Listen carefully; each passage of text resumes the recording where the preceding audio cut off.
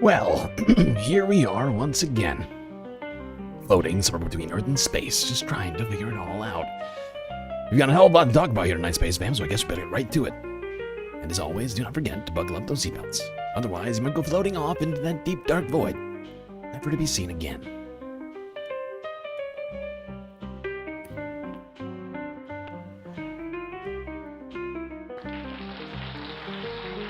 Space Fams, beautiful to see all of you on this evening. Sorry, I'm thinking of multiple things here, but in my hat, my sunglasses on here.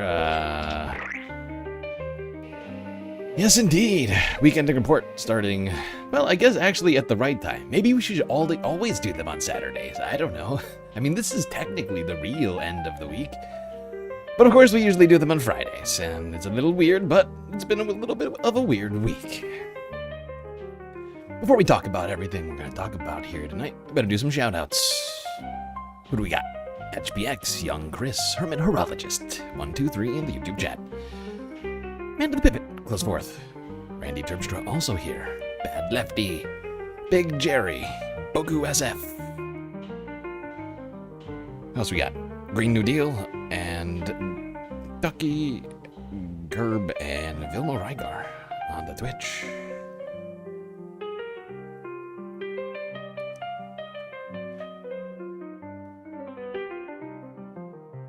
Anyways, as I mentioned, lots and lots to talk about here tonight. So many things. It's been a crazy week. The thumbnail and or title do not nearly do it justice. Oh, what a weird week. I think we've already covered some of the things, so we're not going to do absolutely everything, but history canceled by the Trump administration, apparently too radical.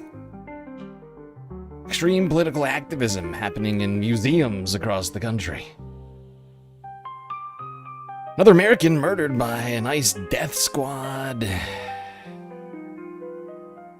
Trump boys enriching themselves. Oh, I gotta keep talking. We have too many stories today. There we go. Yes. So many things happening. Trump boys enriching themselves. FOIA under attack. Mitch McConnell still missing. Weird happenings at the White House. Potential skyscraper collapses in New York City. Oh my god, so many things. Wildfires, floods, all over the United States. Fires also across much of Europe, at least Western Europe. UK, France, Spain, deadly wildfires there as well. Floods happening in anticipation of Typhoon Bavi even making landfall. A super typhoon, massive storm still barreling down on Eastern Asia. Politics and other sorts of happenings across the planet. Galactic contest in Clacton by Sea, of all places. Oh, so many other things, including the Iran war being very much back on.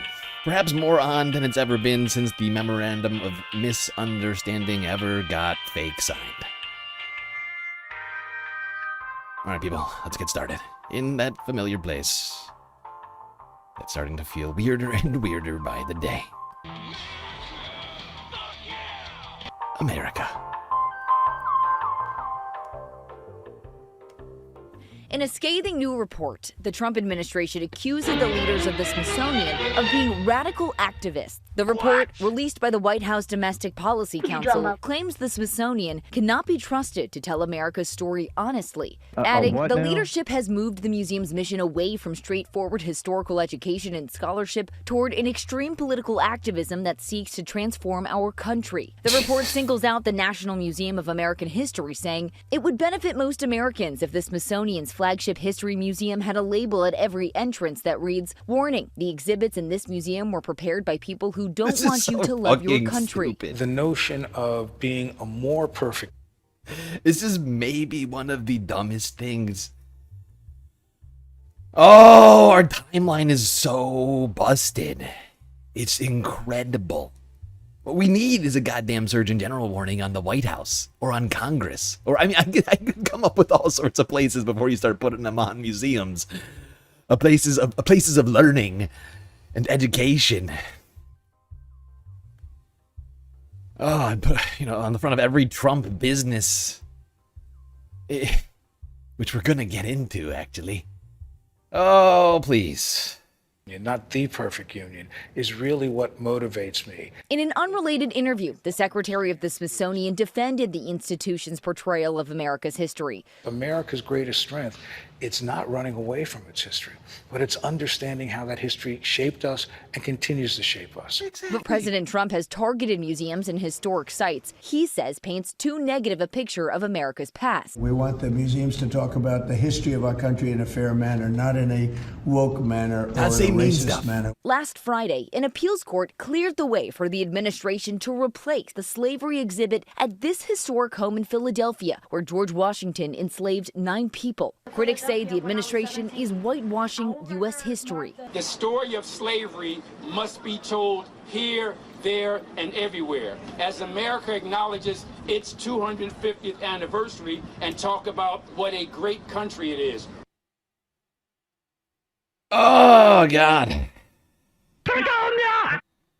This is such a shameful moment that is just continuing to compound on itself. We've been watching the slow dragging of our history into this whitewashed, orange-washed version. Whatever makes Trump and his buddies, Stephen Miller and Russ Vought, uncomfortable.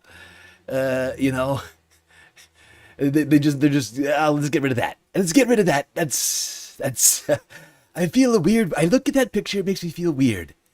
I feel almost, I don't know what the word is for it. You should be ashamed of yourself for having that thought. Ah, yes, that's it. Shame. Shame. I almost feel shame. I mean, that's 100% what this is all about. Now, what I found fascinating, and somehow no one's been fired yet for this story. This was, let me look at this. This was Thursday, so just keep an eye out for Major Garrett over at CBS News. I don't know if Barry's gotten wind of this thing.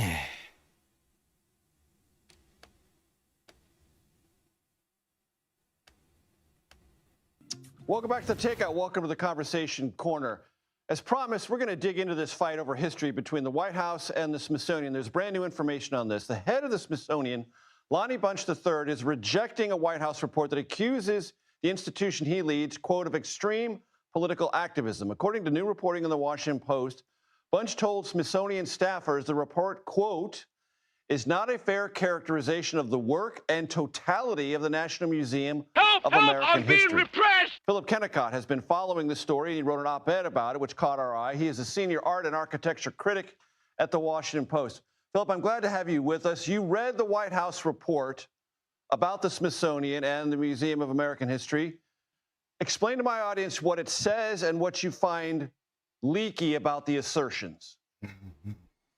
Right. So this is an effort by the administration to prove a claim that Donald Trump has been making. I love the way that this story is done. To some degree, I have gained respect for Major Garrett since the old CBS News. I think everybody, I don't know, for those who've been watching the show long enough, I used to really pick on Major, partially because of his partially it was just his name, but also he's kind of a neo-lib annoying dude. But I feel like to some degree I've been seeing him do these weird ass stories over here at CBS where he avoids saying certain words while engaging in particular stories. It's this weird line he's walking. I don't know if they're using AI over there to determine who's doing good and bad journalism. It almost feels like that's the case. He's like, all right, if I say leaky instead of corrupt, maybe I won't get flagged by Barry's AI. Really? You know, if I instead of lies, instead of false, instead of complete falsehoods, I say leaky in the claims of the president. Perhaps Barry won't notice. The beginning of his second term, and that is that the Smithsonian is biased. It doesn't tell an uplifting story of American history. The exhibitions are divisive. The wall texts are not accurate historically. It does not actually prove any of those claims, but what it really does is announce, I think, the ambition of the administration to take over the National Museum of American History and the Smithsonian, and even more than that, to really change the way Americans are taught and learn history to a narrative of exceptionalism, and one that doesn't really have much room for any of the darker chapters in this country's life. Be specific about darker chapters that you think the administration has wrongly accused of bias or political activism, and that nevertheless tell an important aspect of our history, though it may be uncomfortable. Right. So again and again throughout the report, they say that the Smithsonian is putting too much emphasis on things like slavery, immigration, the rights of women, civil rights. All of these things they see as part of a national narrative of overcoming, of progress, of moving beyond these evils. As one example that I cited in the story I wrote for the Washington Post, they take the Chinese Exclusion Act of 1882. This is a really toxic piece of anti-immigration legislation that specifically targeted people from China who were coming in to prospect for gold, China, to work for railroads. If you look back and you look at the speeches and the rhetoric in America around that time, it is very clearly an overt act of white supremacy. The report faults the Smithsonian for connecting those two things, even though the connection is just painfully apparent. And is it, from your vantage point, Philip? Did you see what I mean about the This is an epistemological fight. We've been saying this now for a little bit, but that is absolutely what's going on here. It is a full-on rewrite of history in a historical, a factual way that is intended to act essentially as white nationalist propaganda. Right? Because the fact is, it's not just that these guys, it's not like, you know, Trump and Stephen Miller are spending a hell of a lot of time at the Smithsonian Museum, right? Like, they're not walking through, you know, what's it called? The National American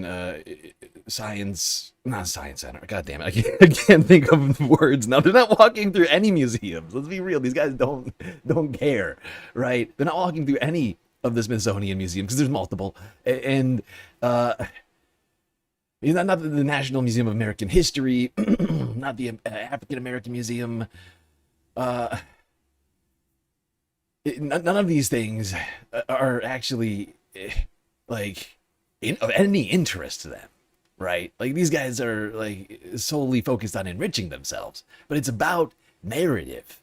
It's about like literally incepting the next generation into a white supremacist version of American history, right? Like, people go here to these places to get educated, to learn about things, right? School kids, like school, like, what are they called? What are they fucking called? The trips. The kid, when they get on the bus. It's been so long now. God, I'm getting old. Help. I'm staying in the race. Field trips. There it is. I found it. I got there. Field trips, right? Like, you know, kids going on field trips, learning about their history, are going to get an inaccurate, incomplete picture intended to foment into their young minds one in which white people didn't make any mistakes, and America did a great job from beginning to end, and we got here, but just by accident. You know, nobody fought, nobody died for their rights. And actually, you know, white people showed up here and Native Americans are like, oh, great to see you. Would you like the land? And they were like, yes. Oh, my fucking God. Having read this report, that the administration is uncomfortable with the narrative Thank you, of America everybody, overcoming for its helping me flaws, with the word. or just Sorry, I didn't. It didn't come in handy, but thank you for trying, chat, with the field trips. Oh, my brain's a little mushy. doesn't want to have any flaws highlighted at all? Well, that's a good question. I think there's a certain amount of mixed feelings in the report itself. I think somebody who's been had their hand in this report realizes that they have to at least acknowledge these things. But overwhelming, the message is that these things are really so incidental as maybe not even to be worthy of mentioning in America's History Museum, or if mentioned only in passing and only relative to our having won the Civil War, our having passed the civil rights legislation, and so forth. They really don't acknowledge any unfinished business in the American project. Is it possible, Philip, for this administration to take over this? Okay. Now, as to that question which Major is asking, unfortunately, to some degree, this administration has a great deal of power. While the Smithsonian Museum has technically an independent board, they receive government money appropriated by Congress. And I think the vice president sits on the board, but is only one of many members. It's partly, what's the word? Like a symbolic kind of position, but he technically still has voting power and other shit like that. Could sway other members other way, like, you know, and considering the sort of wheeling and dealing of the Trump administration, I certainly wouldn't put it past them. But also Congress, right? Congress, which is currently still controlled by Republicans who are there to do everything that Trump wants. On a whim, Trump could be like, hey, you know, do the same thing you did to PBS and NPR, and there we would be again. We'd be, you know, that we would just be right back having to try and fight these things in court. But if Congress were to do it, it would be almost, I think it'd be almost impossible to stop it. It would have to be, it'd be another one of these stopped gears that we'd have to get turning again at one point, right? Because that is one of the things about all of this that is so frustrating to me, that's in the back of my mind. As we watch the Trump administration dismantle all of our government apparatuses intended to help educate, feed, house, heal, and or otherwise improve humanity. Like, we are going to be, if and when we ever get to the place where we are able to try and restart these things, we are going to be left picking up pieces, if there's any pieces left at those points, right? Because just like with USAID and a lot of the teams in Africa, like WHO teams of doctors and nurses and other aid workers, like, disbanded as a result of USAID not having funding. They couldn't pay for people to just sit there and twiddle their thumbs. Well, not twiddle their thumbs, but like, they couldn't pay people to keep doing their jobs, right? To keep doing all the things that they were doing, things that maybe would have prevented the outbreak still ravaging places like Congo, Rwanda, Uganda, Kenya. It's just, you know, and like, to get these things started back up, you're going to have to go find those people, right? And hope that they haven't taken up jobs in the private sector or are no longer reachable or whatever, right? Or that the, like, in the cases of, like, the museum, there is a whole other question here. It's not just about, like an on-the-ground apparatus of, like teams or whatever else of, like institutional knowledge. We're talking about, like, physical like objects and items, displays, right? Like physical history that under this administration, I mean, technically, who knows? But like they could do some crazy fucking shit here. You know, sell it off to Harlan Crow to like burn in a bonfire or something. I don't fucking know, but like my mind just starts like going off to crazy places. And under this administration, it doesn't feel that out of the realm of possibility.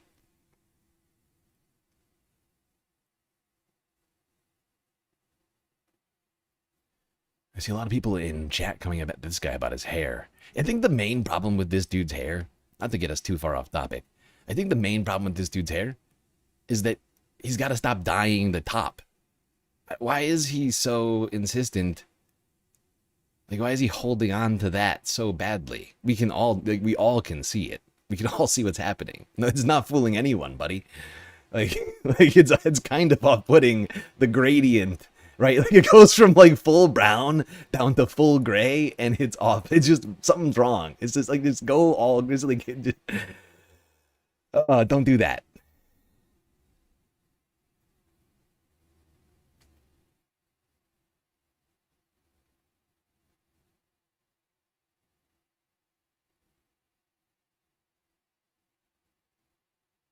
Okay, but let's just for a moment, let's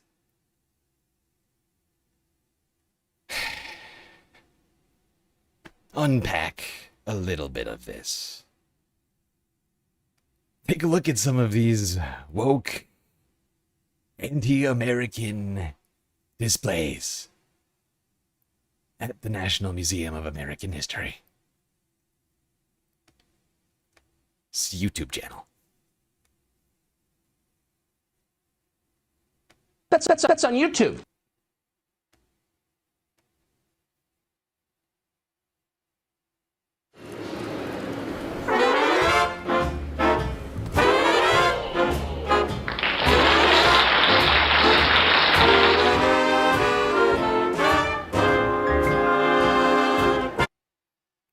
Okay, I gotta mute this, unfortunately, because that's definitely gonna get a copyright. We'll just, hold on. Shit, how is this monitor somehow... God, that's precarious. Oh God, so woke. 9/11. A Ford vehicle, was that a cotton gin? No, that was oil. I think that was a fucking oil. I think that was an oil well. Or an oil pump, whatever it's called. Boxing gloves. The light bulb. Oh, it's so woke. Oh, God. Victorian era home. I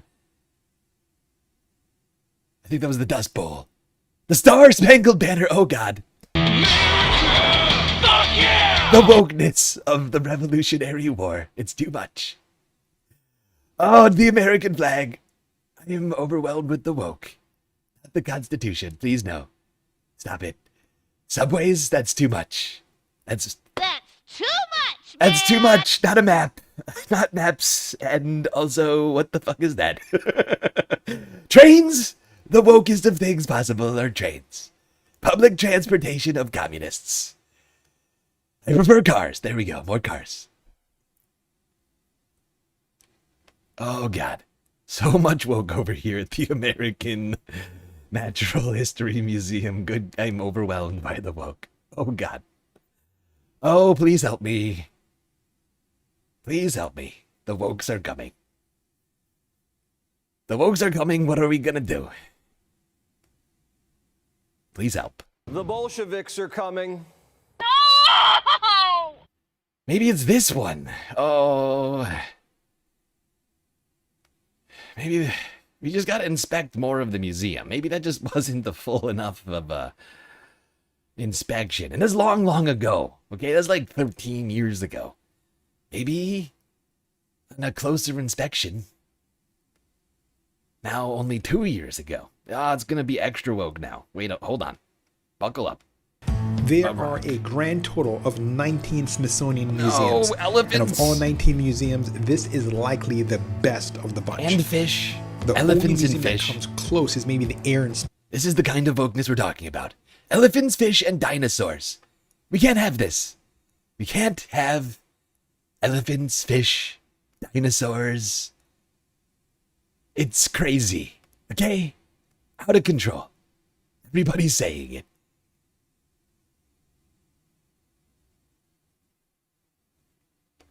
How are America's youths to learn about their history with giraffes and goats and the wildebeest? Is that a chihuahua? Hippos, really? Come on. This is the wokest thing I've ever seen in my life. Bear? Really? Bears? Everybody knows how woke the bears are. Leopards are perhaps the wokest of cats. Everybody is saying it. So, maybe it's not that part of the museum. I don't know. We're gonna keep looking. We'll find it. At some point, we will find it. I'm sure of it. But it's not here, in this, or this room with the butterflies, or this one. Was that dust mites? I didn't quite catch that. Sedimentary layers? Geology? Oh, God. Not a man with a bird. Wait, hold on. I found it. I found the woke. Everybody, please hold. Please hold. I have found the woke. Help! Help! I'm being repressed! Ah, there it is. Wait, no. God damn it. Don't you stop. You're screwing me. You are screwing me right now. Hope you know that. Wait, sir, there it is. Thank you. Look at this. One of the youths being actively incepted by the wokest museum on the planet. Thinking. This young man is thinking, just like this woke statue with the bird in the book. Young man with a phone and a backpack, very similar. When you think about it, almost the same. Thinking about things. What? Who knows? That's the problem. We don't know what they're thinking. And we don't have the Minority Report thought crime people to adequately handle these horrifying crimes. I found it. There we go. I found at least one example of the great wokeness. Thinking. Illegal. Right to jail, right away. It's a trans statue. You know what? Trans thinking statue with bird and book. That is very illegal in this America. Thinking thoughts with your brain of whatever gender you might be, and having a book and a bird, which is also alliteration. Another thought, okay? It's so many illegal things happening. Bird, book, boy. That's 3 B words. This is ridiculous! That statue was I have no proof that statue was not non-binary. And we're not going to be doing any transvestigations here. Okay? Whatever gender you think that statue was, it was certainly vague enough that I think you are entitled to think whatever the fuck you want about that statue. God damn it. Write that down for later.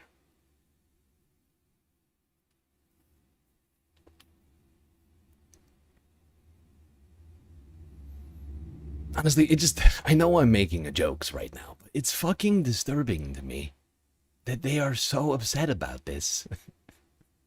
That they want to cancel the museum, or not the whole museum, just the whole thing is just so nonsensical that they want to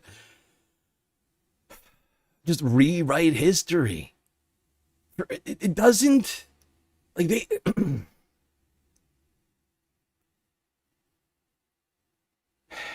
to some degree, this administration is going in an authoritarian direction that we have not seen in this country.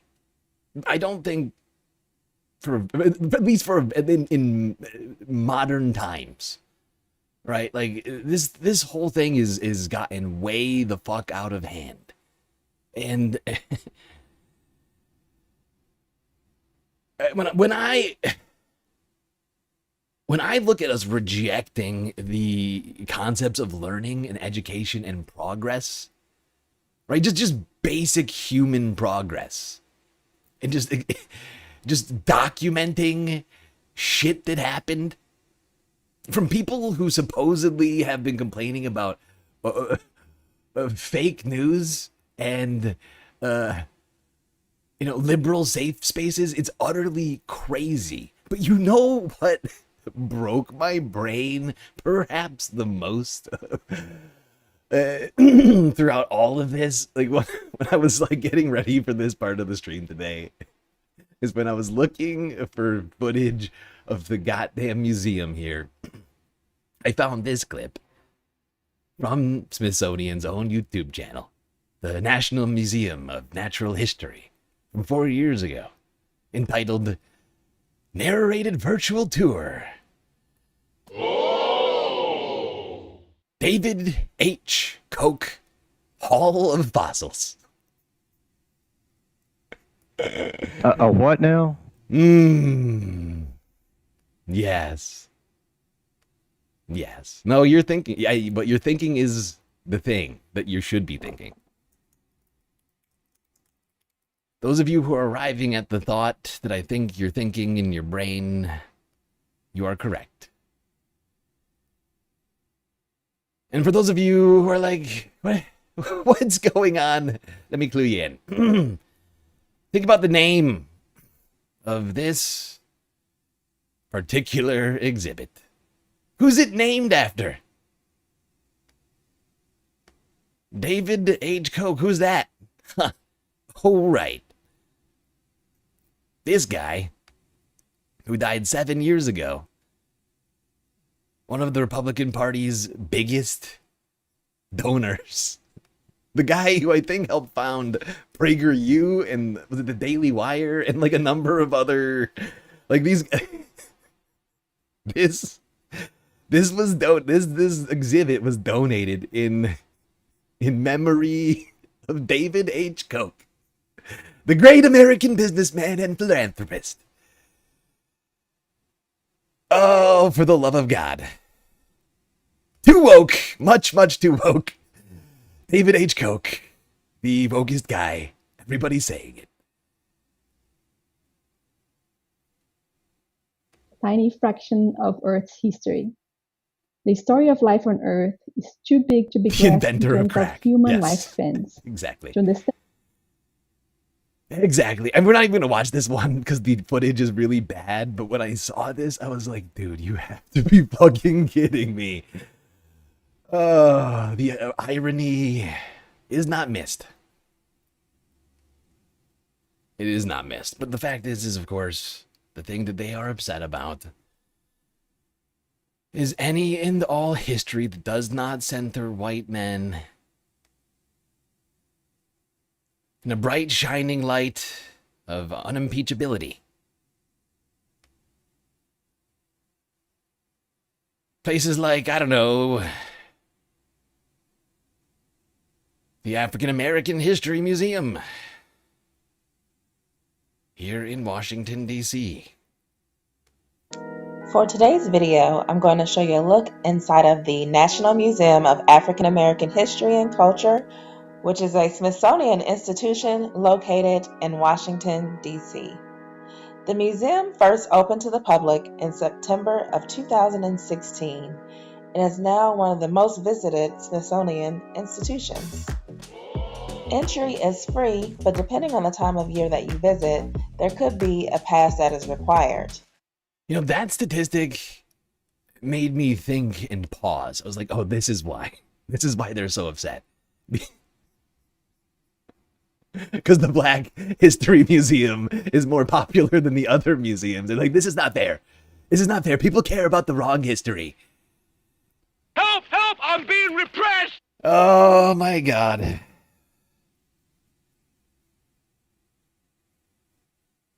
We have such a... Yeah, exactly, everybody. Idiocracy 2 playing in real life right now. You're witnessing it. Oh, God. Where's Owen Wilson? Luke Wilson? Luke. I think it's Luke. Whatever. Whichever Wilson brother. They're basically the same guy. The museum is open every day except Christmas from 10 a.m. to 5:30 p.m. and is broken up in off-peak and peak season. Off-peak season is September through February, and timed passes are only required on the weekends. Those timed passes are available online 3 months in advance and are issued the first Wednesday of every month. Yep. Okay. We're not going to watch this whole thing. I think we kind of get the point. This is a war on history that is critical of the nation of the United States, right? Like anything that even vaguely criticizes the American story that the Trump administration is trying to tell everybody, one that excludes immigrants, immigrant stories, black people stories, like it's just all of this is once again just an epistemological fight to rewrite history, to create a narrative, to structure literally the government and everything that touches it, that falls under its control, and anybody that they can scaremonger into falling into line, like into going along with the narrative, because they need the narrative. They need this narrative. It's the one that they sold to get into power, right? Like, it is this white nationalist agenda that has to be held up by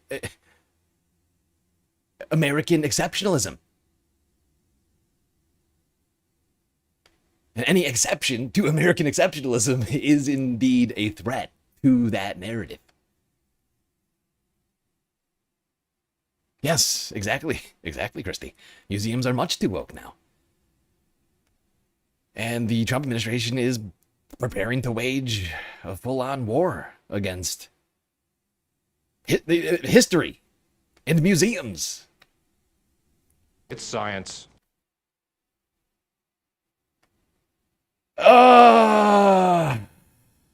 Maybe it's so that we don't remember moments like this. Can't forget that last weekend was the 250th anniversary of this great experiment. Unfortunately, some of the results that we're seeing from this experiment, not so great. Like the display seen at America 250.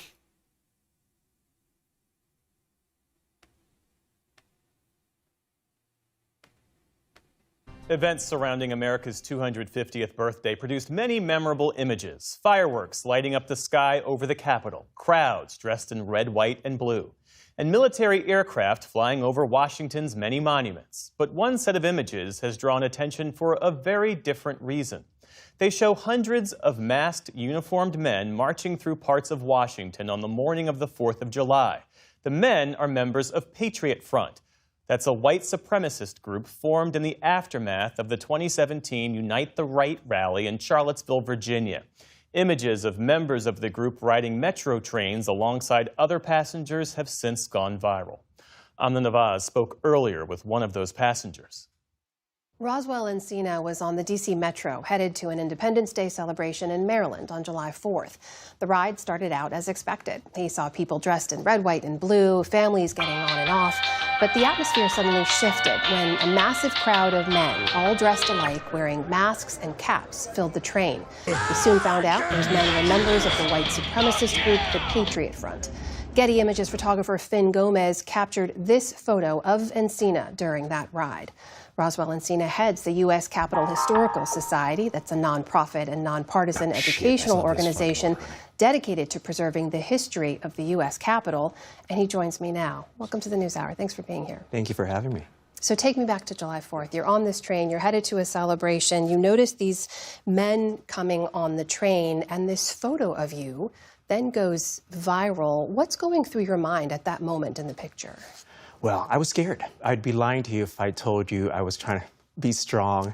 But, you know, when a massive amount of men who are masked, covered with sunglasses and a baseball cap, and you can't identify any of them, your natural instinct is to really just like, oh my goodness, what's happening? Who are these people? What are their intentions? What are they going to do in the metro? So I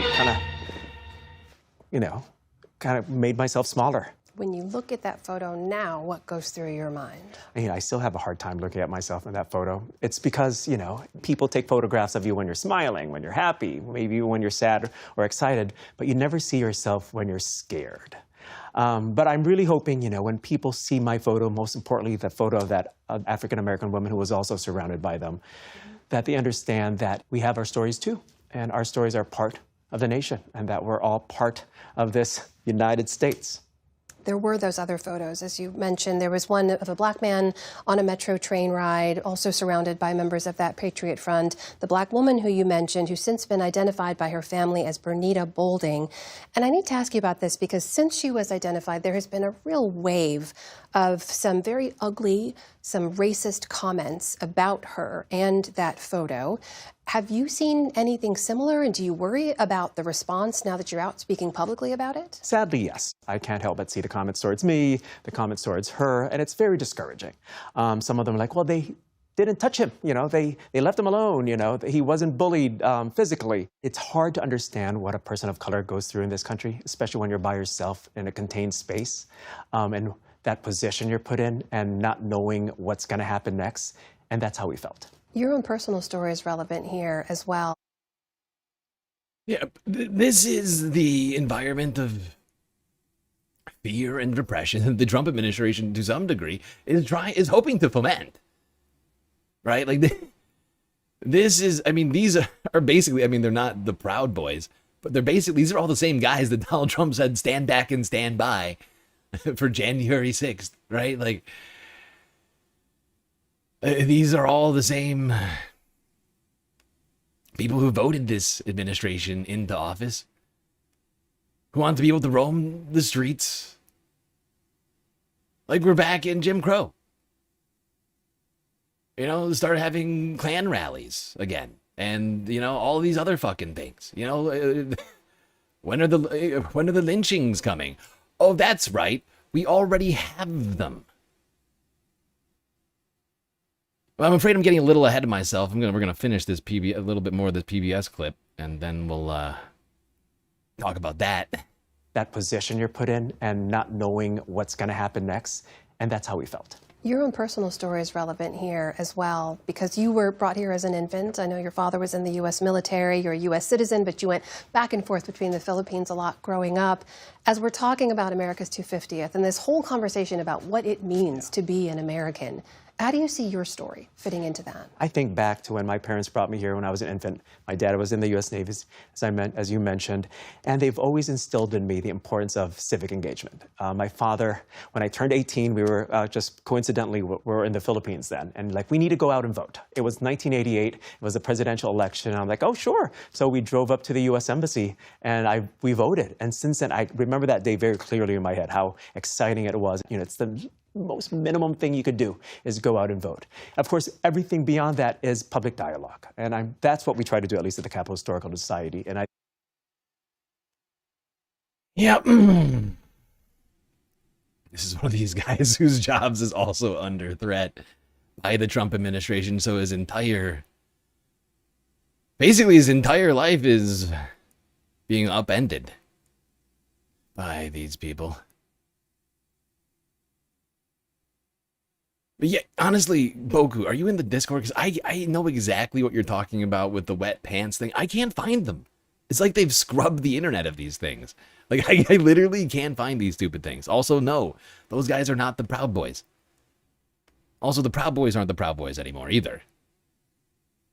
That's the Patriot Front. I hate that I know all the different, at least just vaguely some of the differences between these guys.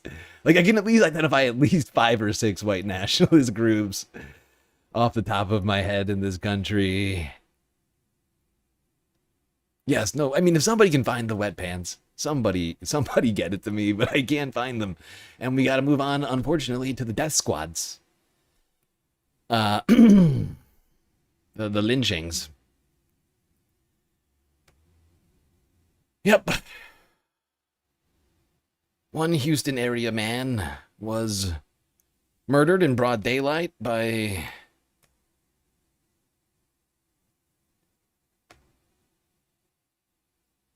death squad. Death squads, I guess, is really it's like 2 units. Unfortunately, they have fallen out of the news, but we continue to have ICE running around our streets, doing all the same shit that they were doing before. We just have a media apparatus not doing enough to cover it, and it takes the literal deaths of human beings for them to notice. I, of course, have been trying to cover the different things that have been going on throughout all of this since the media went dark on everything. You know, from the Federalist facility in Minnesota to New Jersey and other things that have been happening across different states, shutting of Alligator Alcatraz, and I think 1,000+ people are still technically missing from that internment camp.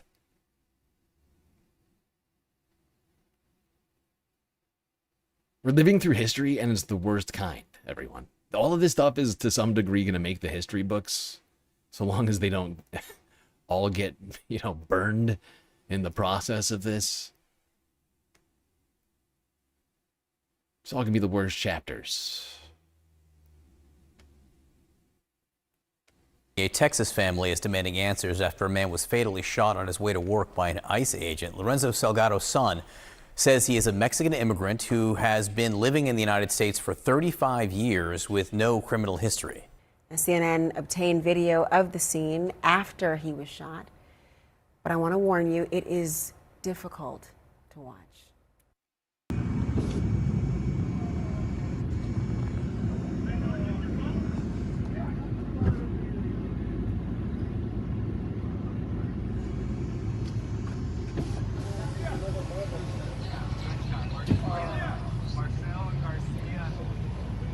That's so up. I saw my dad's van, but no sign of him. I frantically called family, friends, loved ones to see if they can find any information. I saw a video posted on Facebook that he had been shot. I recognized him immediately. Not from his appearance, but from his voice, crying for help as he lay on the street, bleeding out. ICE officials say they were conducting a traffic stop as part of a...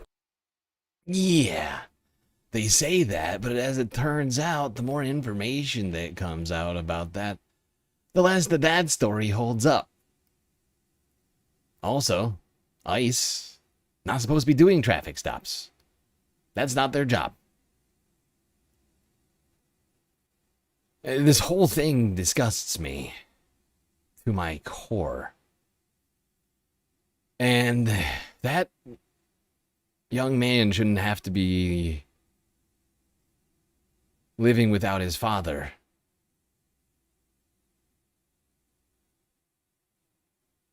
This man's family have just had, they've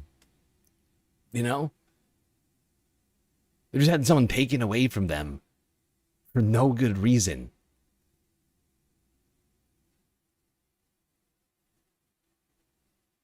And the reason, the reasoning being used to justify all of this is disgusting.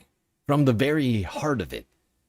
Going all the way up to the fucking Supreme Court. Because honestly, that institution is upholding all of this stuff. Not just upholding, creating the environment for all of this stuff to happen. Not just, upholding stuff when cases come. Like all the stuff that they've done up to now.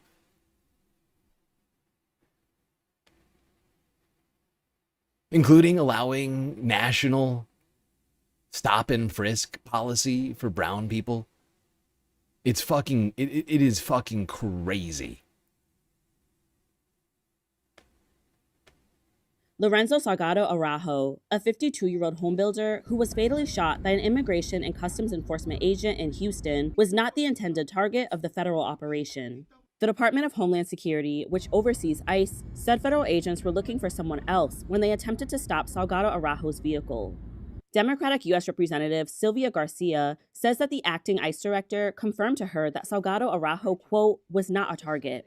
I'm here to make sure that facts are not buried, that Lorenzo's family deserves answers, and my constituents deserve answers. We all Americans deserve answers. According to his family, Salgado Araujo had lived in the U.S. for more than 35 years, had no criminal record, and was close to finishing the long process of obtaining legal status when...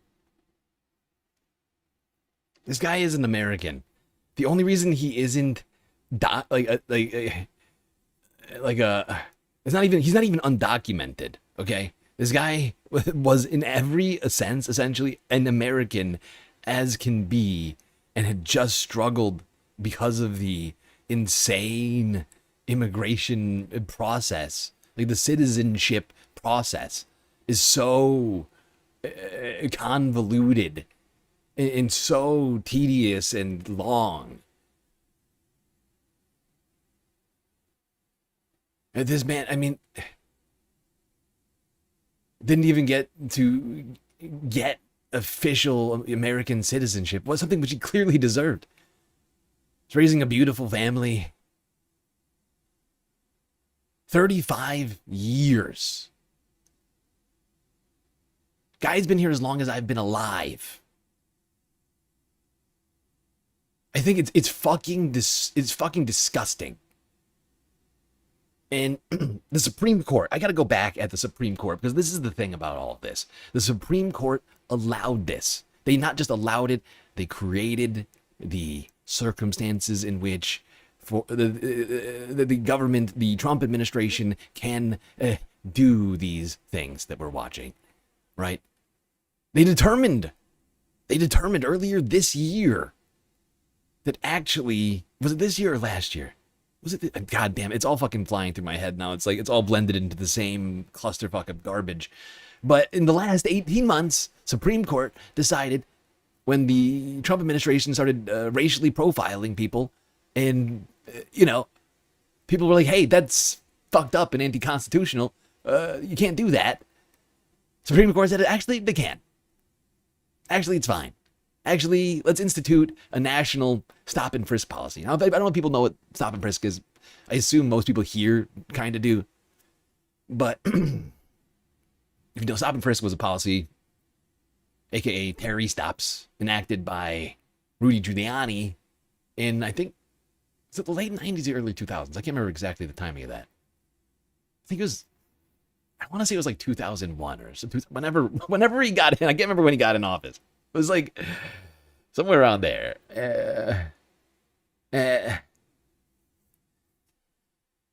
And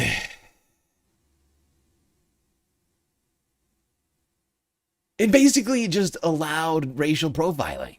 Like when they before they dismantled it, they looked into it, and 90% of the people that they stopped, it was like it just gave police the power to randomly stop anyone that they thought was suspicious looking, without any evidence of any crime or any reasonable suspicion other than just vibes. And as it turned out, police officers stopped on an overwhelming basis. And when I say overwhelming, I mean 9 out of 10 times a black or brown person was grabbed up and their entire life was stopped so that a police officer could harass them, right? And they could have their constitutional rights subverted. And it was determined that 90% of the time, people didn't have anything on them. It's interesting how those two statistics kind of line up. 90% of the time, it was black and brown people getting picked up. 90% of the time, nobody had anything on them. I don't know. It's weird. Anyway. Now we're doing that across the country. I may not know this, but New York City decided to stop doing that policy because of how ineffective it was and how little crime it was actually stopping and how blatantly unconstitutional it was ruled by, I think a civil court, or was it civil? I can't remember. Some court, I think it was federal court? I can't remember which court ruled, but a court ruled that it was unconstitutional. But now we're just doing it blatantly across the entire country. But under the premise, the guise of immigration policy, immigration enforcement.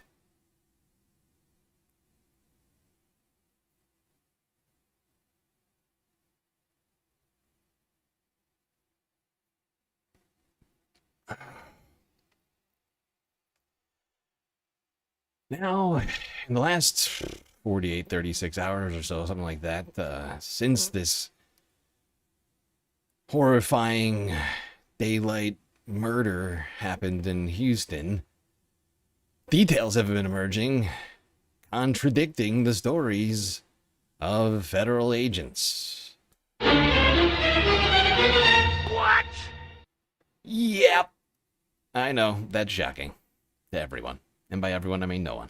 New surveillance video after Lorenzo Salgado Araujo was fatally shot by ICE agents in Houston. So here you can see what appears to be a black SUV trailing his van. It was a white van. He was going to work on Tuesday morning, just before 7 a.m. Now, the van disappears from view for a few seconds as it makes a U-turn. And when it comes back into frame, you can see it slowly coming to a stop.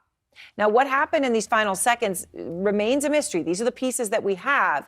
But federal officials have so far not released any details about the ICE agents involved in the shooting. ICE claims Salgado Araujo tried to ram a law enforcement SUV. But according to three men who were in the van when the shooting occurred, that version of events from ICE is incorrect. Those men, by the way, are now in ICE custody. And an attorney for them says at no point did they use the van to ram ICE agents. He's actually now accusing ICE in all of this of a cover-up. After speaking with these men, I have no doubt that what they're saying is the truth. I know that these agents, the agency is going to try to cover it up. This is not the first time that it happens. And this is what we're hearing from Congresswoman Sylvia Garcia, who represents Houston, as more and more details about the shooting are revealed. We certainly now have conflicting testimony. I'm not prepared to say today that it's all lies, but it sure is looking that way. I am. Now, so far, ICE...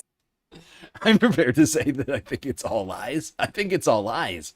This has been an agency that has lied repeatedly about their conduct, run by an administration that lies about theirs. An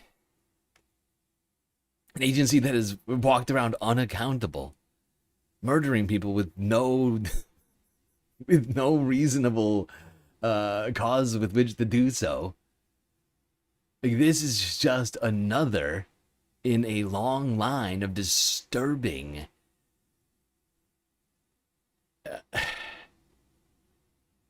events that are adding up to a completely lawless government.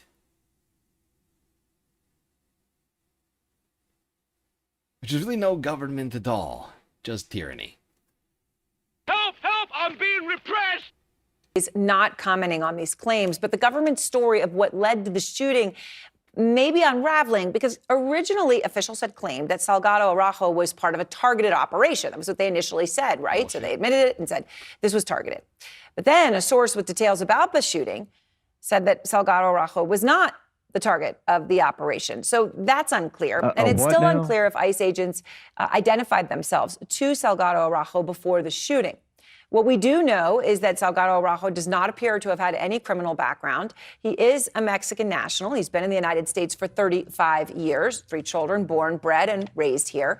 And according to his son, he was right now in the process of getting a work permit, something his son talked about when we spoke last evening.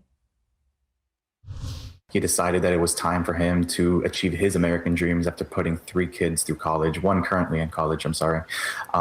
So he had been informed, and we have spoken as a family time and time again, what my dad should do in the case that he did get detained by ICE. My dad, again, he would have stopped had ICE very clearly identified themselves through their vehicles.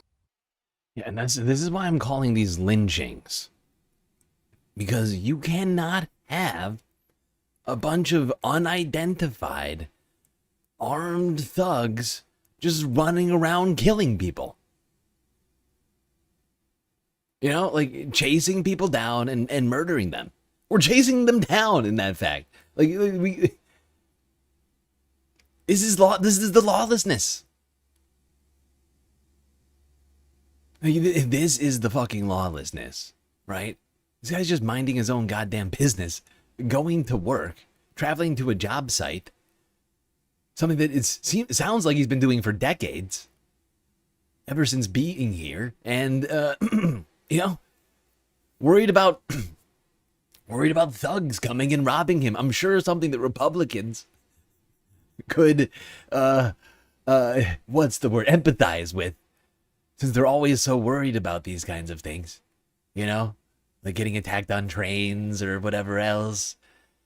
Like, I'm sure that they, you know, like, we all need more guns to protect ourselves from the violence out there, right?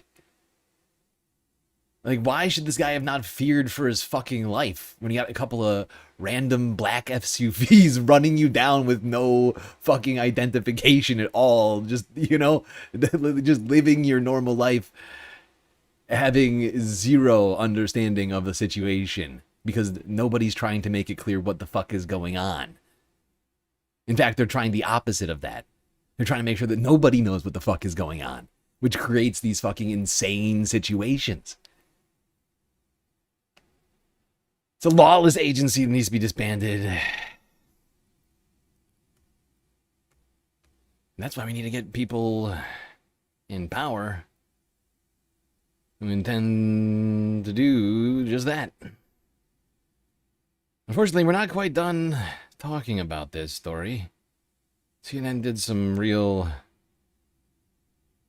journalism here, breaking down events. They even got like a freaking CGI recreation of what happened using door cams.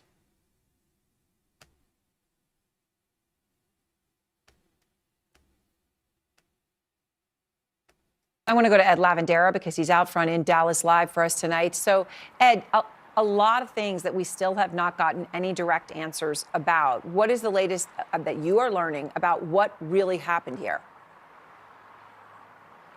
Well, we've been able to obtain a series of videos over the last few days that really kind of capture those last crucial minutes before Lorenzo Salgado was shot and killed by ICE agents in Houston. So we're going to string all of that together so you can see it. But it also comes at a time where we're hearing from the first time some details about what happened that morning from those detainees who were in the van with Salgado as well. As Lorenzo Salgado Araujo laid on the ground suffering from a gunshot wound, the 3 other men in the van with him were being taken into ICE custody by ICE agents Tuesday morning. Yeah, I just want to play, before we go through all of this breakdown here, like, actually, I think I might skip ahead. I don't know if I need this part of it. Do I need this part of it? Actually, it's fine. There's just a point I want to make. Because, like, this is this is like a fucking action movie gone wrong, right? Like, a bunch of, you know, like, roided up fucking idiots' fever dreams, like, it turned nightmare on American soil, you know, on a crowded Houston street where passersby are witnessing the fucking carnage. You have to, if anybody who sees this and says, I'm down for this because I know there's a few psychos who show up in this chat and through everything we've seen have continued to support ICE because they think immigrants are bad. Now, I don't know if those people, I assume those people don't think white supremacy is bad. But you could imagine a government that perhaps hated or thought white supremacists were more of a threat than immigrants. Can you imagine the sort of insane fucking takes we would get in a different timeline where the government is targeting white supremacists, but not verified white supremacists, just people who look like white supremacists. You know what I mean? Just visibly give off vibes, like white supremacy vibes. Because that's exactly what's being done here. This is just the other side of the coin, right? This is people who look like immigrants. The Supreme Court has said that's fine. If they look like immigrants, you can go after them. But on the other side of the coin is this argument that I am making right now. What about a different timeline in a different administration that believes white supremacists are the biggest threat to this country? That says white supremacists, if you look like a white supremacist, you're a big enough threat that we should be able to go after you. And you should have to stop everything and prove that you're not a white supremacist and go to a detention center until you do.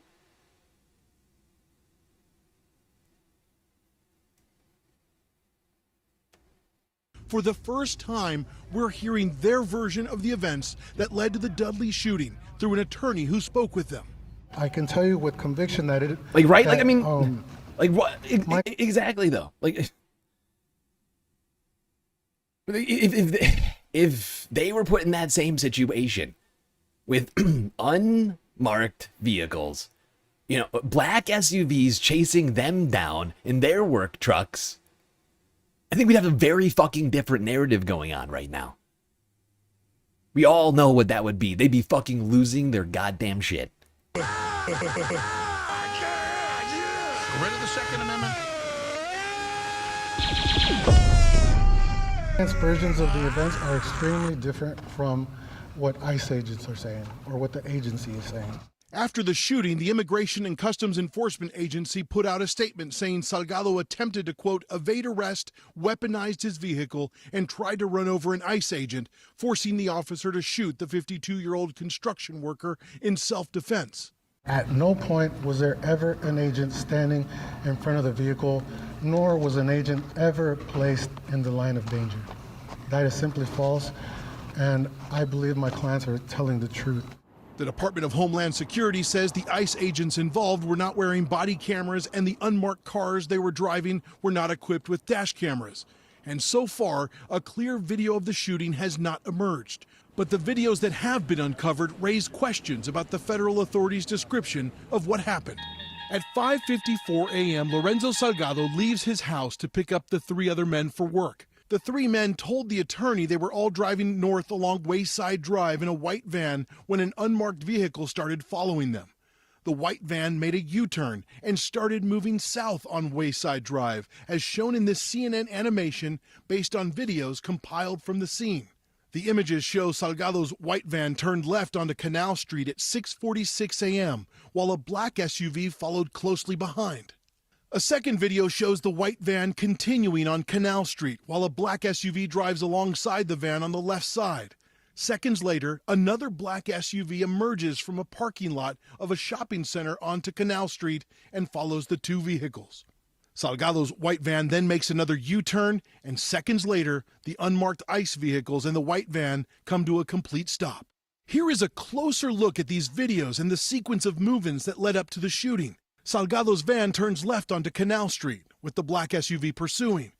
The unmarked vehicle carrying ICE agents pulls alongside the van, and the next camera angle captures the last U-turn on the edge of the video image before the cars come to a complete stop, and several ICE agents are then seen running toward the van. It's unclear from the videos when Salgado was shot, but 1 minute later, at 6:48 a.m., a bystander captured video of Salgado on the ground, bleeding, with agents surrounding him. The attorney for the detainees said Friday that agents shot at Salgado from the passenger side of his vehicle. They also confirmed that the shots came from the sides, not from the front, which is inconsistent, with the ICE agent statements. Yeah, and you know what's real crazy? No body cams on these guys. No dash cams on these guys. It's like, it's real weird because the government has been paying for fucking promotional teams to follow them around, or at least they were. And now no cameras? Now they got no cameras anywhere? All of a sudden, they used to have fucking like 4K, like multi-$1,000 Sony setups. And now they're like, what cameras? We don't have any cameras. It's weird. It's super weird. No body cameras on anybody, huh?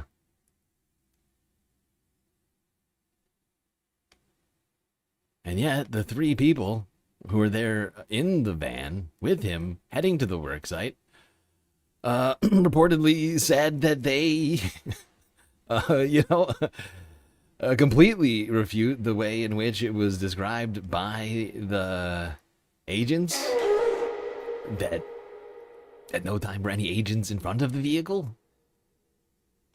I mean, this is just a lynching, if that's the case. I just saw a brown guy traveling in a van and just killed him.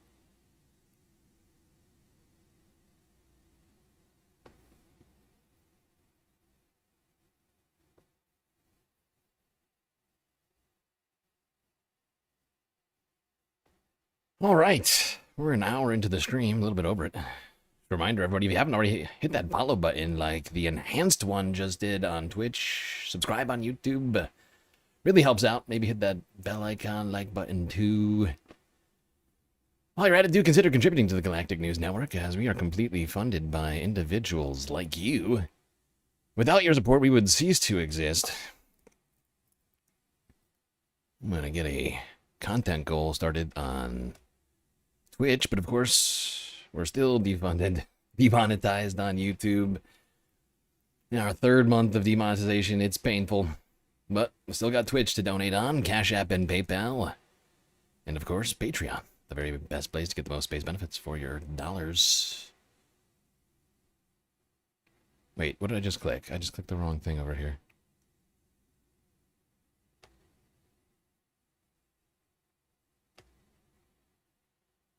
Oh, God.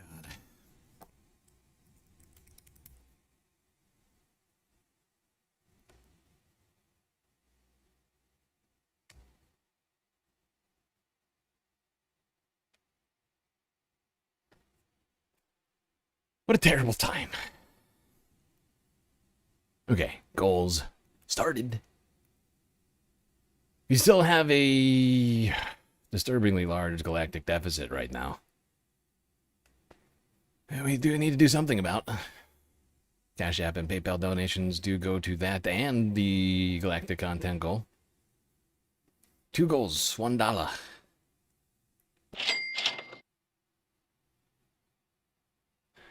All right.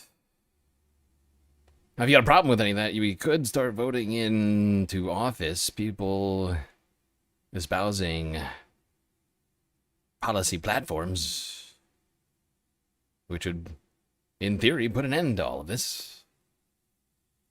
People like a guy we didn't talk about yesterday, Michigan Senate hopeful. Excuse me, I'm getting ahead of myself here. Whoa.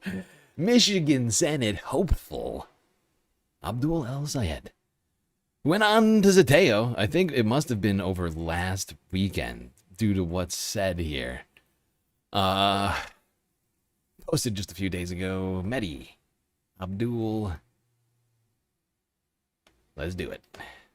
We're now in the final stretch of Michigan's primary season. How confident are you that you're going to win your upcoming race? I'm confident that people want a politics that really is about getting money out, putting money in their pockets, and passing Medicare for all.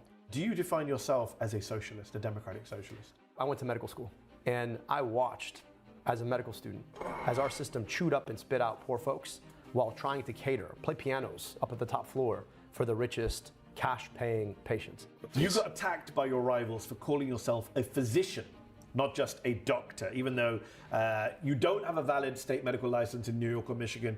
Do you wish you'd just stuck to calling yourself a doctor? AIPAC, via the United Democracy Project, their PAC, has poured, I think, $2.3 million into ads backing Haley Stevens in New York. It's crazy how much money they're spending on ads right now. I mean, it is a Senate race. It's not a House race like some of these other races we've been talking about. But holy fuck. $2.3 million. And we still have like a month until this election. And actually, at the taping of this, if I'm not mistaken, at the taping of this, it's more than a month. I would have to go on to Zateo.com to figure that out, but I'm pretty sure. Race. She's described herself as a proud pro-Israel Democrat. Apparently, they come to her in her dreams. I was going to ask, do you dream about Israel? I'll tell you, I'm haunted and have nightmares about the children who've been orphaned at the hands of the Israeli military. If Democrats are winning Michigan.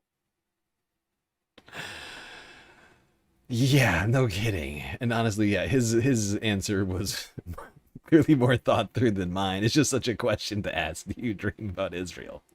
Who the hell actually dreams about Israel? I actually struggle to believe that even Haley Stevens dreams about Israel. Like, what kind of sicko do you have to like be dreaming of Israel in the way that she said? I just don't know. I just can't.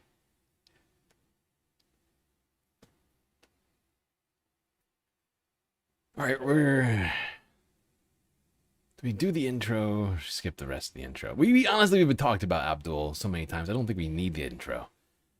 So let's see. Let's just do a couple of these clips.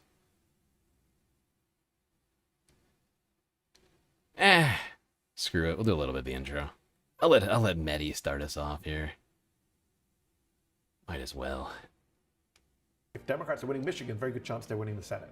Chuck Schumer could be back as Senate Majority Leader. You've said you will not vote for him. Who would you rather see instead? Could it be someone like Chris? All eyes are on Michigan as one of the latest tests for the progressive left, following big wins for left-wing candidates in New York City primaries last week. As voters head to the polls in just a few weeks' time, progressive doctor and former public health official Abdul El-Sayed will face off against Democratic establishment favorite Congresswoman Haley Stevens and Michigan State Senator Mallory McMorrow. But between being smeared as an anti-Semite to being too far left for Michigan and also facing backlash for holding a rally with controversial Twitch streamer Hassan Piker, can Abdul El-Sayed actually pull off a win? He joins me now to discuss. Welcome back to the show. Honored to be here. Thanks for having me. Good to see you. We're now in the final stretch. I love how Hassan has like become a part of the narrative of the elections.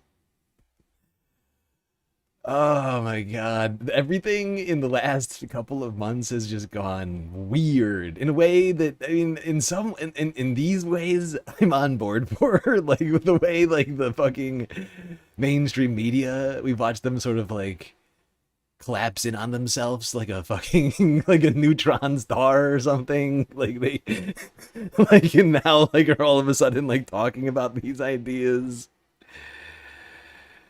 Oh, it's like, it's kind of crazy. And then like Hassan Piker now being like one of like the main figures in like the media right now. Honestly, I'm pretty sure I said it yesterday, but I'm still kind of in awe about what Hassan's been up to and his insistence to get involved in as many of these races as he seems to be able to is, I think, pretty impressive. And it's having an more than just impressive. It's like fucking being impressed. Like, it's having an outsized effect. And it feels like that dragging of the Overton window back to the left or just to the center, because it's been so far to the right for so long. Like, it is so refreshing, like just watching it and just happen and unfold in front of our eyes, which is why I insist that we continue this momentum. We spoke before a few months ago. We're now in the final stretch of Michigan's primary season. We've seen these big wins for Democratic Socialist candidates in New York City congressional primaries and across the country. How confident are you that you're going to win your upcoming race? You know, we have a saying in our tradition, inshallah. Confidence is a question of what you believe in. But in terms of the outcomes of the race, we run like we're 10 points down. We've had $30 million of AIPAC spending against us already. They are coming negative anytime now. And we know that whatever lead we have in the polls can erode. But this race was never built on the idea that we're going to be able to outspend them. It was built on literally a year plus of work going all over my state. I've done 110 different cities now, 450 public events. We go everywhere, we talk to everyone. And we've been able to have conversations that start with everyday people and their needs. And I'm confident in those conversations. I'm confident that we're speaking to their needs. And I'm confident that people want a politics that really is about getting money out, putting money in their pockets, and passing Medicare for all. You know that many of your critics in the party, forget the Republicans, but even people in the Democratic Party say, you're just too progressive for Michigan, this swing state. What happens in New York can't be replicated in places like Michigan. And yet new polling from Zenith Research found that you have the strongest chance of beating Republican Mike Rogers. Oh! The numbers.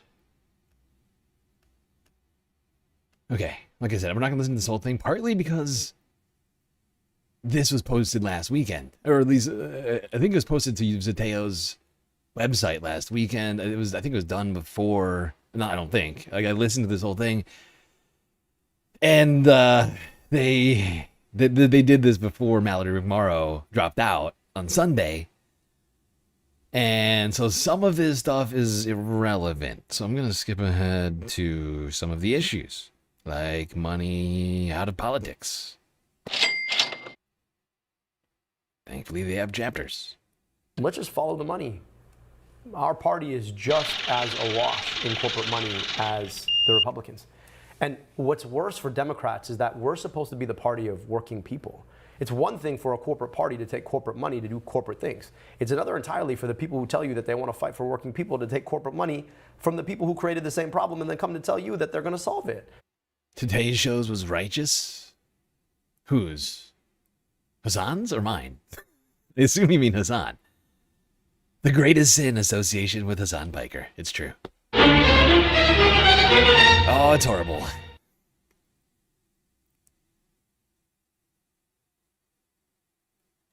Apparently some older Democrats are voting for Stevens because they think that Obama is endorsing her, which she is not. If that's the case, the polls, then she's even worse shape than I thought. Because, I mean, they have been spending so much money on ads for her. Millions and millions and millions of dollars already. And if they're all, there's some part of the electorate that's living under a false pretense, and that false pretense, like the bubble gets popped between now and the fucking election, that's fucking it. Because last I checked, she's either tied or like slightly behind, I think, at this point with Abdul. I have to look again. And so that kind of hypocrisy I can't stand. And I am absolutely coming to upset the apple cart on that kind of politics. And I think that's what they're afraid of. And if I win in Michigan, I want you to think about what that says about what's possible. A lot of folks can marginalize a mayor in New York or congresspeople from New York. But it's very, very difficult to marginalize a senator in Michigan, especially as we head into a presidential race. It's a big race. You talked about defining your opponents before they define you. Do you define yourself as a socialist, a democratic socialist? I don't, and it's largely because I'm a person of faith, and then everyone else has to bring empirics.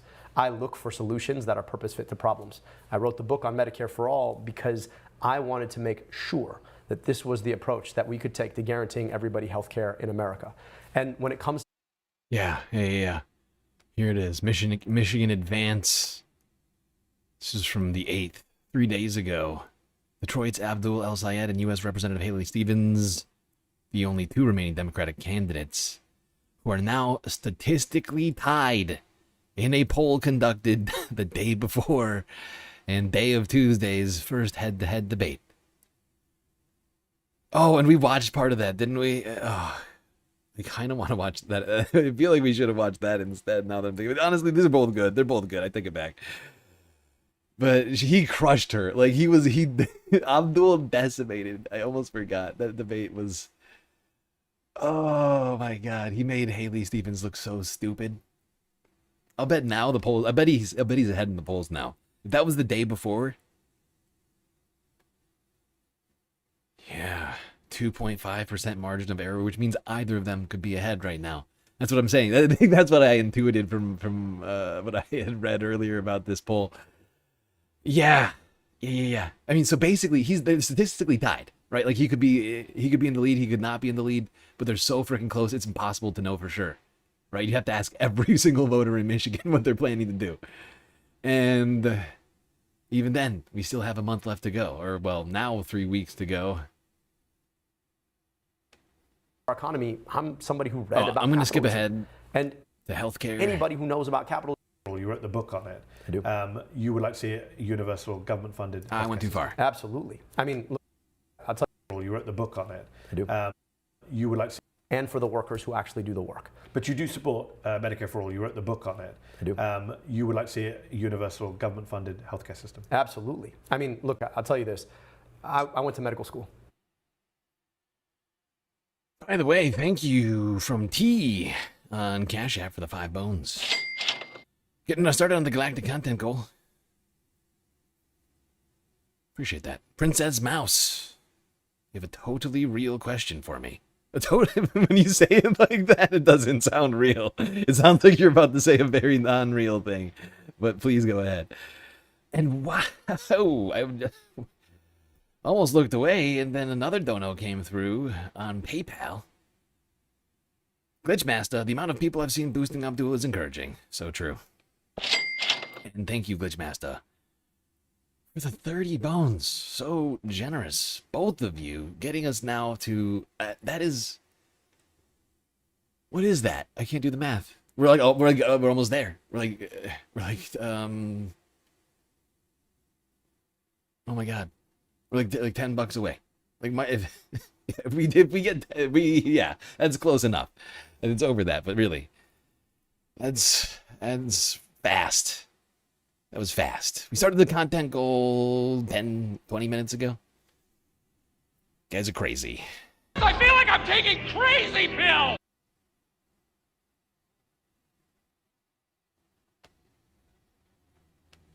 And I watched, as a medical student, as our system chewed up and spit out poor folks while trying to play pianos up at the top floor for the richest cash-paying patients.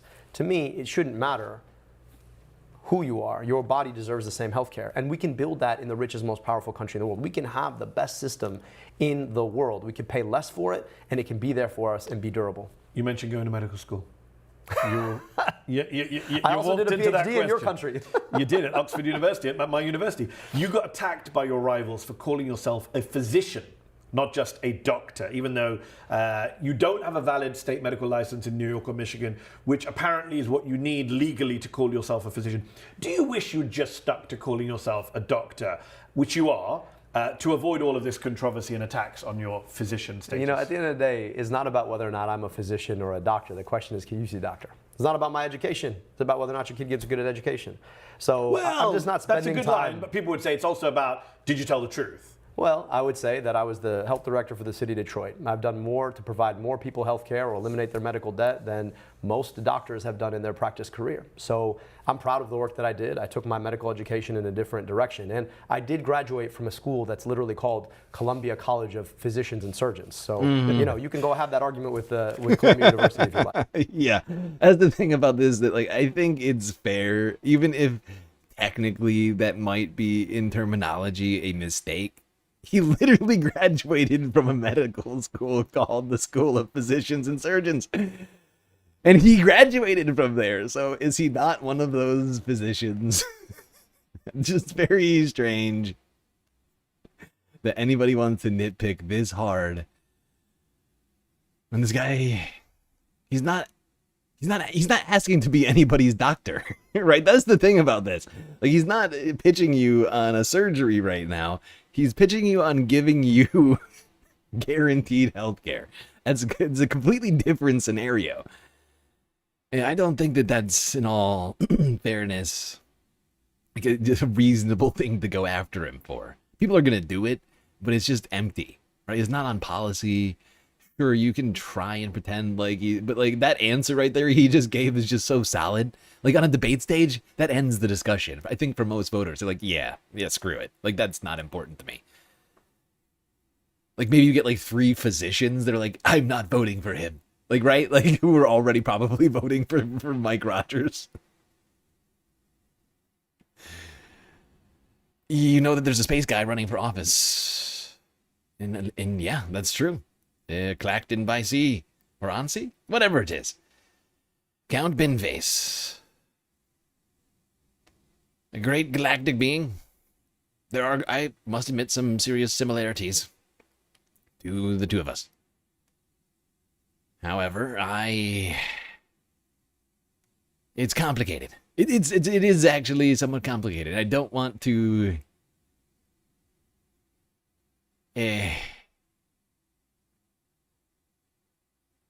ruin parts of the whatever, but like let's just say I do see the two of us as being allies in galactic domination and Earth improvements of a governmental variety. Right? I also, I look to an older galactic warrior who has disappeared from this realm, whom we have not seen for some time.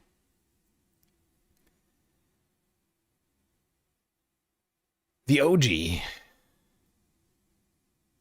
Lord Buckethead, who vanished into obscurity, where he went, nobody knows. I assume Omicron Persei 8. No way to know for sure. All right, I think we all know what Abdul El Sayed's opinion on Israel is, since he's been attacked over it like 10, 100 million trillion times. Whatever that adds up to.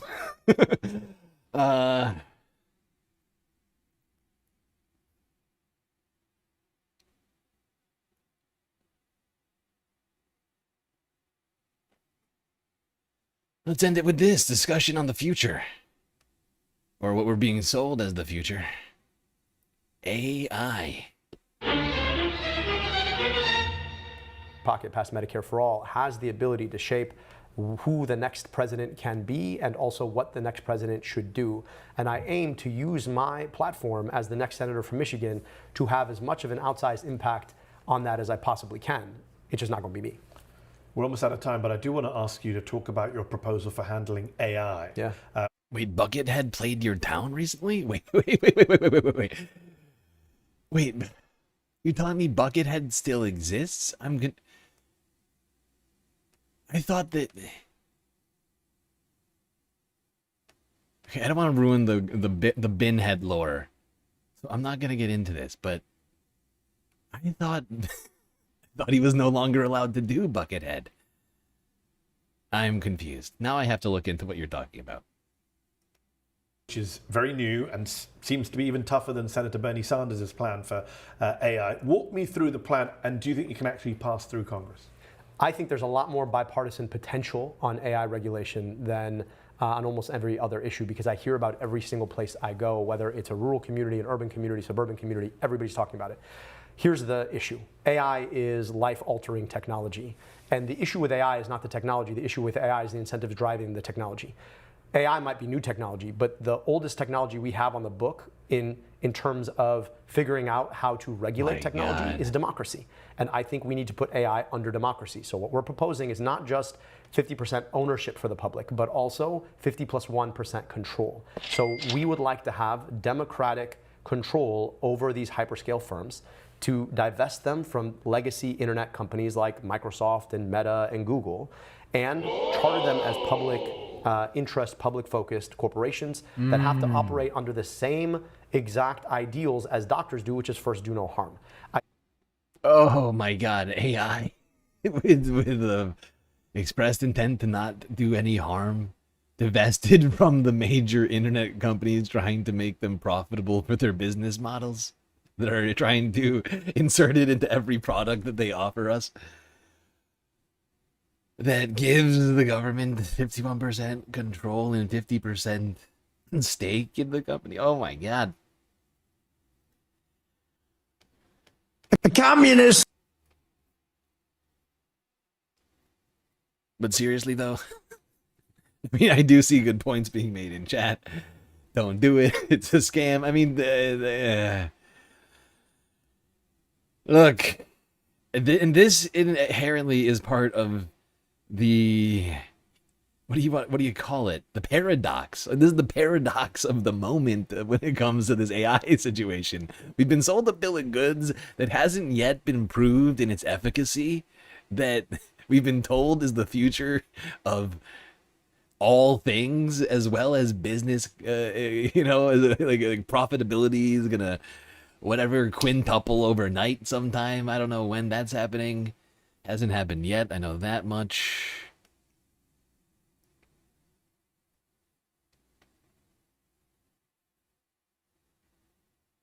All right, we're gonna keep talking about the Michigan election for Senate real quick, and then same video, go over to a different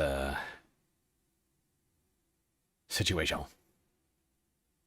Majority report. Emma with the boys. Emma with the boys. Oh yeah, they took over. I mean, Emma and the boys took over all week. It's crazy. It's out of control.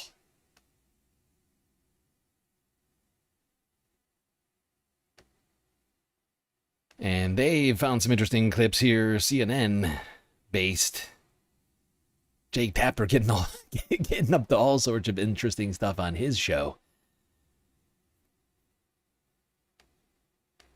But now that we have McMorrow on the brain, Jake Tapper just can't stop talking about her, even though she's dropped out already, and having National Review writers on to play the same old hits about how the left is anti-Semitic, and that's why we rejected the Michigan primary voters rejected Mallory McMorrow.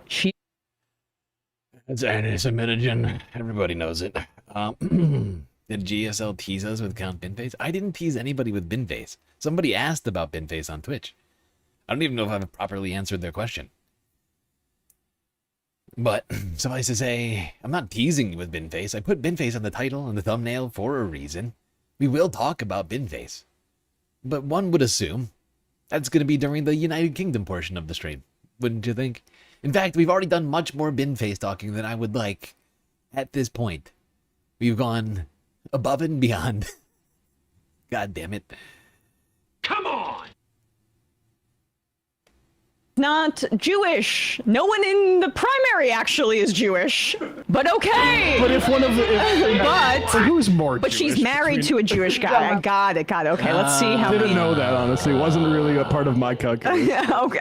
The thing is that Michigan primary voters found out that McMorrow once shook hands with a Jewish person, and that's why they rejected her. I've been hearing about this. Yeah, so the New York Times alleged, not me, the New York Times alleged that when the bottom really fell out for McMorrow, who was a rising star in Democratic politics when resistance was the name of the game, fell out when she criticized El Said for campaigning with Hassan Piker, an influencer who has specialized in saying inflammatory things like accusing one anti-Hamas individual of being a pig. You see what I mean, though? Like, this is what I'm talking about. And regardless, I mean, sure, are they constantly trying to smear Hassan with being this horrible guy? Yeah, they are. What's happening? What is happening? Everybody with the hats and the glasses. Which I guess, technically, you gotta top them up. Now that I think about it, you know, you gotta do one per stream. Because what if I'm running out? And tomorrow's stream, I come on here and I don't have a hat or glasses to start the stream off. It's good thinking. That's good thinking. Okay. And hydrate. Yes, good idea. It's important. But like, this is what I'm talking about with Hassan. Like because they are now terrified of what he represents politically, and they're only terrified of him because he's having an outsized effect. Like, they're being forced to talk about it, right? A guy who they would otherwise fucking ignore, just some random guy on Twitch. You know, do you see what I'm saying? Like, in any other context, like, they're not talking about anybody else on Twitch here. It's just Hassan. What does that get people? What does that get people to do? It gets at least some number of people, whatever out of 10. You know, 2 out of 10, 3. I don't know what it is. Like, but some people like look into Hassan, and maybe some number of those people are gonna find him and be like, oh, he's just a nice boy who wears suits and says he wants people to have health care. I'm doing an old lady voice because I assume that's who watches CNN unironically.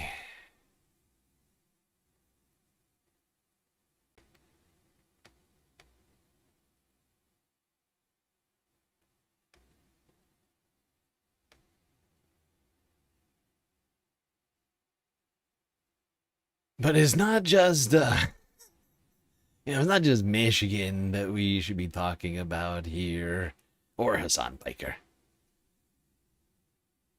He is, after all, just some streamer guy. And there's other democracy happening around the country. We got races going on. Republicans have already decided a number of primaries who they want to go to the general. In places like Colorado and Tejas, they've got some fascinating picks. What's the name of? I'm always getting these two guys mixed up because they're both so fucking crazy. Vince. I can't remember this fucking guy's name now.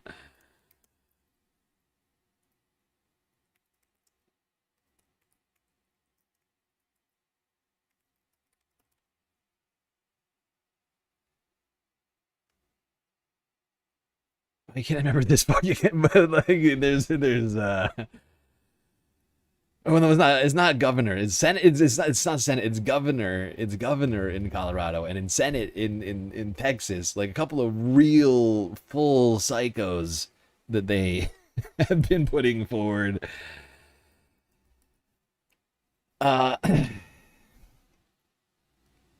Victor Marks. Guy is a complete lunatic.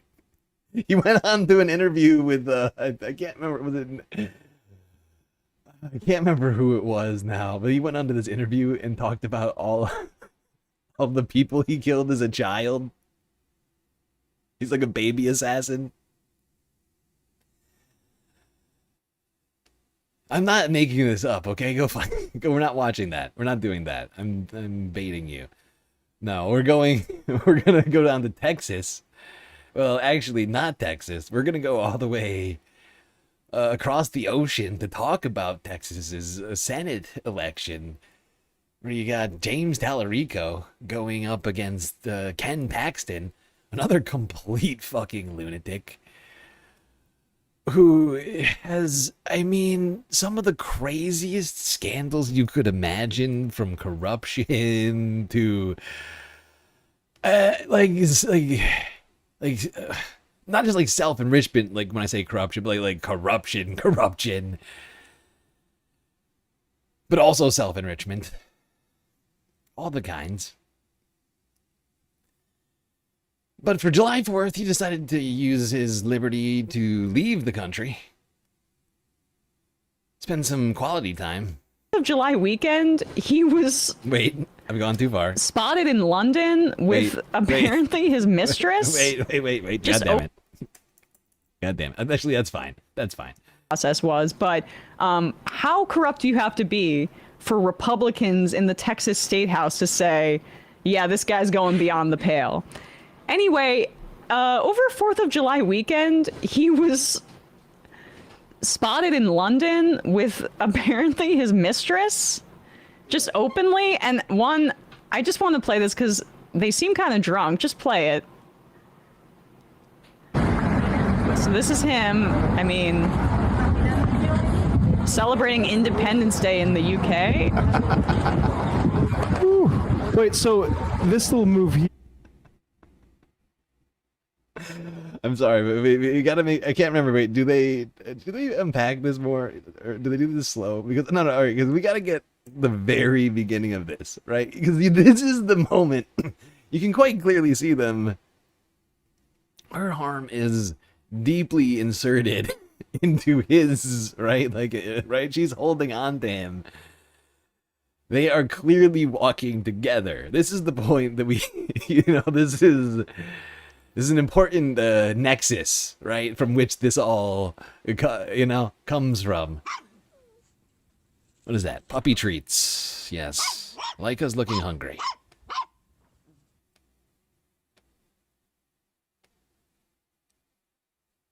Oh, I forgot to add to the Galactic. Seem kind of drunk. Just play it. So this is him. I mean, celebrating Independence Day in the UK. Wait, so this little move here, is this him trying to look like he's not with her? I don't know. It looked like he stumbled. Not that it matters if they're drinking. I mean, who cares? No, but... how I interpret this is he realized he was on camera. Okay. About here, and he's like, "Get your arm off me!" So good. Right? I don't get, And we can't be together. We can't be together. He pushes her away. She's like, "What the fuck?" Then he looks over. He's like, "I don't know you. Who are you?" He even sees, and this person clearly following them, because as he turns around, changes the orientation of the camera, and then he's like, "Oh shit, I am screwed here. I need to look like I am. Oh, I'm just lost, kind of looking around. Oh, I'm going this way because I have nothing to do with green dress." But she drops her phone or something right there, and he has to be like, "Well, fuck, I kind of can't just ditch you entirely." Yes. Yeah, I think that you probably are right. And then they walk in different sort of directions here. What's amazing is that this is like, how can Texas Senate candidates stop leaving the state and getting into these controversies like Ted Cruz? Honestly, no. It's I hope unbelievable. not. I know this isn't about a national I disaster, hope but not. don't you want to be in the... I disagree. I disagree with them on this. I hope they don't. At least until we get some good people in there. Watching these assholes just embarrass themselves in these ways is truly delicious to me. And I know it can't possibly help their numbers. I mean, not that it's hurt Ted, right? I mean, Ted still got his job.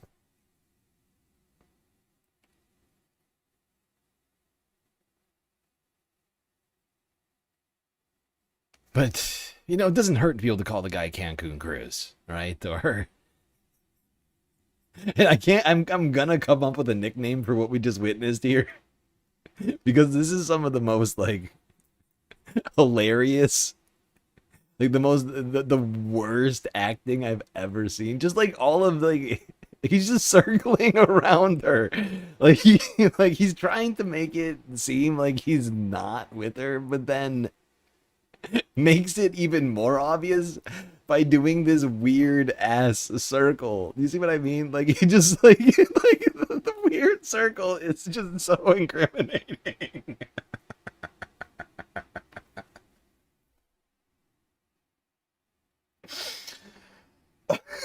It's just that aspect of it that really broke me. It was just how badly he tried to sell this.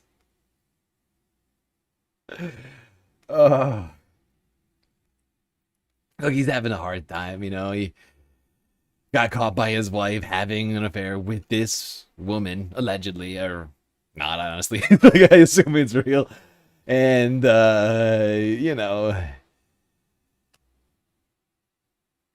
just trying to have a little R&R.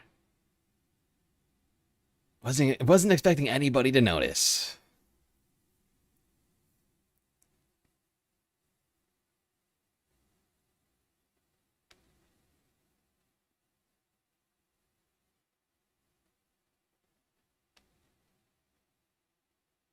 Now, one thing that it's not clear to me whether or not they were expecting us to notice. I mean, it's clear that at some point during this process, they realized that we had noticed and they could not stay silent on it. But I am, of course, talking about the disappearance and the ensuing events surrounding Mitch McConnell. One of the most elderly senators in our government, who's had so many senior moments, I literally have lost count.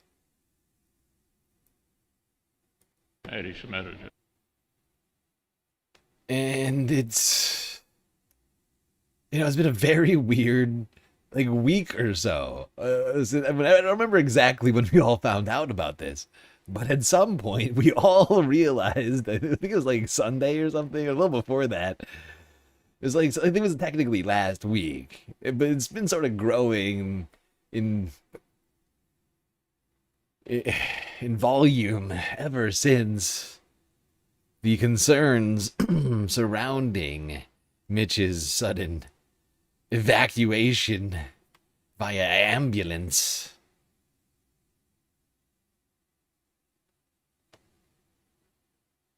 And then multi-month? How long has he been gone now? I've already forgotten. I mean, most times he just sat there anyway, and his staff tried to keep him from saying words or getting in front of cameras, lest he have another senior moment. And so, the lack of Mitch is almost it's almost hard to remember where it starts. It's when's the last time I actually heard Mitch talk? It's been a while.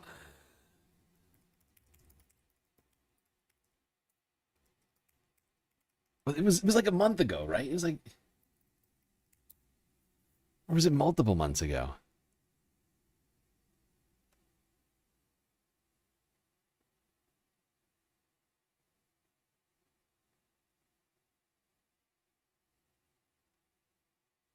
They are holding on for dear life onto this thing. I can't figure this out. Oh, I'm going to figure it out. CNN obtained video of emergency responders taking Senator Mitch McConnell to an ambulance. The neighbor who shot... Was it June 14th? That sounds right to me. That does sound right to me. It's almost exactly 4 weeks ago. Yeah. So yeah, the guy's been gone for a freaking month. Oh, so strange. Emergency responders taking Senator Mitch McConnell. Oh, by the way, almost forgot, got another sweet donation over here. And before we leave the Galactic office, move on to this Mitch McConnell situation. Gotta say thank you to Hermit for the 10 bones. And some more. And some more. And enough to complete the Galactic content goal. I know that much. So we get one of these.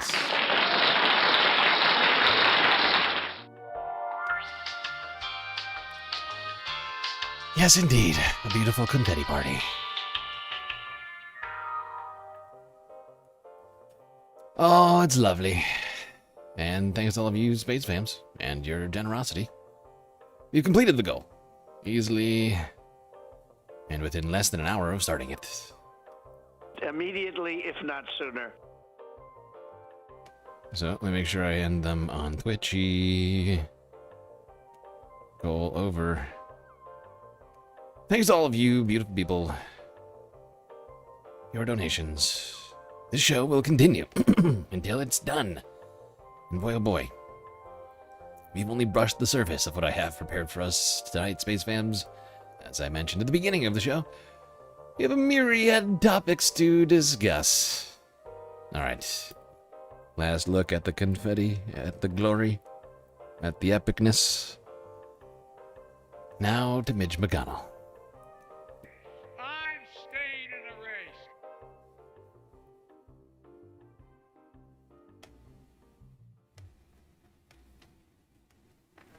To an ambulance. The neighbor who shot the video told CNN the Capitol Police blocked the street and other neighbors report. CNN obtained video of emergency responders taking Senator Mitch McConnell to an ambulance. was exposed. No! And then another neighbor Why have you standing next to forsaken them me? identified McConnell's face and saw that Why McConnell have you done wasn't this? wearing an oxygen mask. So Why have you done this?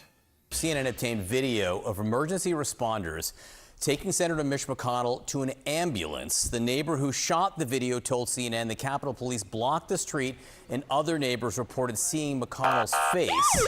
This was a month ago, and it comes nearly a month after a spokesperson for McConnell first reported that the senator has been hospitalized, but few other details have been released. Let's get to Annie Greer, who helped break this story. So talk to us about this video and how it fills in the pieces of the puzzle. So, John, what I heard from a neighbor of McConnell's around 8:30 in the morning on June 14th, this neighbor opened their door to commotion on the street. They saw 2 ambulances, a fire truck, and Capitol Police had blocked off the entire road. So this neighbor stayed on the street to try and figure out what was going on. And about half an hour later, at around 9 o'clock in the morning, this neighbor saw a person from McConnell's home being carried on a stretcher into an ambulance and said that they saw this person was wrapped in a blanket and that their feet was exposed, and that another neighbor standing next to them identified McConnell's face and saw that McConnell wasn't wearing an oxygen mask. So the firsthand witness that I spoke to said that they tried to ask Capitol Police what was going on, and all they were told was it was a medical emergency. They wouldn't confirm who it was for. Yeah, and that's an interesting detail. The fact that he wasn't wearing an oxygen mask. Because supposedly that would be necessary. Oh shit, we have confetti still going over here on the vertical. There we go. But oh, I gotta update the galactic deficit too, because what was that? Trying to do the math. Oh, yeah. Oh, and that's the wrong one. There we go. Look at that, and we're 10% of the way through the galactic content goal. I mean, deficit goal. Yeah, deficit financing goal. I made a huge, tiny mistake. Sorry. Too many words for me to remember sometimes. But the lack of oxygen mask, supposedly people are suggesting would be necessary if he had a heart attack. So leads one to believe what the medical emergency was. That makes me think one thing. That Mitch McConnell... Omega 5 Tar just cheered 100 bits. Oh my god. Put your hat on. There's alien signals. Thank you, Omega. How did I... My hat must have slipped off. Oh, that was dangerous. 5G, alien signals, and Earth waves were making their way into my brain. That would have been bad. That was almost a near crisis. Thankfully, I have people like you to prevent the worst from happening. Oh, phew. That was close. That was too close. All right. What was I doing? I forget. Oh, right. I was talking about Mitch McConnell and what I thought this was, and I'm not a medical doctor, just to be clear. But like, I tried to like rack my brain over all of this stuff, and the thing that came to mind was, I mean, I won't suggest that they're I won't claim that they're weekend at Bernie'sing him, but I will suggest that was the first thing that came to mind. But then I was like, all right, no, think of something less conspiratorial for 2 seconds. You know, it was probably a leak in my tinfoil hat at the time. But the fact is like, I think it's possible that it's not necessarily a problem with the body so much as it is with the brain. Yeah. I think he may be having like some sort of like real problem, and they needed like something like was going on, and like he maybe he fell or something like that, because you wouldn't necessarily need an oxygen mask for a fall. You could, but it's not. I don't think it's necessary, like 100%. Like they're going to do that in that scenario. But of course, the first thing that came to my mind was, oh my God, did they do what's the goddamn? Oh.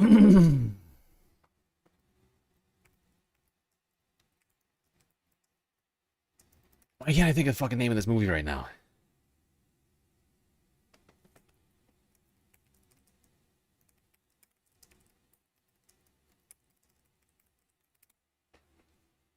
Why? Someone help me.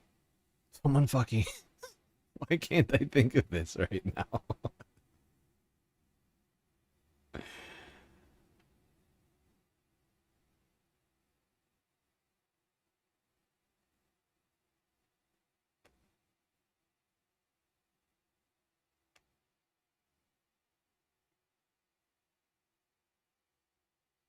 Oh.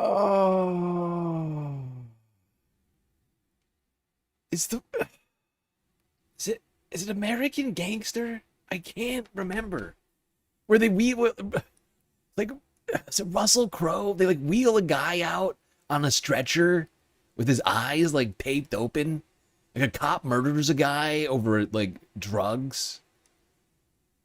And there's a bunch of people outside that are demanding answers because there's like there was like gunshots like in this apartment building, and then there's like a bunch of like police officers and officials that like show up and like all this other shit, and people are like furious about like what the fuck they have like want answers, and they wheel this guy out with his eyes taped open or something like that to make it look like he was alive, right? And like that's the first thing I could think of. I can't. It's been so long since I've fucking seen that movie. I cannot remember the name of that movie. Somebody help me. This is what happens when you take the hat off. Exactly, Omega. This is what happens when you take the hat off. Now, of course, that is a sort of conspiratorial theory that I have no evidence for. It was just a thought that popped into my brain.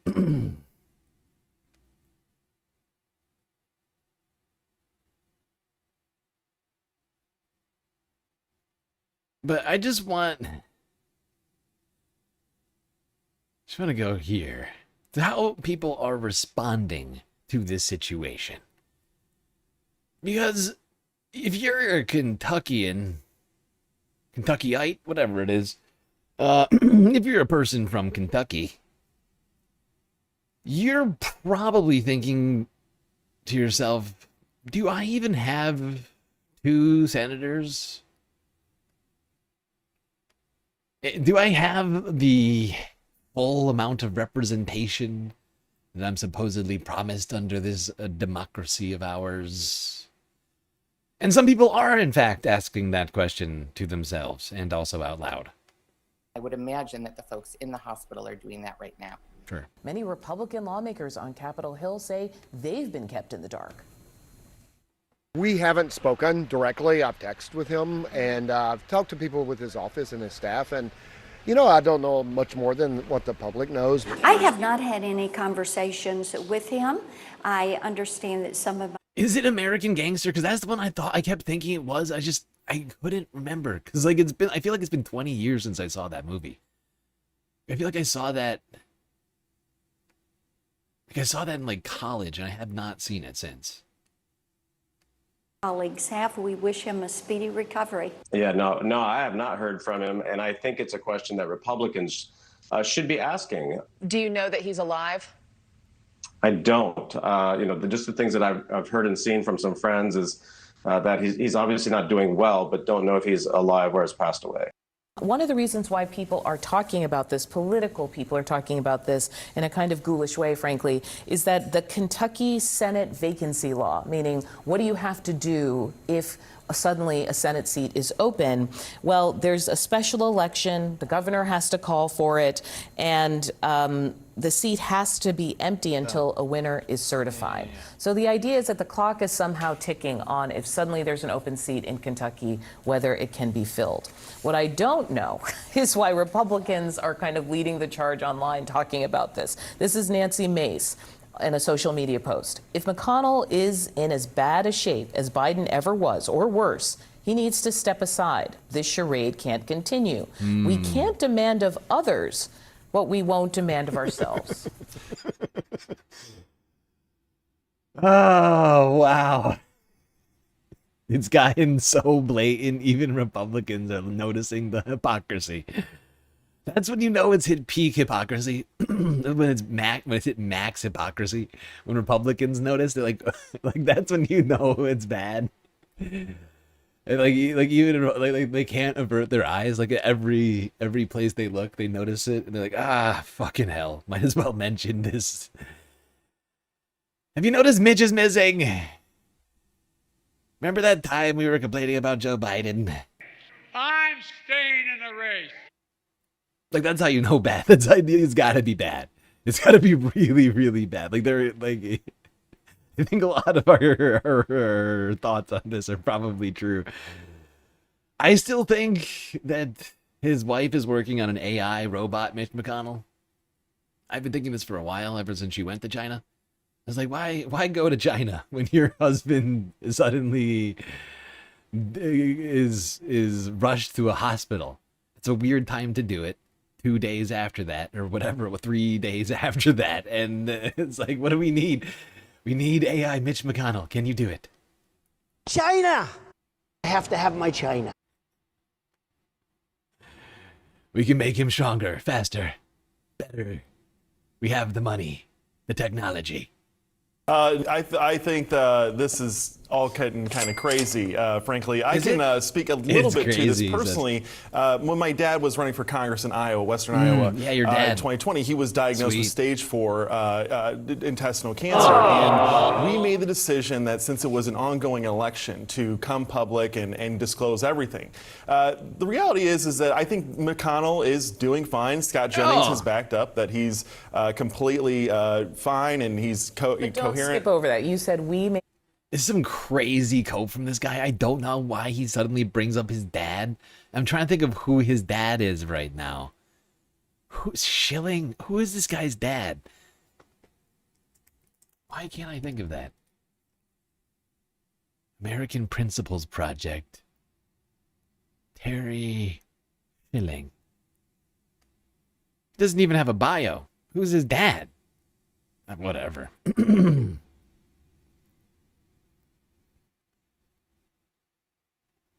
By the way, he's the president of the American Principles Project, a 501c3 nonprofit that is focused on taking away the rights of women, LGBTQ people, and others. But those are the main focuses. Good guys. Aren't I a good guy? It's just fascinating the level of cope. The decision I'm sorry. to be public. I love the level of cope of this sentence that he says, that he ends this statement with is, the facts that I think that everything is fine. He says the facts that I think Mitch McConnell's fine, and Scott Jennings said he had a phone call with him, and that's proof. McConnell is come public and disclose everything. The reality is that I think McConnell is not the facts. He said the reality is. The reality is that you're a doofus. The reality is that you are a clown shoes fucking moron, okay? Oh, God, these people. Dangerous morons. And Scott Jennings has backed up that he's completely fine and he's But don't coherent. skip over that. You said we made the decision to be public. Because there was a pending election that voters were going to make a decision on. But you look at what's happening in the Senate right now, they're not doing anything of substance. There's not going to be a Save Vote Act, it looks like. They don't need his vote right now. He's announced his retirement. He's being replaced by most likely Andy Barr in Kentucky. It'll be exciting to see. But I think this is much ado about nothing. I think we should give him the grace and give him some privacy. It's fine. Just let him rot in the hospital for 6 months until an election happens and he just sort of falls out of his seat. Like, what? These are the same people who are like, Joe Biden is the auto pen president. You know, these are the same sort of guys who are out here going, Sleepy Joe is auto pen president. The deep state is running everything from behind the scenes, and they're like, look, Mitch McConnell, give him some grace, let him die in dignity while he's in office. Why should we worry that he's completely incapable of doing his job?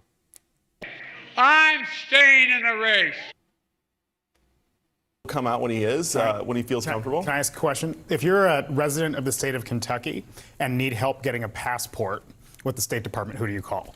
You call Senator Mitch McConnell's office.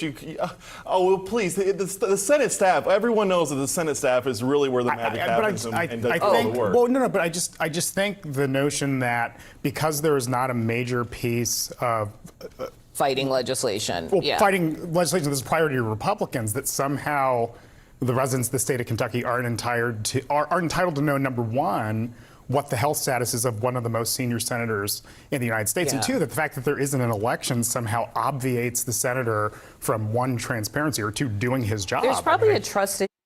Yeah, no, I mean, the whole thing is fucking laughable and insane. And you can see him looking down at the table, just trying to think of a way to refute the very, very fucking clear argument which Elliot has just fucking laid out in front of all of us. I mean, and let me try and take it even one step further, because like, fuck what the Republicans even want to do, because legislatively, technically, regardless of party, our legislators are supposed to be independent-minded individuals thinking on behalf of their constituents.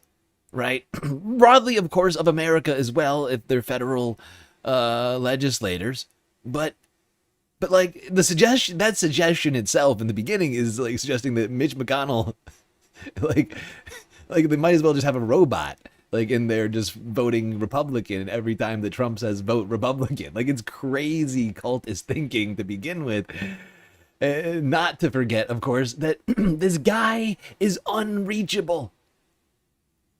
Unreachable. And there's been 3 or 4 phone calls between him supposedly and his closest Republican allies, like fucking Scott Jennings, who's known him since he was a teenage boy, which another whole creepy thing I don't even want to try and unpack right now, but like, it's crazy. Like, it's fucking crazy.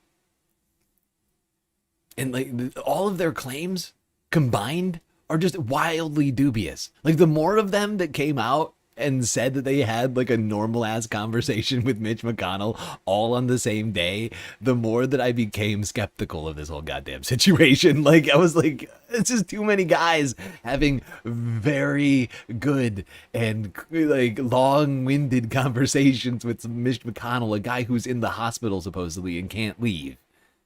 Just think about that. Mitch McConnell, he needed to go to the hospital for some reason, but he can't leave. But he can sit there and be on the phone for in a one-day span. An elderly individual who's, let's not forget, schedules are very truncated anyway. I know he's a senator or whatever, but like he's probably got like nap time and like a very early bedtime, you know? And like, it's just crazy to suggest that this guy had like 2 hours worth of long-winded political discussions and like historical discussions with Scott Jennings while he's laid up in the hospital and so infirm that he can't do his job. And to be here being like, look, just let him do that. That's fine. We don't need senators. They can all just go do whatever the hell they want. Who knows why they're even there? You too, because I think during when McConnell. Okay, that's actually it. I'm good on this one. I just wanted to watch the take from that one Republican weirdo. I just found it fascinating. American Principles Project. Look how principled they are. You don't even need legislators. Great principles.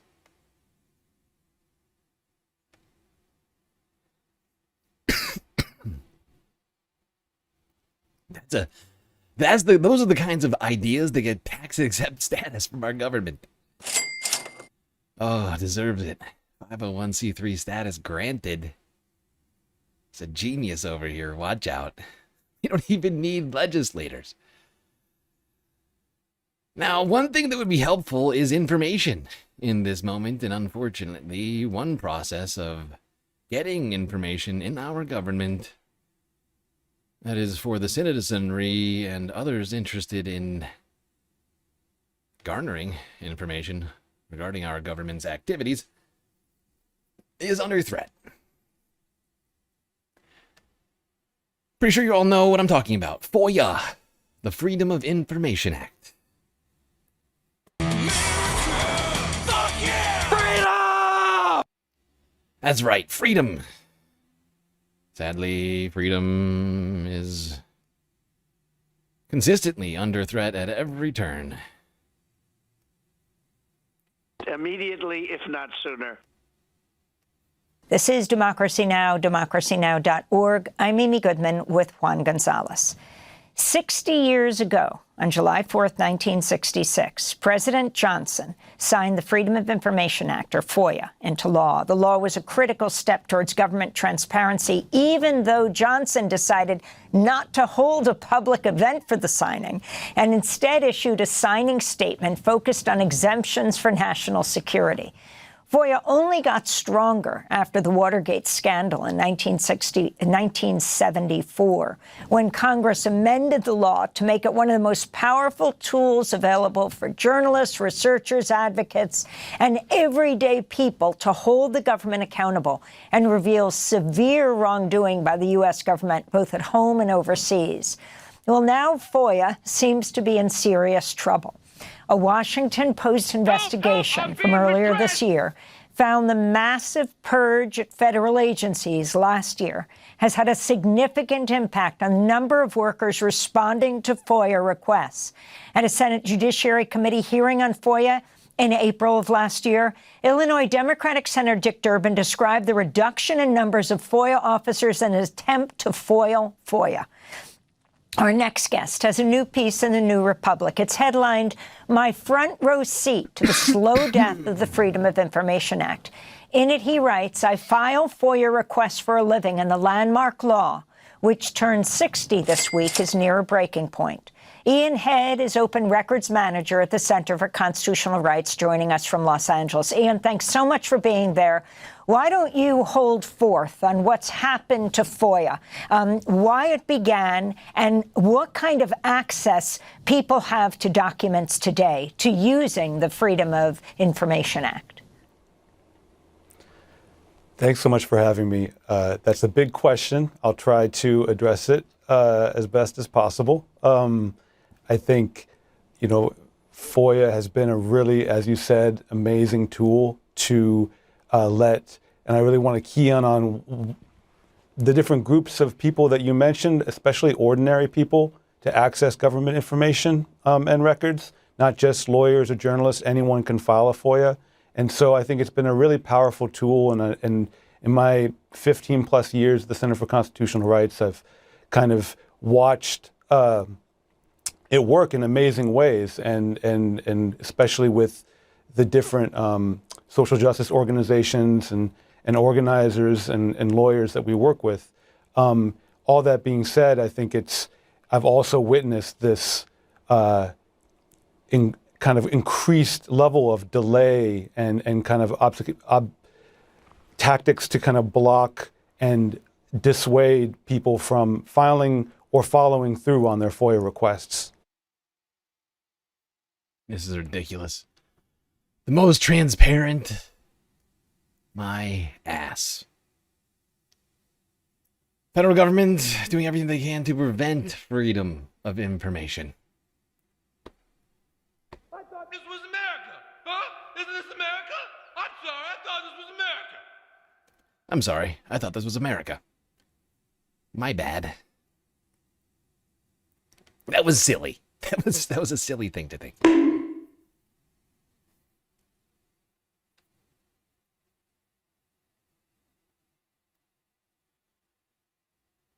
It's just one thing after another here under the Trump administration. Now, ever since America 250 weekend, Donald Trump has named and renamed his latest what do you call it? His latest target. The most America last possible thing. The communists. Hassan Parker. Hassan Parker. Yep, him too. The communists. And of course, what he means is democratic socialists. It's been actually he's made that fairly clear, but he's been saying it's a ruse. They say democratic socialism, but actually, it's a ruse. It is a facade. It is a facade of democracy that really wants a total authoritarian takeover. Authoritarian takeover. One party rule. No democracy. What kind of person would support such a thing? Thank you, Mr. President, for doing this. Iris Tao with NTD, with a sister media with the Epoch Times. Okay. On communism, you've been issuing a wake-up call to Americans at home about the dangers of communism. And now you're speaking on the world stage. What's your message to people both living under communist and socialist regimes, but also people living under democracies like in Europe and America who might not have realized how close communism has come to home? Yeah, that's a great question, actually. But look, I want to get the word out because what's for. Oh my fucking god, yo, this clip fucking. Oh my fucking god. Oh, he's such. I don't know who this woman. It sounds a little bit like what's her name? The CBS woman. Oh, I can't think of her name. I'm struggling with names and titles today. Having a real hard time. Having a really hard time right now. I'm having a hard time. Oh my god, but this is the dumbest question ever. The question, and just to wrap it up for you, just in case you got lost in there in the long-windedness of her question. Question was basically like, Sir, Mr. President, do you think the Americans know how close we are or were to communism right now? The threat of sir, can you tell us about how close the threat of communism is? It's like it's not even it's like this isn't even a real journalistic question. It's a setup. Like it's a literal setup. Like this is a kabuki theater. Like this is some fucking bullshit right here, dude. Oh my god. This is nuts. It's not a real question. Just think about that think about the framing of that question for a second. Sir, can you tell us about how close, like, sir, do you think Americans know how close we were to communism? What kind of question is that? What does that even mean? What does that even what information are we trying to get from this question? I think, what's her name? Eileen? Oh my god.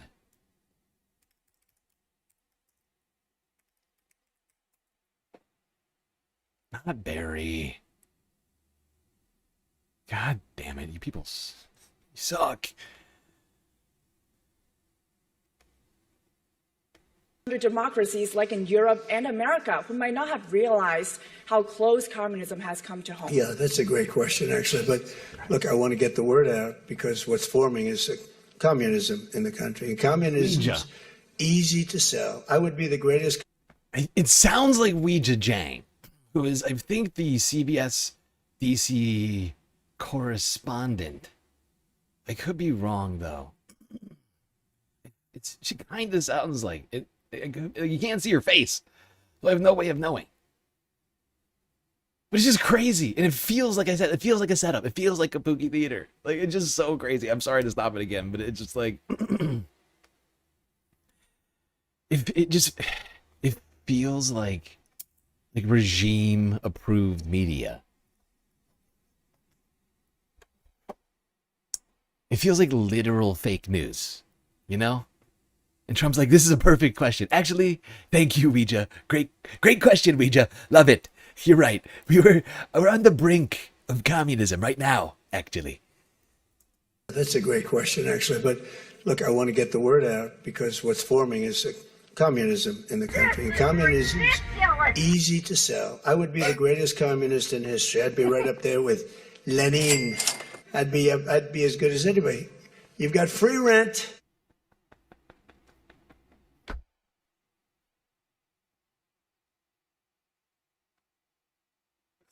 I'd be the best communist. Look at little Marco. Wait, don't worry about it, little Marco. Gentlemen. Look at little Marco. I'd be the greatest communist. I'd be the very best. Free rent.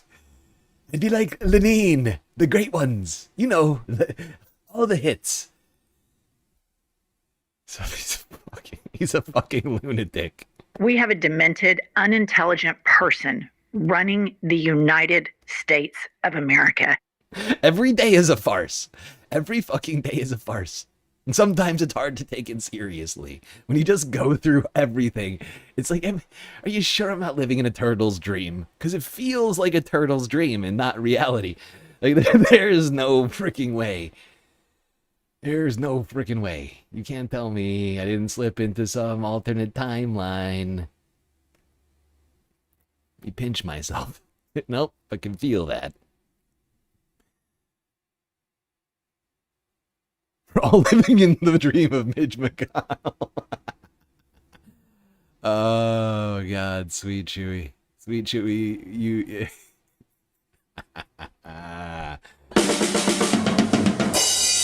Oh, God. You are not funny. Hilarious. Well played. Really, really good job. That was quick. The quick wit. You were on the ball. Okay? Some say you were ahead of the ball. I was over here. I was pitching the ball. You were sprinting ahead of me. I don't know how you've done it. The Flash.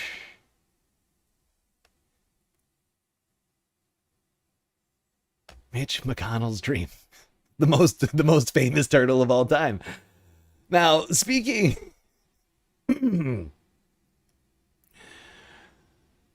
oh, God.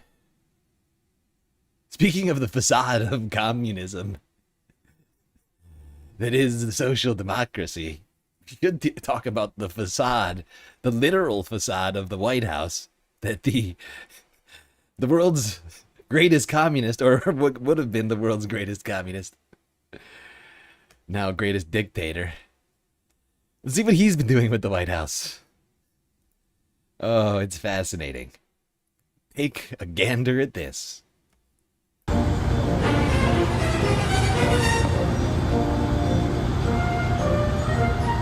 This music is fucking ridiculous. I'm timing this out. Oh, God.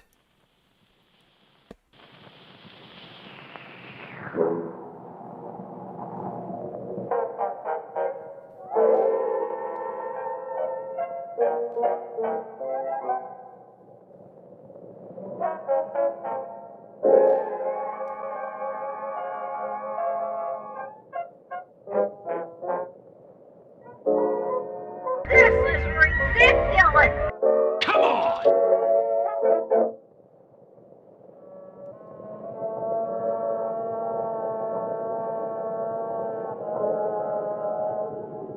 This shows you how deeply narcissistic and shallow and like what's the word? I can't think of words today. Like it just, those are probably good enough. Those are good enough descriptions that combine mean exactly the thing I intend. Narcissistic and shallow. Just like, this is so ridiculous. He's only caught up in appearances. It's all he cares about. It's all he ever cares about. It's incredible. Like, what is the point of this? Somebody explain to me the point of this, aside from just hiding the ugliness of the construction itself. Who cares? Who cares? He cares. That's who fucking cares. He is so deranged. He doesn't want anybody to see it until it's perfect. He's a showman, and that is all he is. He is just a cheap, shitty real estate, like, crime boss, basically, turned reality show, like a douchebag, now president of the United States. He's only obsessed with ratings and appearances. And we gotta pay people to hang a tarp. How much did this cost? How much did somebody tell me how much it cost just now to pay those half a dozen dudes to hang this fucking tarp from the White House so that none of us can see the gaudy monstrosity that they are creating beneath it? But to make sure that we can see what it's gonna look like when it's done. Do you see what I mean here? Like, they made it wasn't just like a random cloth. They spent the time to make it line up exactly. Like, I don't know what kind of sick person does this, but it is a delusional mind of epic monstrosities that I cannot. I'm struggling to fathom how fucking off. Like, I mean, we have so much shit going on right now. This guy's waging an illegal war in Iran, which you would think would be taking his attention, and you know, we have a serious affordability crisis in this country and a myriad of other things to deal with. But this is what they're doing over here. They made it so that from this angle, and from a number of different angles, honestly, from what I can tell, I think from almost like 180 degrees is probably, it'll almost look right. Not quite, but like a pretty wide frame of view. This is gonna look actually like, I mean, what's been done here is kind of impressive just in the thought that's gone through it. But that's what's so fucking deranged about it. Is like somebody sat there, like somebody was told to do this. Somebody just like thought, oh, let's do this. Like, somebody was told to do this by somebody, and probably the guy who's been gluing gold shit all over the fucking White House. Right? We all know who is behind this. It's the president. And the fact that he's the one who sat there thinking this through is insane. I mean, I'm sure somebody, like, I know he didn't come up with this, like the way to do this, but like, it's crazy. This is like, why? What does this do? What does this do for us? Does this lower gas prices? This is like, I mean, and it doesn't even. Columbiarican_9505 just cheered 100 bits. The funny part is that this reminds me of Wiley Coyote when he paints the tunnel on the side of a wall. We living an actual Looney Tunes cartoon. Literally a cartoon character. It's exactly like that, dude.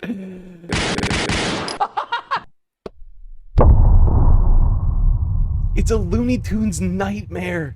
This is the deranged thinking of Wile E. Coyote, dude. Thank you for that. And for the bits. Oh my fucking, it's exactly what this is. I couldn't put my finger on it. It is literally the Wile E. Coyote thing. Oh my god.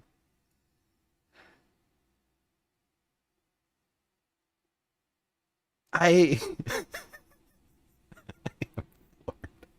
have nothing to say. Nothing needs to be said at this point. This is ridiculous. What I do need is the goddamn Looney Tunes outro fucking music, because this is ridiculous.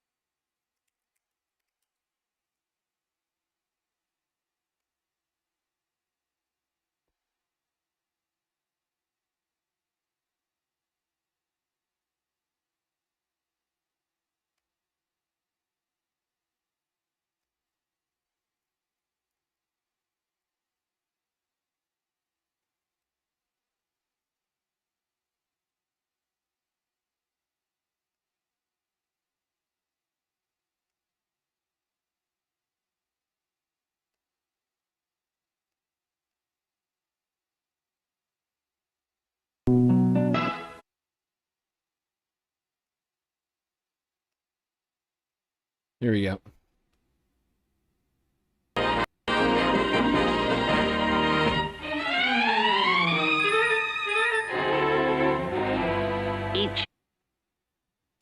Here we go.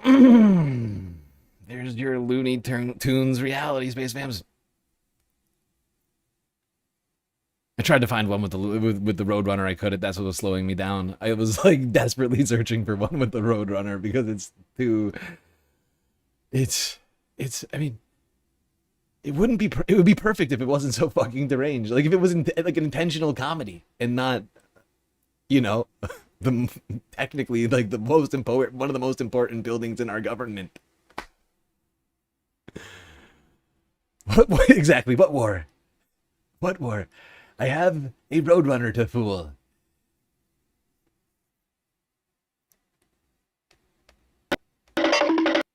Meep meep.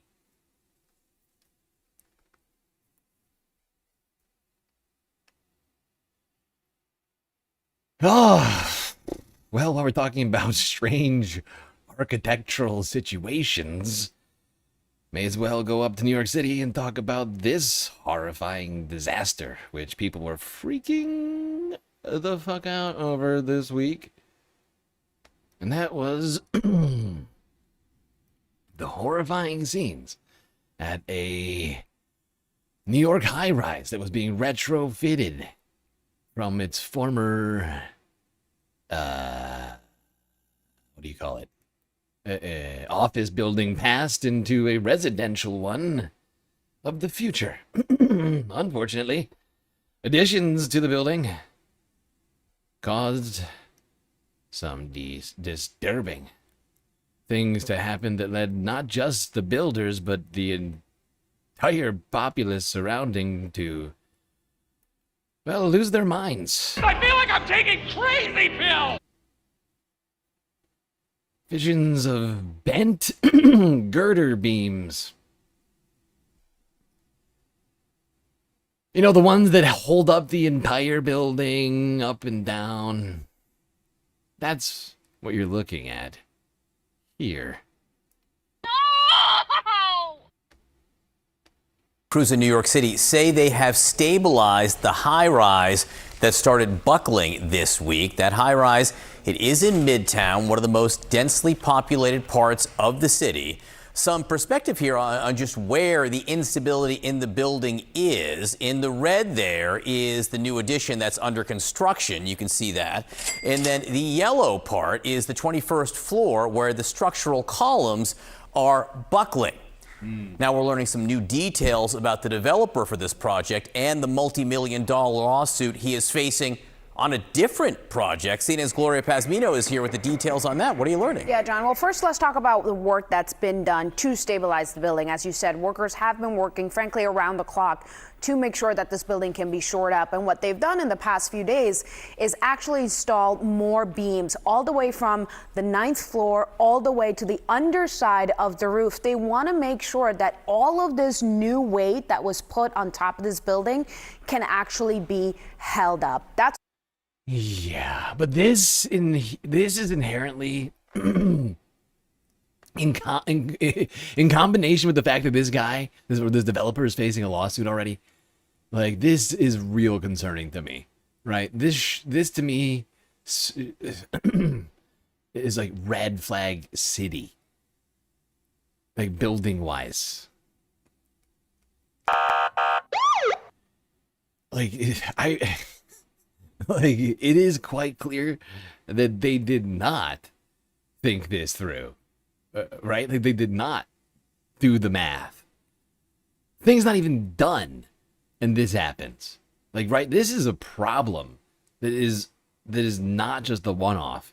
And while for now people have been reassured that the building has been stabilized, in my opinion, to some degree, you almost have to stop this construction completely and have an independent assessment of the plans, like, because this is insane.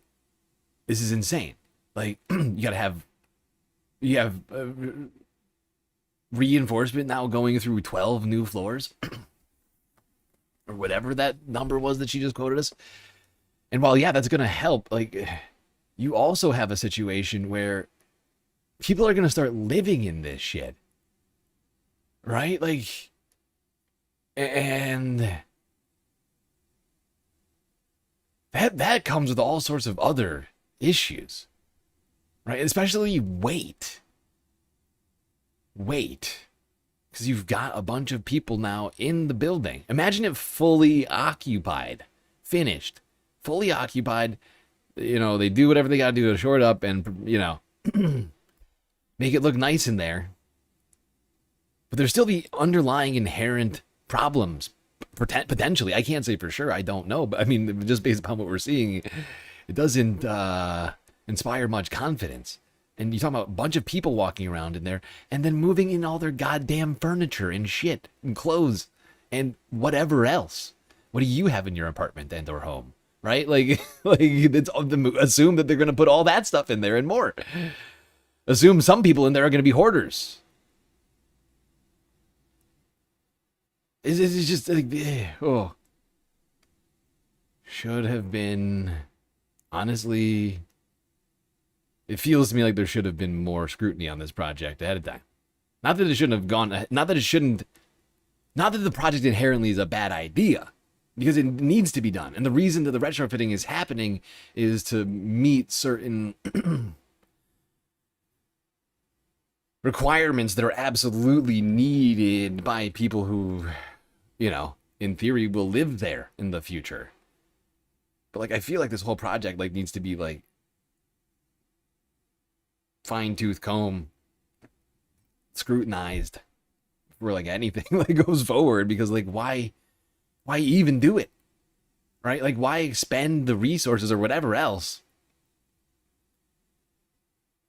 like, on a project that might have been doomed to fail because of a fucking corrupt developer who thought that they could do something mathematically that couldn't be done or whatever, right? And just, like, scrap this, like, addition and, like, figure out a new way to do it, right? Like, I don't know, but, like, something clearly has to change here, and it can't be them to be the ones to ensure it based upon what we know about them. The fact that they're, right? Like, they're already under scrutiny for, you know, what, I don't actually know all the details of that, but people don't just sue developers for no good reason, usually.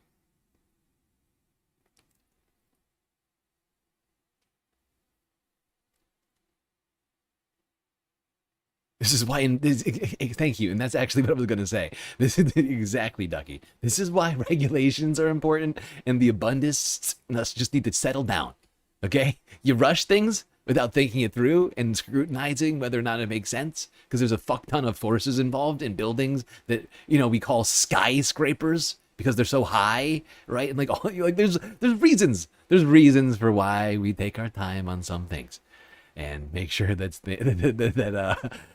you know, the places we live meet certain standards. Not just for the people living in them, but for the people living next to them, as it turns out.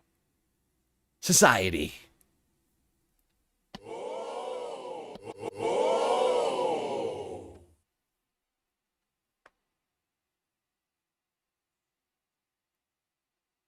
you're sure it passed inspection. It may very well have, but what I worry is that like some sort of like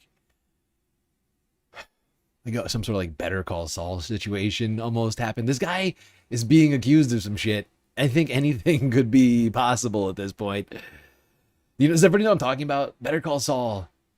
They pull this scam to swap out building plans before a hearing.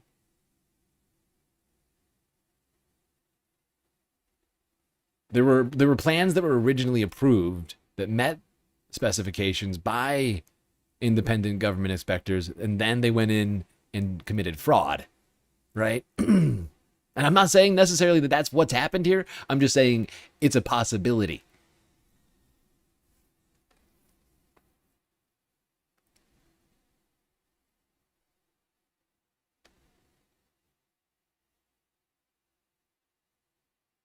Ay, ay, ay. All right. Let's go back to DC now. Talk about another architectural oddity, I guess you might call it. Yes, let's talk about the Memorial Reflecting Pool again. But not the pool itself necessarily, just the man who's been accused of having unlawfully touched the pool. Immediately, if not sooner. Illegal. In the day's other headlines, three-time Olympic canoe racer David Hearn today pleaded not guilty to deliberately damaging the reflecting pool in Washington, D.C.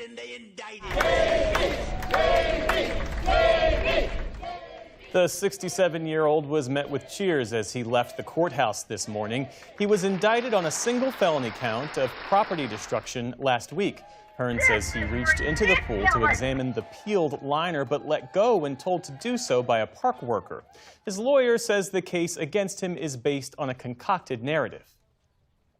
Every American should be alarmed about this prosecution. This indictment reflects the administration's effort to scapegoat Davey and to shift blame for their own failures. President Trump's multi-million-dollar renovation of the pool has been plagued with issues, including freshly formed algae and sealant peeling off. The president has claimed without evidence that vandals slashed the pool's sealant with a box cutter, and U.S. Attorney Jeanine Pirro has said that 6 others were arrested on related charges. Hearn's next... This shit is so ridiculous. They just like they launder their incompetence through blaming, right? They're just like constant blaming of just innocent like bystanders. Dude touches pool, you're a criminal, right to jail. Right to jail, right away. By the way, look at this guy's career. Medals all over the goddamn place, representing the United States of America. Gold medals. Bunch of them. Back in the 70s and 80s. Silver medals, too. Rowing for America. Multiple Olympics, it sounds like, as well as canoe slalom world championships.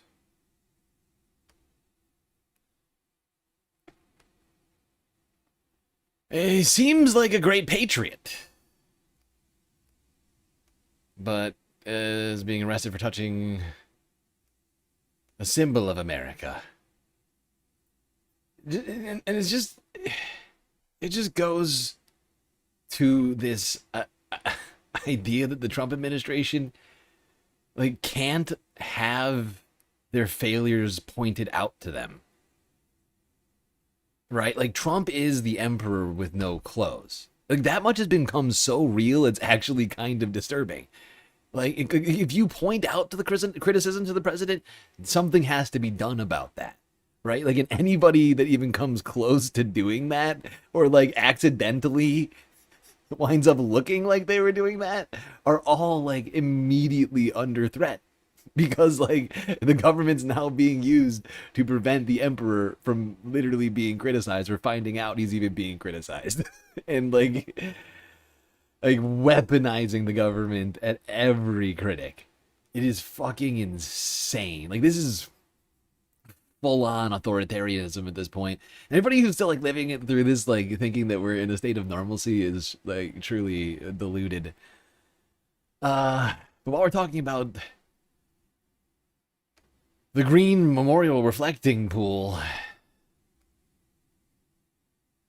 and David Hearns, we may as well talk about a different liquid controversy involving something clear being sold by Erewhon, one of these trendy sort of, not sure what to call it. I've never eaten in an Erewhon before, but I know of its existence and the vibes. I'm trying to think of it's like a hipster, very trendy hipster vibe, health, I guess sort of like a health option, but fast, like a kind of fast. I think it's like a fast casual, almost like it's kind of, I think it's like been replacing to some degree people's love of Chipotle, if I'm not mistaken. It's like them and some other stupid one I can't think of now either, because I don't go to either one. But yeah, a shocking beverage being sold at Erewhon took the internet by storm, and people were shocked at the price. Wow. Looks like Big Daddy Erewhon might have heard tell of a gourmet gas station What in the hell? in Beverly Hills that's opening up and said, wait a second now, we can't have somebody beating us at our own game. What if we did something like insane, like sold a cup of water for $12? That'd be like absolutely wild, wouldn't it? Introducing the $12 cup of water from Erewhon. No. Yeah, sort of. That's at least what all the news articles say, but consider it more like a mixed coconut tea. It's a mixed coconut tea. Oh, thank God it's not water. Okay. Well, people thought it was water, and I think people were doing like TikToks about the $12, $15 water or whatever it was, and it caused the internet to have brain melting episodes from sea to shining sea. Thankfully, it is not water, although it is definitely water. But it's special water. Is it worth $12? Almost certainly not. The same way that Starbucks isn't worth $12. And it's probably worse and not caffeinated. Although I could be wrong about that last part. I don't know. Maybe they found some scientific way to get some caffeine in there.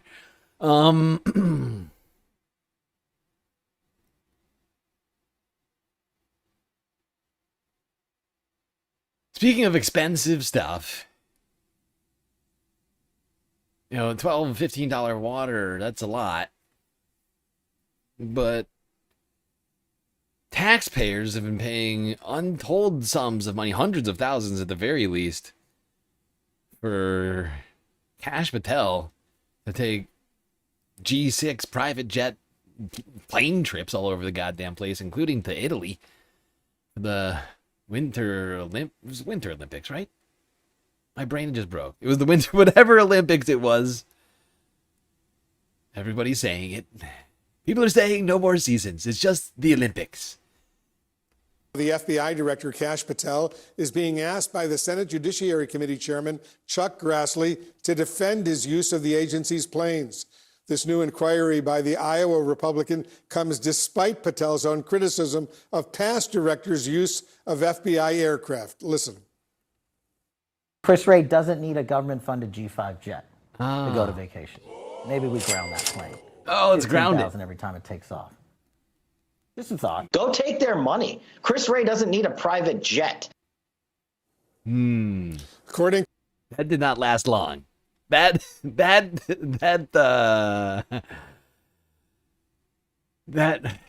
reservation about Chris Wray, or really that ideal that Kash was espousing, that did not last long. It really didn't even, like, once exposed to light, basically shriveled and died. Immediately, if not sooner. A letter sent to Patel, which CNN has reviewed. Grassley is also asking about the purchase of BMWs. Joining us here in the Situation Room is CNN senior reporter Annie Greer, who's been reporting a lot about this. What all is Grassley asking Patel here, and how did all this come up? Well, Wolf, Grassley has some very specific questions for Patel. He wants to know every flight that Patel has taken on an FBI plane. He wants to know how much each of those flights cost and whether that flight was taken for personal or professional use. Now, if the flight was used for personal reasons, Grassley is also asking Patel to state whether he has reimbursed taxpayers for those flights. Grassley is also asking Patel for a cost breakdown of why the FBI purchased these BMWs and to compare it to some other vehicles in a cost-benefit analysis. Asking for some transparency on Kash Patel's use of FBI funds and resources. That's awkward. Defend each use of aircraft. Flight to see girlfriend's concert at baseball game in Georgia. Flight back with girlfriend from Georgia. Flight to Milan, Italy. I don't know why I'm affecting this accent, but it's the way I... flight to Milan, Italy. for the Olympics. Something I didn't need to be there for. As I have no jurisdiction outside of the United States. Oh, God. Flight back from Italy from a place I didn't belong. I mean, it's really... The list is not good. Flight to... What was it again? Flight to Hawaii? Right? Didn't he go to Pearl Harbor to do a snorkel trip? Flight to Pearl Harbor for fucking snorkel trip. Flight back from Pearl Harbor. This is a bad list. The cost analysis is, in my opinion, unjustified.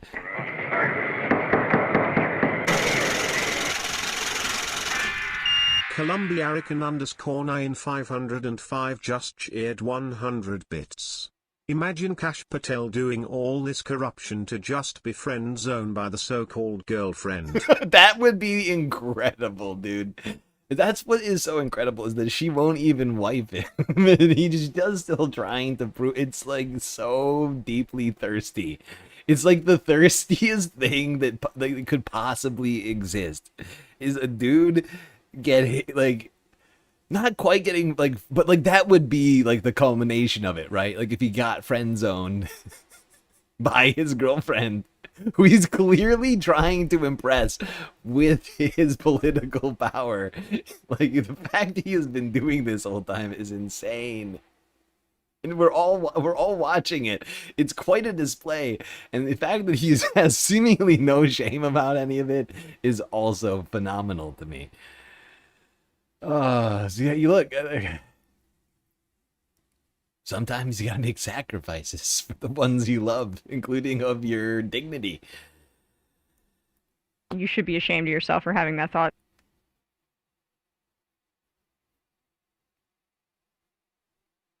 But it would truly be delicious. I totally agree, Columbia Rican. And thank you for the bits as well. But honestly, the sentiment is almost worth more to me.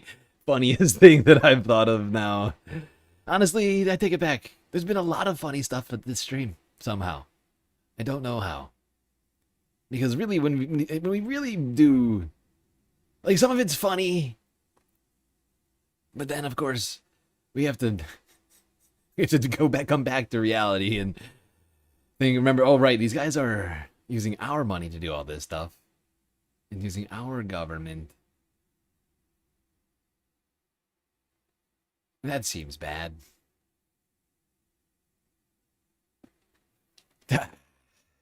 Aww. But I mean, the Looney Tunes thing.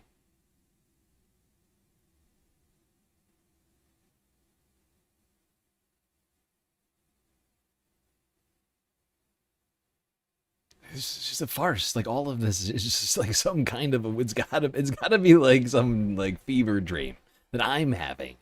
Like I must be like in a hospital somewhere.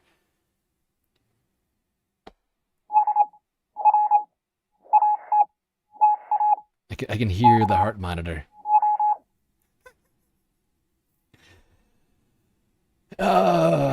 Okay. Well, speaking of using the government to enrich yourself and or live out weird personal fantasies or whatever, let's talk about the Trump boys. Eric and Don Jr. have been very busy over the last 18 months. And honestly, it's pretty disturbing when you have somebody take the time to unpack just how much money these boys have managed to get their hands on in this short time, less than 2 years. And these guys are following in the footsteps of Daddy like you will not believe. More perfect union. 5 days after Donald Trump won the presidential election in 2024, these are our friends. We have thousands of friends on this. His son, Don Jr., got a new job as well, as a partner at a little-known private investment fund called 1789 Capital. And since the election, the companies in that fund have won billions in federal government contracts. Leading up to Trump's second term, these are what Don Jr. and Eric's estimated net worths were, respectively. These numbers have changed drastically in the 2 years since. Okay, before we get too far ahead of ourselves, I just want to pause on this infographic real quick. Because this is an important place to start. They were already quite wealthy, not independently of their father, but they had their own bank accounts, each with at least 50 million bucks going into this.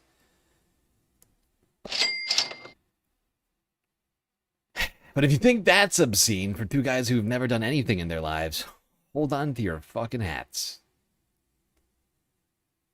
Were respectively. These numbers have changed drastically in the 2 years since, and I want to talk about it. Because we found that when you follow the money far enough, it stops going out and instead stays. By the end of this video, we're going to add it all up, and the number is going to shock you. Who'd you drum up? When Trump announced he was running again, Don Jr. found a partner, a man named Omid Malik. Together, Malik and Don Jr. started building a fund that could convert political access into financial returns the moment the power was back on their side. When you have a businessman at the top of the ticket, people want to do business.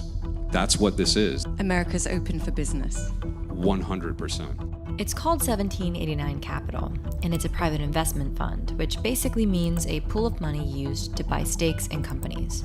Because he's not a federal employee, there are no rules that require Don Jr. to stay away from government decisions that could benefit his investments. Are there any investments or ventures you would not get into because of conflict of interest? Yeah, I mean, the Trump organization itself wouldn't be doing direct deals with government entities because that's not what they do and it's not what we have. But we're going to play by the rules, and it's as simple as that.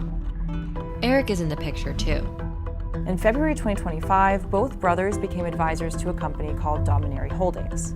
Through Dominary, they bought stakes in a U.S. construction company called Skyline Builders, using a shell company called American Ventures. Skyline then merged with Kovkas Capital, a mining company sitting on a tungsten deposit in Kazakhstan. This shit is a crazy fucking shell game of just sort of... I mean, I don't want to go so far as to say money laundering, because it's technically all, I mean... Oh, how do I say this? Because it's like... Because it's not illegal money, right? Like they're not engaging in criminal enterprise, so it's not money laundering. They're just trying to obfuscate the fact that they are funneling money to themselves from the government. That's the crime, right? If anything, but it's not. I don't think it's technically money laundering. because they're not hiding criminal proceeds. Right? I think that's the technical term. I'm not a lawyer, but I think that's the technical...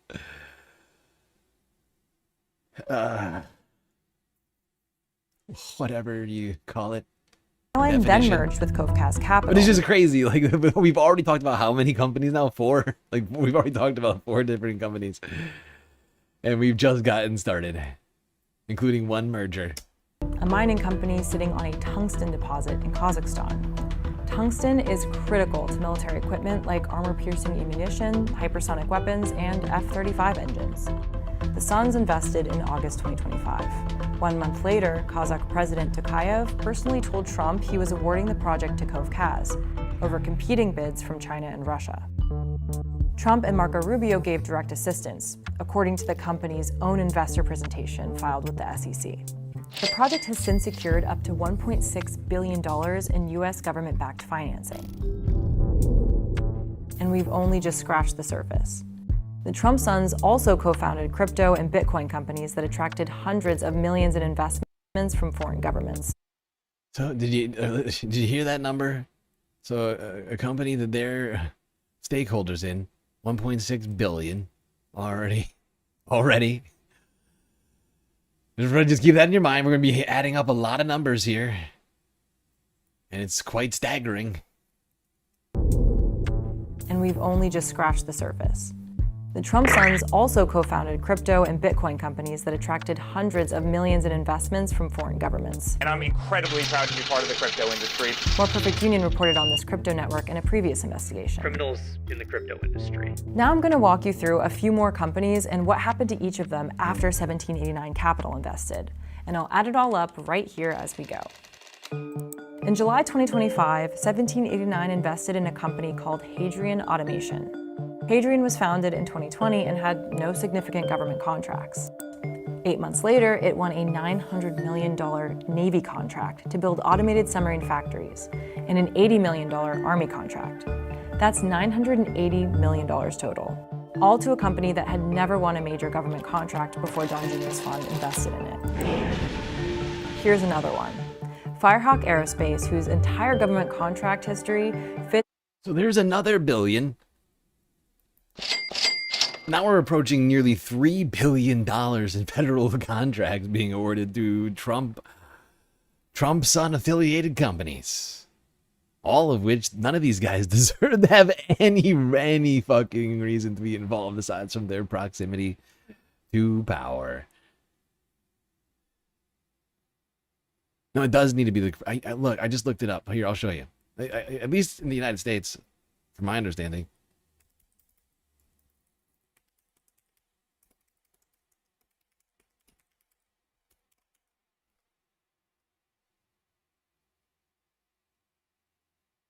Yeah.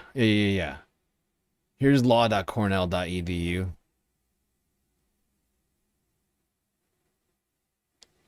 Money laundering refers to a financial transaction scheme that aims to conceal the identity, source, and destination of illicitly obtained money. Not legally obtained money, but illicitly obtained money. And once again, I'm not sure it's necessarily a... I'm not sure it's necessarily a crime. Once again, I need like a constitutional lawyer, I feel like, to be sure about whether or not what we're talking about, like these boys receiving this much money, or like any of this money, like, as being a crime. Because that, I mean, what is that? Is that emoluments? I'm trying to remember.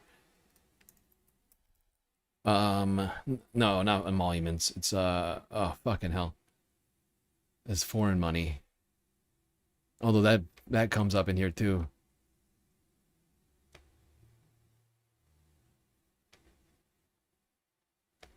A single line.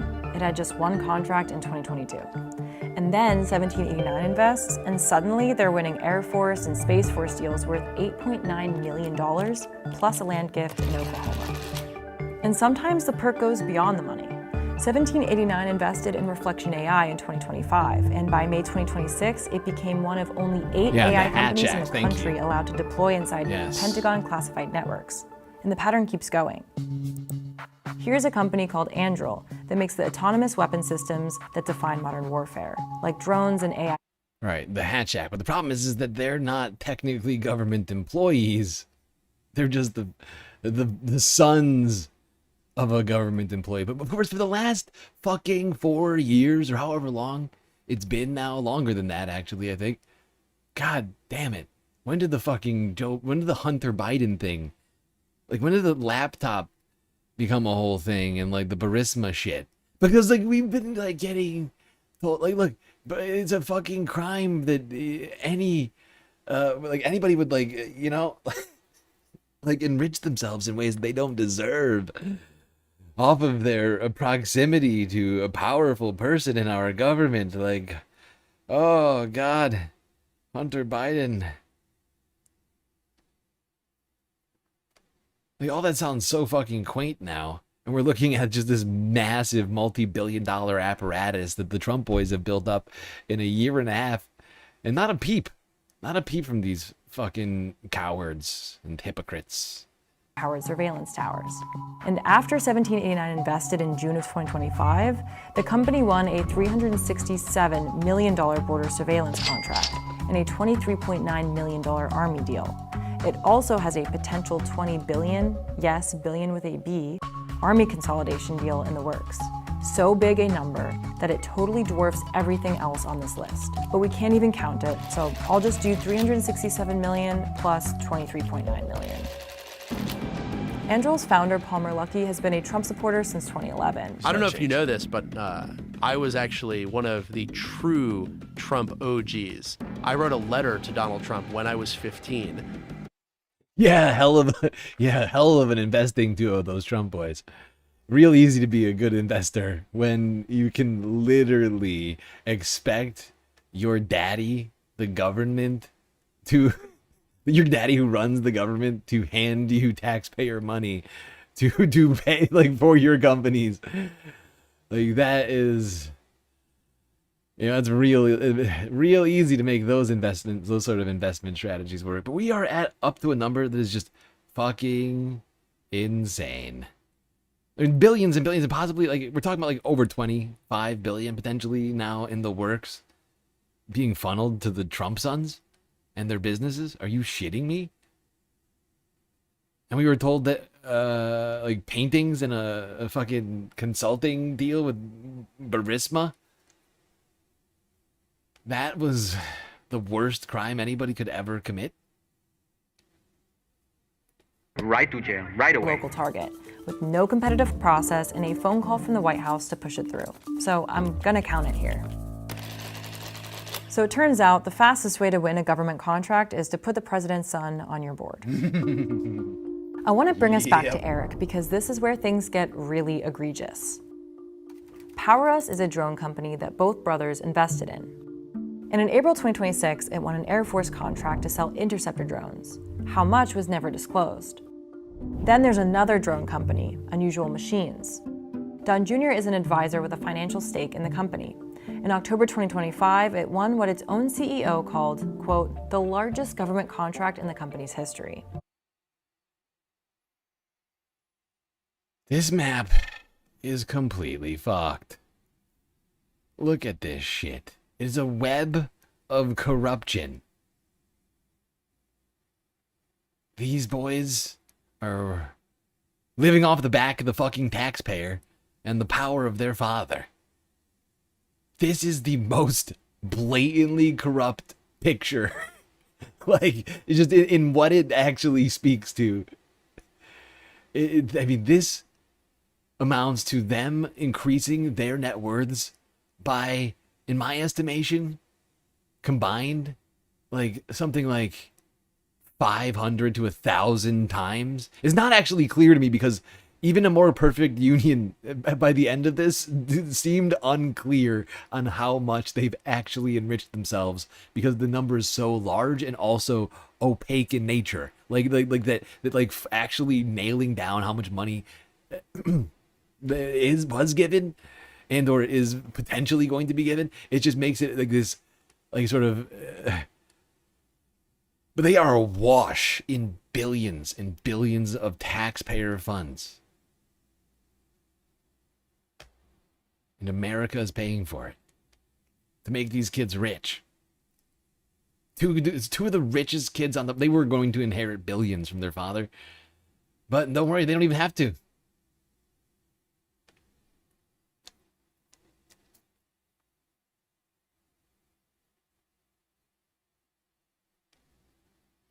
From 50 million to unknown. In the billions. What number? I do not know what to ascribe to it. Also, personally, because some of these companies are like private, right? So how much ownership stake they have in it, unclear. But they're being used at the very least to funnel money to different companies that they are personally benefiting from. And that's crazy in itself. And it just like, you know, like fuck the number. Like this is just so blatantly corrupt. Like nobody should be sitting here and allowing this to happen. Meanwhile, Congress is sitting on their fucking hands. The same people who are crying about Biden-era corruption. I'm staying in the race. What a weird time to be alive. All right.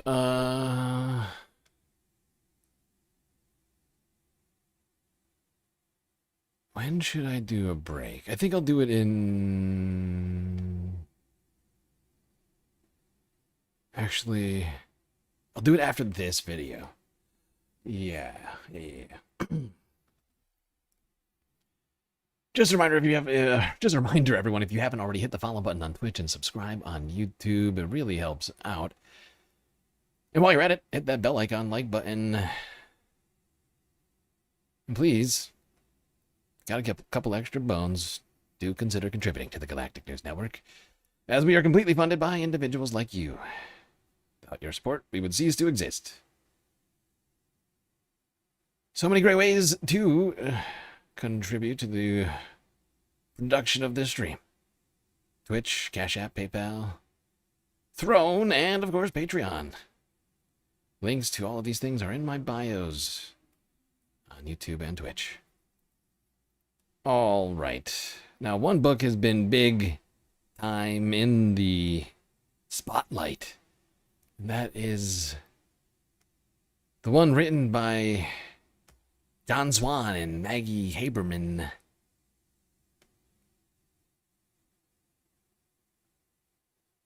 Regime, I think is what it's called.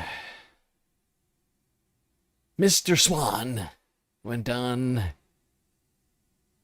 with Mr. Hassan of Zeteo for discussion earlier this week.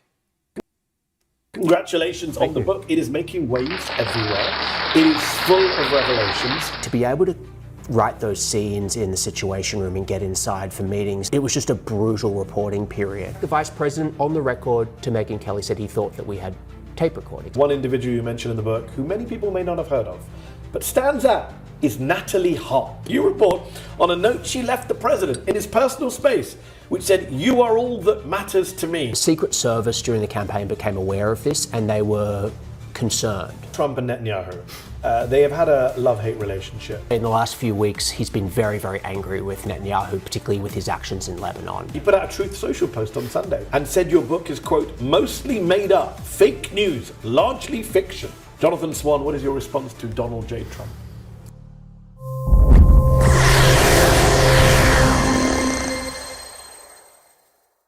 There's no question that President Donald Trump's second term is wildly different from his first. He's more emboldened. I did everything right and they indicted me. And he surrounded himself with a small group of loyalists who back his every move.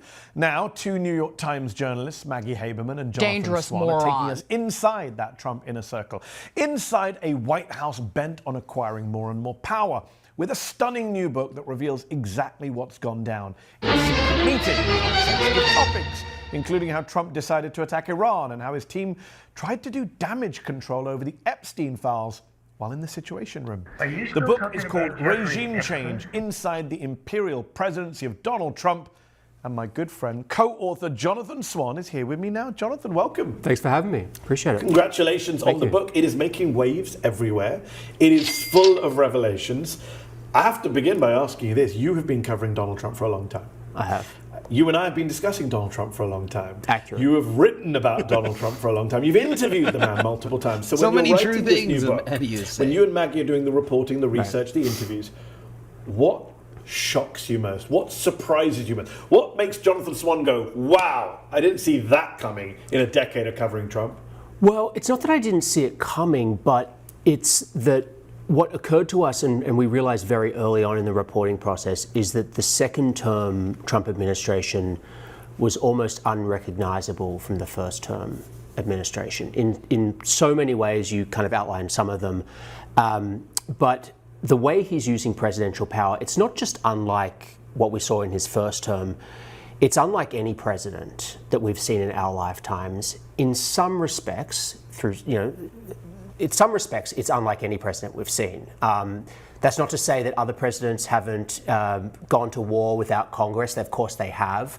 But when you look at the totality of everything that he's doing and the way he's using executive power, we couldn't find a precedent. And the reason we used the title regime change was actually before he went on his overseas adventures doing regime change. It was that it occurred to us that we were covering a form of regime change in our own country.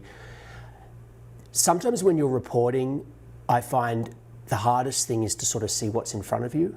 And there's no question, I've been covering Trump now for 11 consecutive years. You sort of, you get desensitized, but it became very clear early on that this was not at all like the first term. Your co-author Maggie Haberman has said that writing... Yeah. They have gotten an interesting look into the Trump administration that we have not gotten from the administration that claims to be the most transparent in history. We don't actually have a whole lot of information in the inner workings of things. It's an administration that makes choices without asking or telling anybody. Constantly lies and covers up after the fact of its mistakes and or whatever. What is that? Barking. Ah. Wow, more treats for Leica. Okay. Yeah, this book, I still kind of want to get a hold of it. I am intrigued. But nearly killed both of you. It was mentally and physically exhausting. Why was that? Was it because you were taking on the most powerful, most vindictive man in the world at the height of his powers? It was more the, this, establishing facts. It's so painful for me to even contemplate the amount of material that we had to throw aside because we had like a 1% or 2% or 3% doubt in our mind about whether it was accurate. Like to be able to write those scenes in the Situation Room and get inside for meetings that, in many cases are not particularly flattering, to say the least, it's really hard. It's really, really hard. You can't take one person's word for it. And it was just a brutal reporting period. Like we just...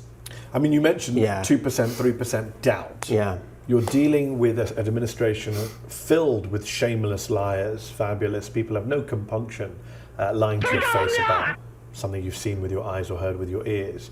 How do you verify this stuff? You've got stuff coming out of the Situation which few reporters have reported out from. I know you're not going to reveal sources. I'm not going to ask you about that. No, it's fine. But there were kind of 9 people in the room, 2 people on a call. People have speculated who might have been your source.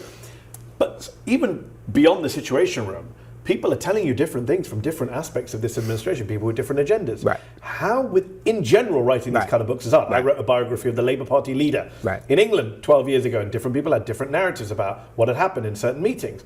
But with the Trump people, it's on a different level. How are you and Maggie saying, well, we can't believe that? Liking this video? Then don't just watch, hit like. Yeah. And this is one of the arguments that I make about the necessity to some degree of the mainstream media apparatus, the amount of resources needed to verify details and to have people and cameras in places at all times and whatever else. It's it's immense, right? And even Zateo and some of the people who have managed to put together really, really competent independent news companies or whatever you want to call them are still ill-equipped to do some of this stuff, like on a broad scale. Like, you could dedicate the kind of time that Maggie and John did, but it's quite clear that it was exhaustive. That's why we need this a little bit.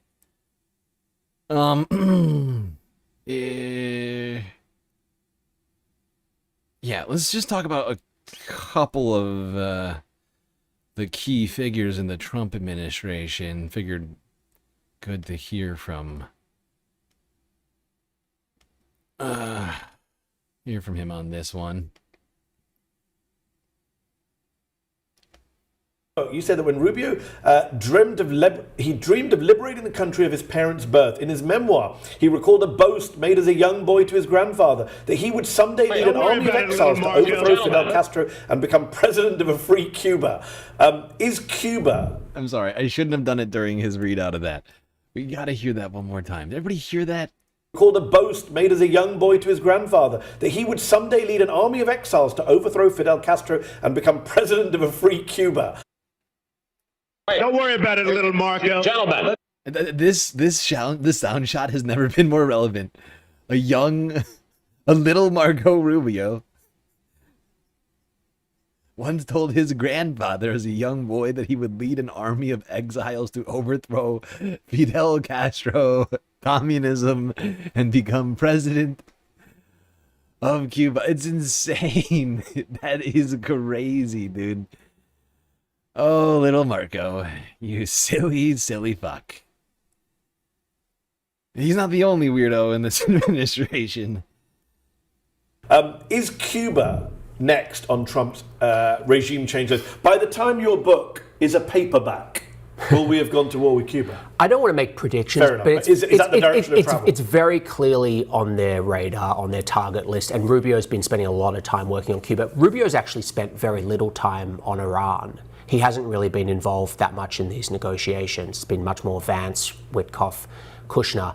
And you saw Vance the other day when he was asked by a reporter about Cuba. He said, you got to ask Marco about Cuba. So, you know, he said he said that as a 9-year-old boy. So this is talking about a long-term dream there. Indeed. Other characters in the book who pop up, important people. We hear a lot about Stephen Miller being the de facto prime minister of this administration, being the guy who's really the driving force of policy. His title is deputy chief, but White House deputy chief.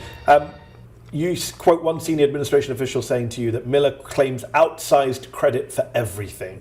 So is this a lot of spin from Stephen Miller and now his very vocal wife on social media, Katie Miller? Are they spinning him as more powerful than he is? Or is he really the brains behind this president? No, I think he's very, very powerful. He has his hands in everything. In the first term, he was more narrowly focused on immigration, speech writing. Now he's doing boat strikes in the Caribbean, national security. When he added that title of Homeland Security Advisor, it gave him a much bigger remit, and particularly Western Hemisphere, particularly anything concerning Mexico, the boat bombing campaign that you're talking about. That framing is fucking insane, but that's not even the framing. Like, the reality we're living in is fucking cooked, dude. The fact that Stephen Miller gave himself the title of DHS overseer or whatever the fuck that title was again, and that gave him more power. Like, it's like he just sort of gave himself more powers, is what it sounds like. In the first term, he was more narrowly focused on immigration, speech writing. Now he's doing boat strikes in the Caribbean, national security. When he added that title of Homeland Security Advisor, it gave him a much bigger remit, and particularly Western Hemisphere, particularly anything concerning Mexico, the boat bombing campaign. Overseer of DHS. I know that's not what it's called, but that might as well be what. Advisor. I am the advisor of DHS. Yes. Yes, I have powers now. I gave them to myself when I gave myself a new business card. I wrote 3 new words on it. Advisor, DHS. America.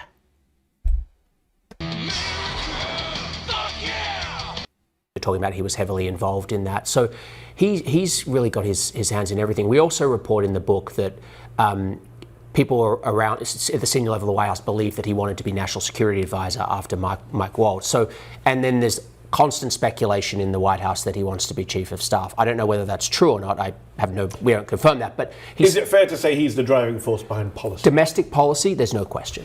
Trump likes to surround himself with lackey sycophants. One individual you mentioned in the book, who many people may not have heard of, but stands out, is Natalie Harp.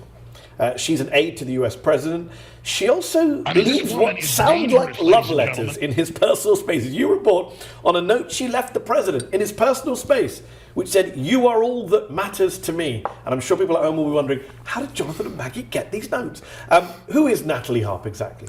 So she's a young woman who, you probably see her in some of the photos in the Off to the edge. Yeah, blonde. She sits against. I love the way that Mehdi does this because he doesn't want to make Jonathan uncomfortable. And so what he does is he uses words like some sort of wordsmith, a cunning linguist, if you will. And he just sort of like, he like implies so much stuff, like so heavily. He's like, I wouldn't want you to reveal your source, but it's I wonder, it's crazy. Who could you have possibly spoken? I wonder who your source was. Like, and we're like, oh my gosh. Oh, like it's just, he does it in a way I don't even know if I'm like capable of being so sly. But like he does, it's like so, honestly, it's like British. Honestly, British people do this much better, I feel like, than Americans. They're not as subtle. Probably see her in some of the photos in the Off to Oval. the edge. Yeah, blonde. She sits against the wall in the Oval with her laptop open in pretty much every meeting. She's there all the time. They call her in the White House the human printer because so let me back up. She's a young woman who used to be a host on OAN, the far right TV network. She was devoted to Trump, joined his team after he left office, and famously would follow him around on the golf course, printing out positive stories to make him, feel better at a time when he was at a real low ebb. She's also a conduit for information. So when people want to get around the vetting process or the chief of staff, they'll go through Natalie. As part of our reporting for the book, we obtained a number of letters that she had written for the president and left in at least one case in some of his private spaces. They're very unusual. You quoted from one of them, you're all that matters to me, but they're letters of absolute devotion. And do we know if Trump reciprocated? We don't. I don't have any evidence that he wrote any letters back, but the Secret Service during the campaign became aware of this and they were concerned about, just concerned having about someone, access? well, just having someone that close leaving letters like that, it alarmed them. Nothing happened because Trump was quite happy with it. We also have reporting in the book that he said things like. Do we know if Melania is happy with it? I don't want to speculate. I can ask the question. You don't. I don't have any reporting. That's where my mind goes. I'm sure a lot of viewers might. I have no reporting on that, and I don't want to say. But the Secret Service would have during the campaign that they were, it reached their attention, and where was I going with this? You just threw me. I threw you. It doesn't matter. You get the idea. I do get. Yeah, we all do, and it's quite a picture that's painted. I mean, this woman is dangerous, ladies and gentlemen. Jonathan Swan is Australian, isn't he?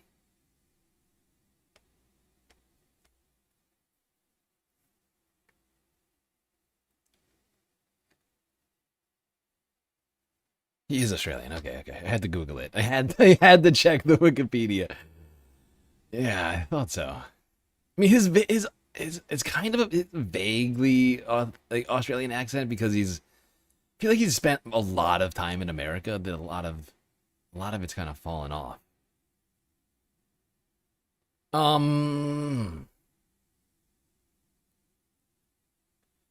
Yeah, that Natalie Harp woman is fucking wild, and her and Trump's relationship is real fucking weird. I mean, the fact that Trump belittled his cabinet to let them know that Natalie was the only one of them who was as dedicated as he wished. Like that none of them were even close to coming to measuring up to the greatness of Natalie, because she's glazing him harder than literally anybody else. I mean, it's crazy. It's demented. We have a demented, unintelligent person running the United States of America. Yes, wise words.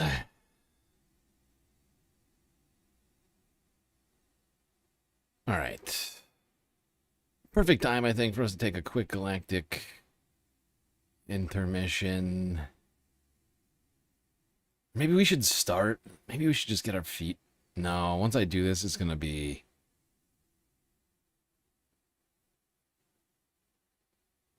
down a deep, dark hole. No, we're not at 4 hours yet. Usually we do it at 4 hours. I'm struggling with this plan. I liked the plan originally, and now I'm like, is this a good plan? I've made no progress. Part of the problem is I've made no progress today. I'm going to stop talking about it. Screw it. Let's talk about the environment, then we'll go to break, and we'll come back. Now, the West is on fire. Has been. We've been talking about it over and over, and it seems to be spreading. Not that it's contagious, but things are getting hotter, drier, windier. Across the West. From Alaska down to New Mexico, we are seeing fires, and a lot of them. Starting here with Alaska's news source from 2 days ago, firefighters battling an East Anchorage wildfire. We do have some breaking news happening right now. Anchorage firefighters responded along Northern Lights between UAA Drive and Burgaw to a fire in the woods. Now, this is a live look at the scene that is happening right now. You can see that they're putting it out. We are hearing that traffic is pretty bad and congested in that area, so a heads up if you're having to head home or go that way. The Anchorage Fire Department has told us the fire is contained, but it is not out, hence what they're probably getting those hot spots. Here you have it. Fire put out, but these are the times right now. Everybody's putting out warnings about wildfires because of the drought condition which exists, which is continuing to get worse. I'm going to bring this up real quick. National Drought Monitor. Droughtmonitor.unl.edu. This shit is fucked. Just take a quick gander at this map for me, would ya? So everything that's white, that's okay. No discernible drought. And just for your edification, here's the legend. Intensity and impacts. From white, none. Racist legend. Yellow, abnormally dry. Light orange, moderate drought. Burnt sienna, severe drought. Red, extreme drought. Maroon, exceptional drought. Now take a look back at this fucking map for me, would ya? There's more of... There's less white spots on the map here than there are colored spots on the map. You'll notice that immediately upon looking at it. And in fact, most of these spots are from burnt sienna color to maroon, which is the very worst. And if you just center your focus from like Oregon down to about, I don't know, North Texas, Eastern Oklahoma, which includes like New Mexico, Arizona, Colorado, Utah. Well, I guess actually not as much Arizona. I'm looking over lines. Okay, like New Mexico, Colorado, Kansas. What is that? Wyoming, Utah, Idaho, and Oregon. Parts of Nevada. You're talking about 1, 2, 3, 4, 5, 6, 7, 8 states, all with what is it? Extreme drought and or exceptional drought, which is just bonkers level drought, by the way. Exceptional drought, like, that's not good, I would point out. You also have these hot spots over here on the East Coast. Florida, South Carolina, North Carolina, Virginia are baking. Parts of Tennessee, too. And Arkansas. Everybody's running out of fucking water over here. It's not good. I would say, I would characterize it as not good if I was asked to do such a thing, like quantify it. I'd say bad. Perhaps exceptionally bad. And as a result of these conditions, we can expect more wildfires. And for the wildfires that do happen, to have a ton of dry fuel waiting to explode.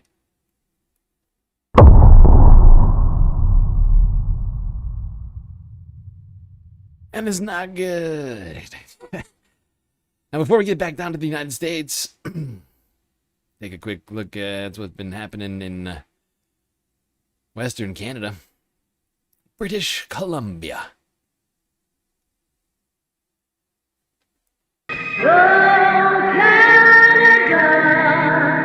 They're dealing with some fires that did not get put out quickly. Massive wildfires are tearing through Fraser Canyon over the last 24 hours, growing rapidly. Here's global news yesterday. Get us started on this. The Brunswick Complex fire is flaring up, tearing through the forest and burning ever closer to Boston Bar. Wildfire crews throwing everything at the out-of-control blaze that's already destroyed a number of homes. Among the hardest hit is Blue Lake Resort. The driveway now lined with destruction. Trees are down and debris is scattered everywhere. This was my home that I lived with my wife. This is horrifying, but look at this photo of this guy. This shit is so wild that you can't see anything. You can't see anything. You're like, what is that, like 100 feet of visibility? Maybe less? I can't tell. It's hard to tell because of the fact there's like a bunch of slopes going on here. It's like a little hard to tell. But you can't see the sky. You can't see anything from this photo. This is ridiculous. Everything at the out-of-control blaze that's already destroyed a number of homes. Among the hardest hit is Blue Lake Resort. The driveway now lined with destruction. Trees are down and debris is scattered everywhere.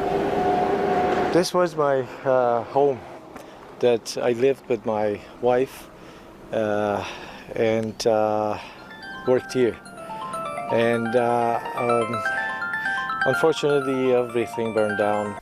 For Mansouri, the loss goes far beyond his home. Decades of memories, family photos, and 40 years of poetry have all been reduced to ash. As far as sleep, I think that was a sculpture. It's really hard to tell. Oh, yeah, it is. Oh, my God. It's so charred. But that is a bear. That is a bear sculpture. For a second, I just thought it was a burning tree. Which, I mean, kind of is. But somebody put work and effort into that thing. The loss goes far beyond his home. Decades of memories, family photos, and 40 years of poetry have all been reduced to ash. as far as sleeping, you can't sleep anyways, because every time, you know, everything comes to your head and you're just thinking of this little thing, that little thing. Oh, that one is gone too. The family-owned resort has lost several buildings and structures, with damages expected to reach into the six figures. All summer bookings have been canceled. Owner Shane Finlay says despite criticism online, firefighters did everything they could. It looks beautiful and fucking serene up here. In other circumstances, you can tell, like in the places where you can see the landscape, it's picturesque, and then you turn and it's like the apocalypse. I feel like I'm taking crazy pills!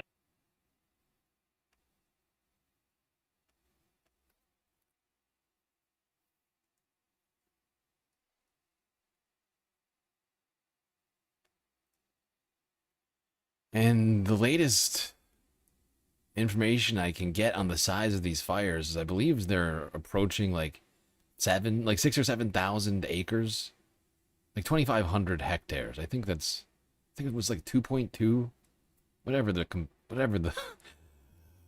the conversion is. Thousands of acres have burned here so far, and it's still going. What we had here was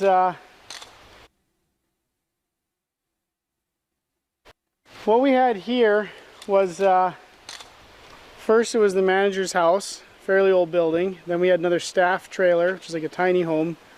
And then these spots here belong to people who are seasonal renters. They would have their trailers up here. You know, the guy, the first one here, had it up for 20 years, Rob. And you know, I want you to look at this. If you see the lines on the ground there, that was all sprinkled. They had sprinklers all the way around there, and didn't matter. So I'm not going to have any criticism of wildfire. You know, I made the mistake of reading some comments online last night. You can shut your mouth. They did everything right here. They had sprinklers. They put themselves in harm's way. The pumps were running when the fire came through.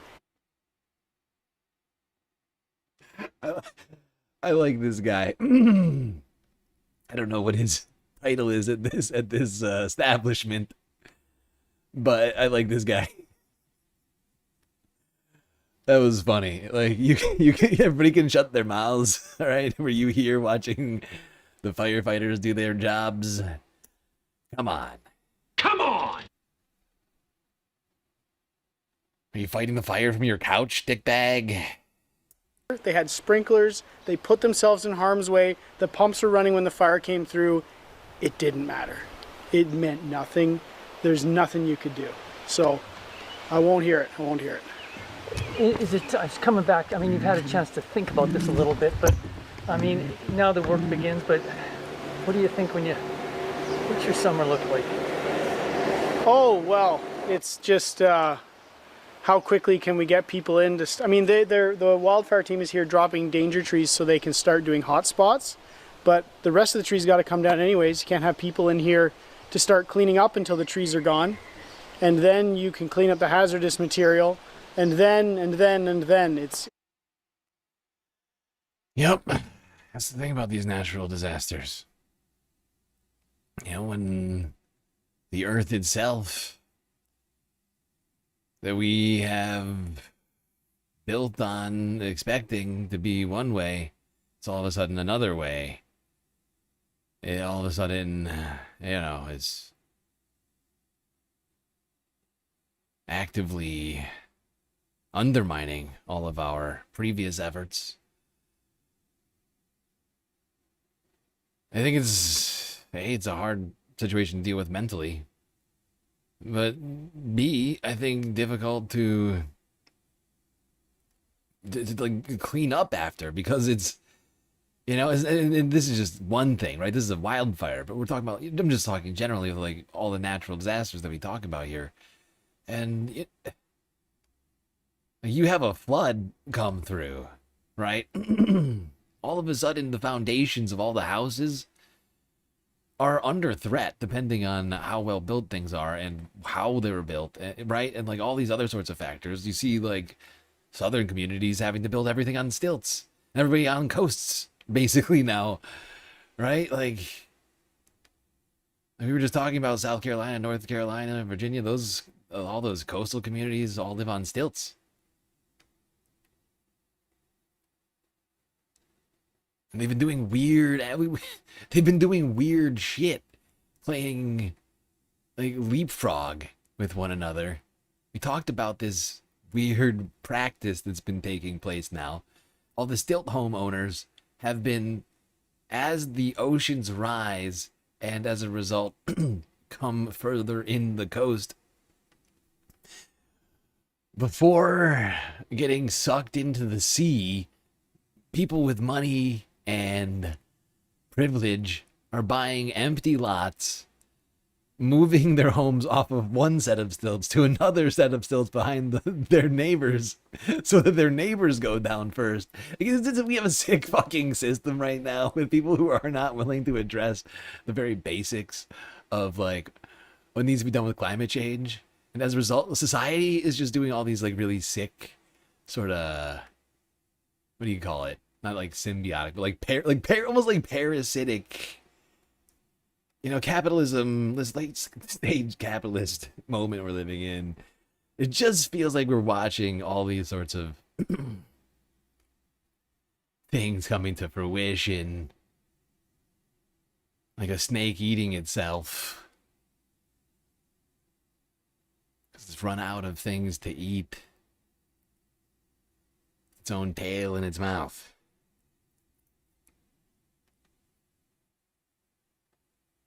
Parasites. Yeah, I've heard about the parasite thing.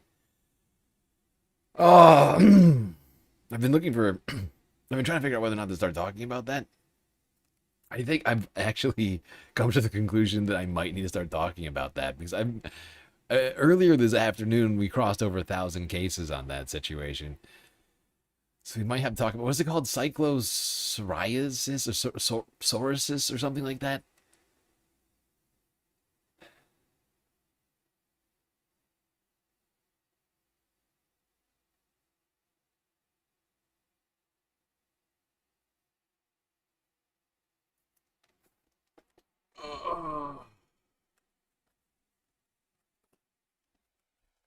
Yeah, I think it might be time for us to start worrying. The fact is, I think I got numb to the outbreaks. But I am actually thinking to myself, like, oh, this could be bad. We have a non-functional USDA, FDA, CDC, HHS, and all of the other guys that we need to get things done in preventing some sort of a scourge from seizing our country. And now we got like 1,000 cases of some novel bacteria causing pathogen or whatever the fuck it is. Yeah, we'll probably be talking about that at some point, hopefully soon, before things get out of hand. Not that I think anybody's listening to me on what to do. Cyclospora, thank you.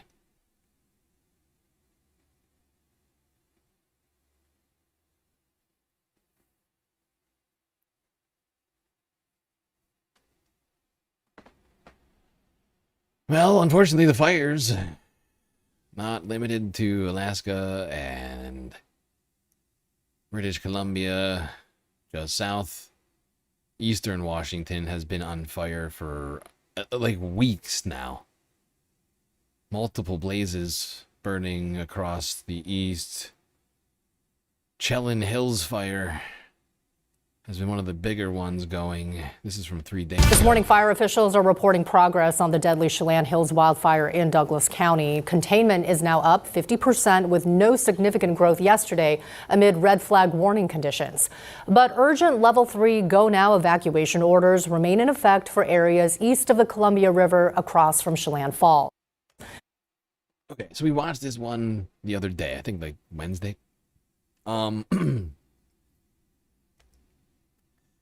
Chelan Hills fire has been increasing in containment, but other fires have been continuing to burn and or light.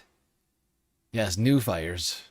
But before we do that, I want to talk about some of the effects of these blazes. One of Washington's most unique vacation rentals has been destroyed in this fire. The Hobbit Inn burned to the ground over the 4th of July weekend. The owner says she built the Hobbit Inn 11 years ago and has hosted thousands of guests. She says she's had to cancel more than 100 future reservations. Honestly, that thing looks really cool. And that is unfortunate.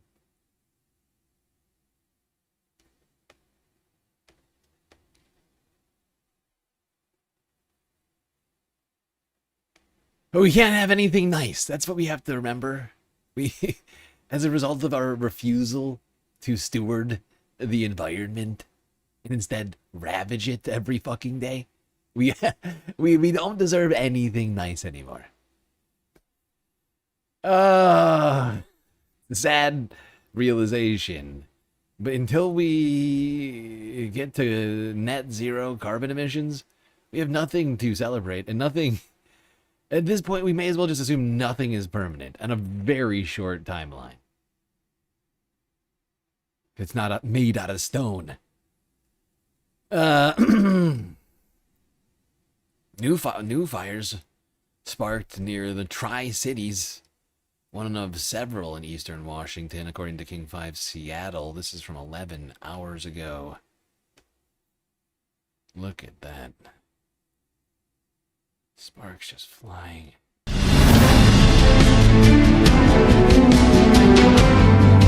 New this morning, a wildfire has sparked near the Tri-Cities in south central Washington. Right now, the Nine Canyon fire has scorched at least 50 acres and is burning uncontained. This is what the flames look like overnight from a photo submitted to Watch Duty.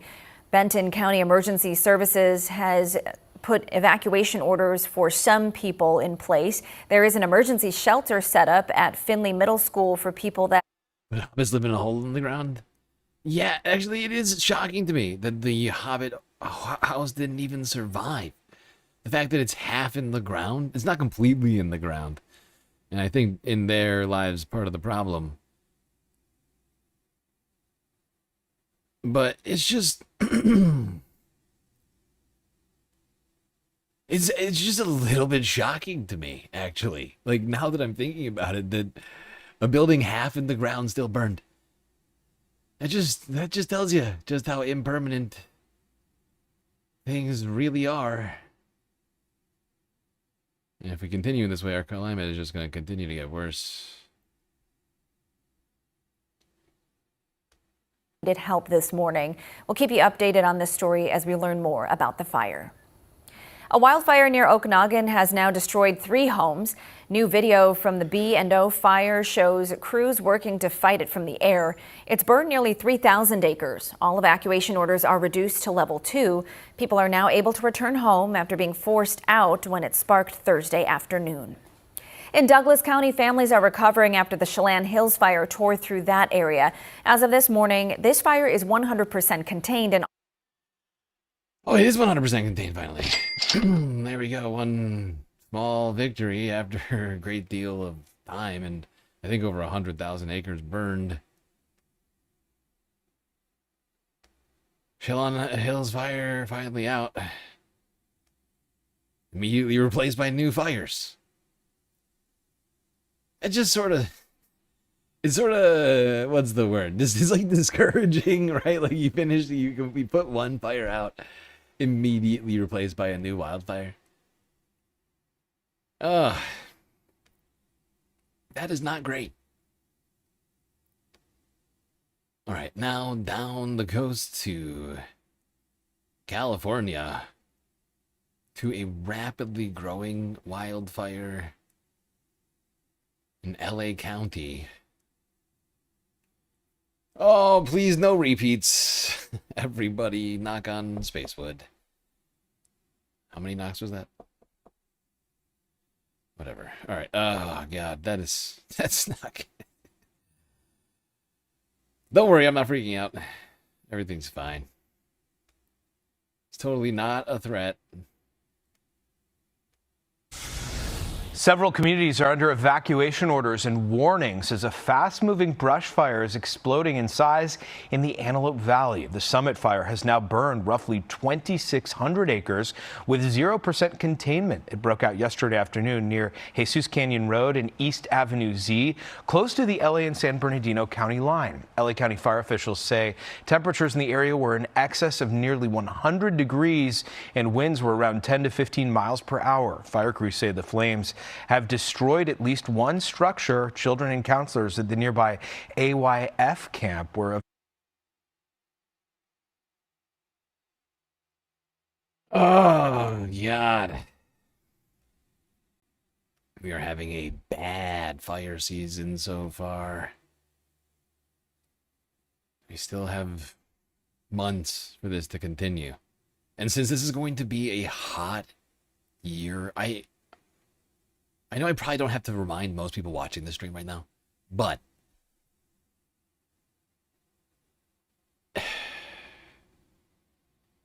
summer is going to probably go longer, right?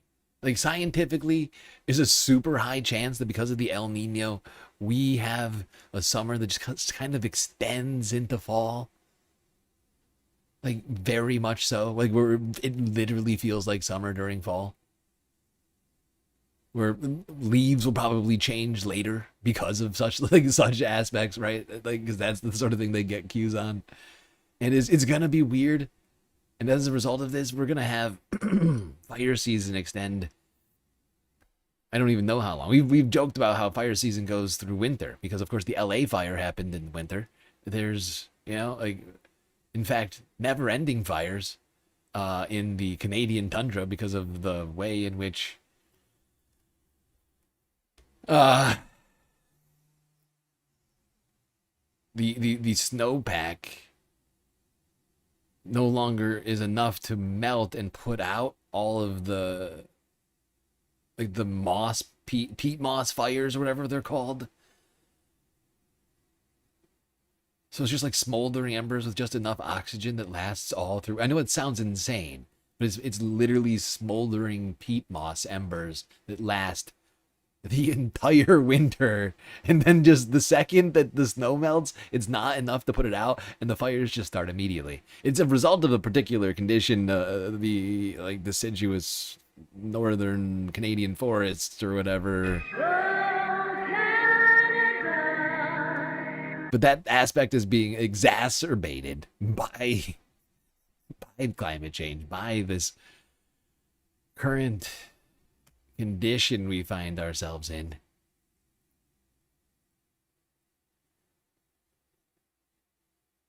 Oh, I forgot to get updates on these. I'll just do this real quick.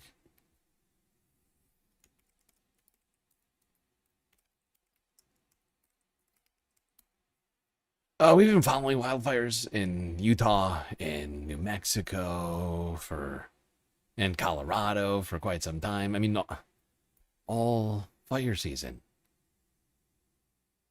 Oh, here we go.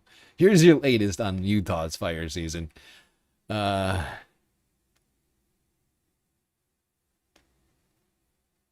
is, KSL Utah article.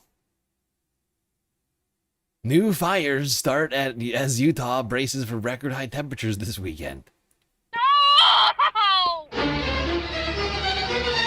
Smoke is visible rising from the Timp fire, which began on Friday. The U.S. Forest Service Utah Wasatch Catch National Forest announced the fire was 100% contained on Saturday. According to Utah Fire, the Mountain Road fire, which started at approximately 12:49 a.m., closed the East Bench Trail from 1900 north in North Ogden south to 425 north in Ogden. The fire was estimated at 18.1 acres on Saturday morning. These extreme heat warnings between yesterday and Monday. I think that's Monday. Right? 14th? Wait, no. Tuesday. It's already Sunday. High fire danger. Already been a bunch of fires burning there over the recent weeks. I forgot to get an updated video on this one. I'm afraid this was the old one from Monday.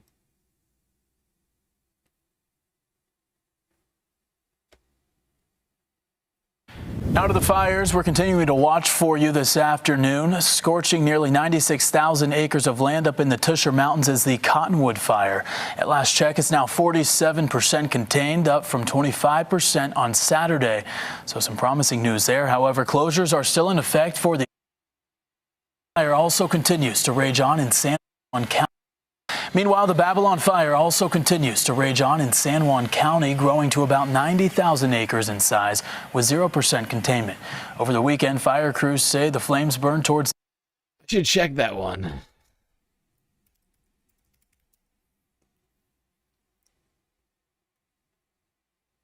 Oh, Babylon fire is still going as of yesterday. with expected high temperatures. That can't be good. How big is it now? 103 acres now, according to ABC4, Utah.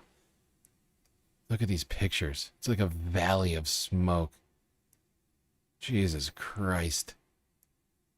25% containment. That's not great. So it's up to 100,000 acres, and it's only up to 25% containment with extreme heat conditions coming this weekend that we've... apparently they've been already feeling over there. One would assume. Meanwhile, down in New Mexico, fires have been burning there as well, including the Zacatone? I forget what they call it again. The Zacatone fire 5 days ago was at 90,000 acres.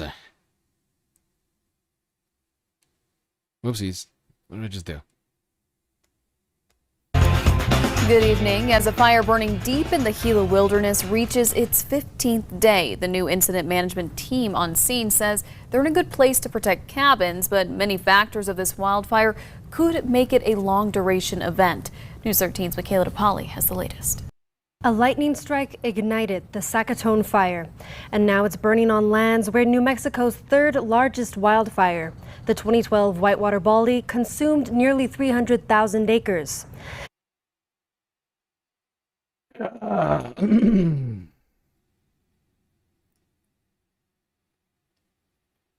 Is this the one?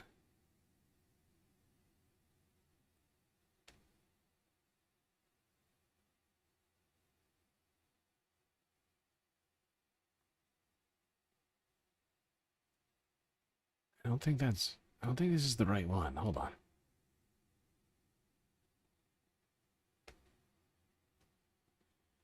Oh, so this was 5 days ago. This is yesterday from KOAT News, which is a local New Mexico station. Zacatone fire in Gila National Forest prompts mandatory evacuations. Zacatone fire in the Gila National Forest has prompted the Catron County Sheriff's Office to place the Willow Creek area on go evacuation status. As of Monday morning, the Zacatone fire had burned 9,600 acres with 35% containment. Crews spent Sunday, son of a bitch, Sunday building on progress made by using the retardant lines and are working to limit further fire spread. Officials say lightning started the fire on June. It was approximately 12.5 miles southeast of Glenwood. So still burning and causing mass evacuations now. That sounds bad. Although I'm confused about the distinction in acreage. I think that might be a typo. I think that might be 96,000, not 9,600. That sounds wrong because KRQE was telling us the fire was 90,000 acres 5 days ago. You see what I'm saying? Unless another separate Zacatone fire broke out. That just wouldn't make sense. I guess it could happen. What did I just do? Did not mean to click that. Yeah, I don't have ad block. I don't know. I have it, but I don't always use it because it causes me problems during certain activities.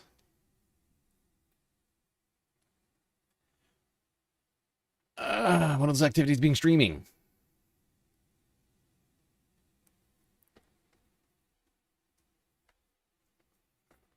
Oh, God, I am thirsty. I don't know if it's just looking at all the fires, but God. All right, to another fucking clip that there were these three states, Utah, New Mexico, Colorado. I don't know what I did, like how this happened. I was putting together my list, just like normal. Minding my own business, but somehow I fucked this up. Like, I didn't get clips for these new clips. I have old clips. This one's from 3 days ago. I think we watched this on So hot right now. Wednesday's stream.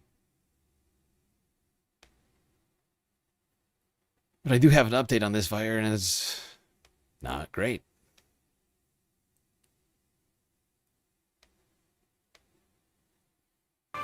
We continue to follow the largest wildfire burning in the state, the Aspen Acres fires, burning just over 96,000 acres or 150 square miles. That's about half the size of New York City. That fire is now 15% contained. Thanks for joining us. I'm Sam Shocker. Officials say yesterday. Okay, since this is an old clip, I'm just going to pull this over here. This is the Denver Post from earlier on Saturday, 6 a.m. Aspen Acres fires destroys more than 850, that's like 1,000 homes. Well, structures, including at least 337 homes. It's crazy. It's like 1,000 buildings as it approaches 100,000 acres. Some evacuations lifted as containment of Colorado's seventh largest wildfire reaches 28%. Only 28% contained, and it's over 100,000 acres. That can't be good. Oh, so like we just got 100,000 acre fires just popping up out of nowhere all over the place. But it's not out of nowhere, right? Like it's actually very much something that we predicted, right? That scientists predicted. And that I told people was going to happen because the conditions are just right for this. Because of the drought that we just talked about. The massive, practically countrywide drought that we are experiencing. It's really just the Great Lakes that are not experiencing the drought, right? Like when you look at it, it's like the Great Lakes and the people who are nearby. And then everybody else is experiencing a drought.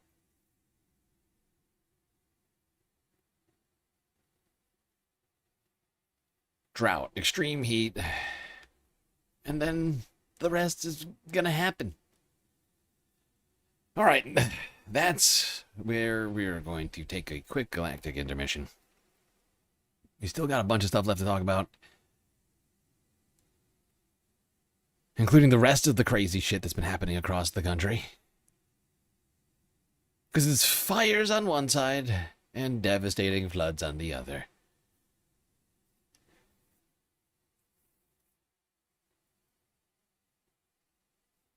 Be right back after these brief messages.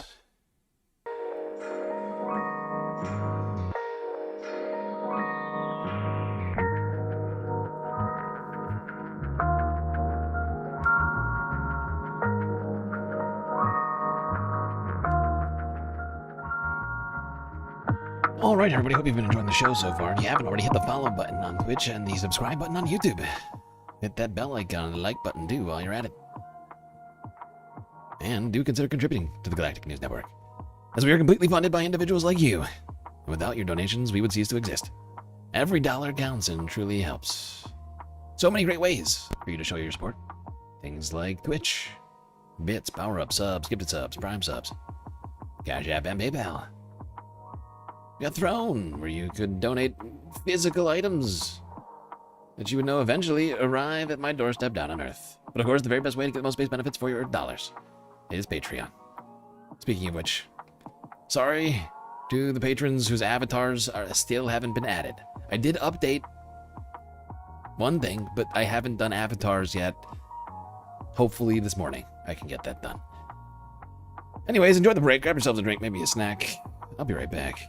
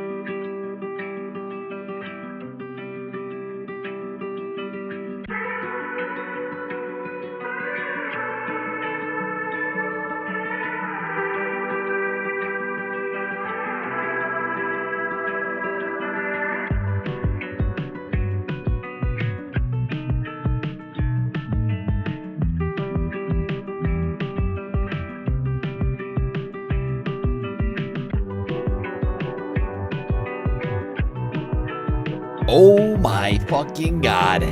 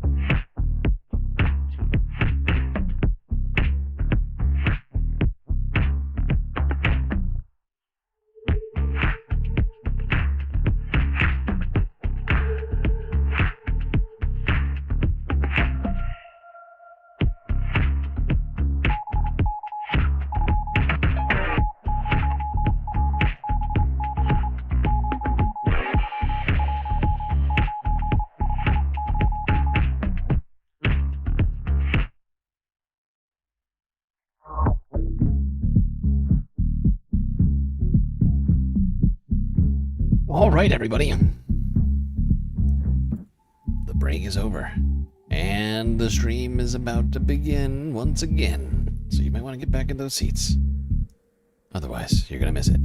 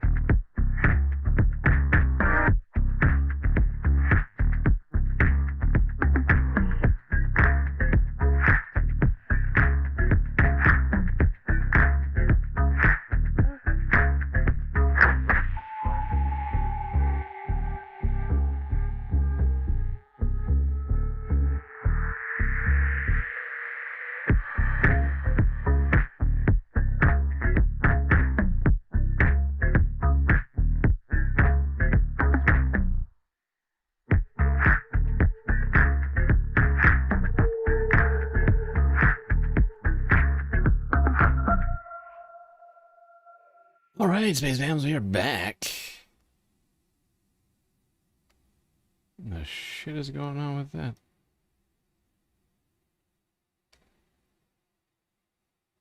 Okay, there you go. Okay.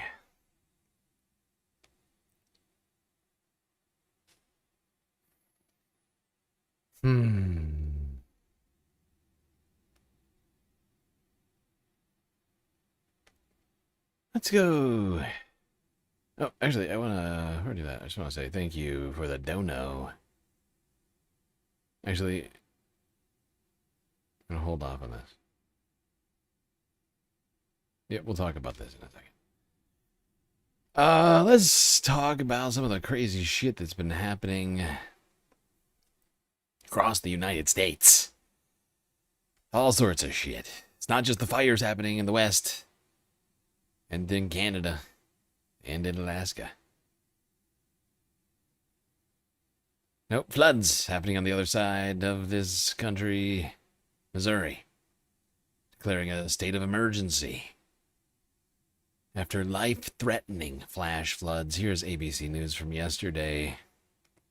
And it's not just Missouri. This storm went straight through, like the middle of the south there, like from Missouri straight through to, what is that, like Virginia or something? I think it's Virginia.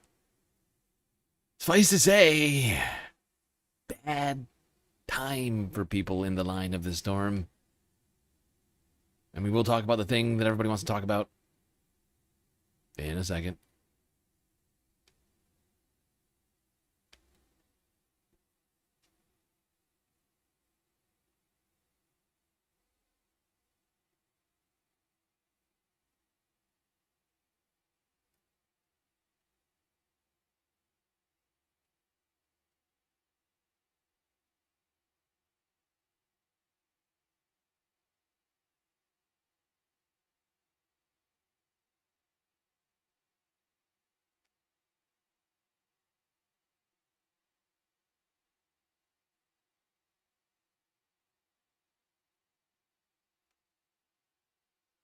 God.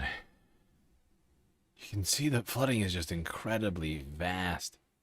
Thankfully, there's not any homes in this one spot.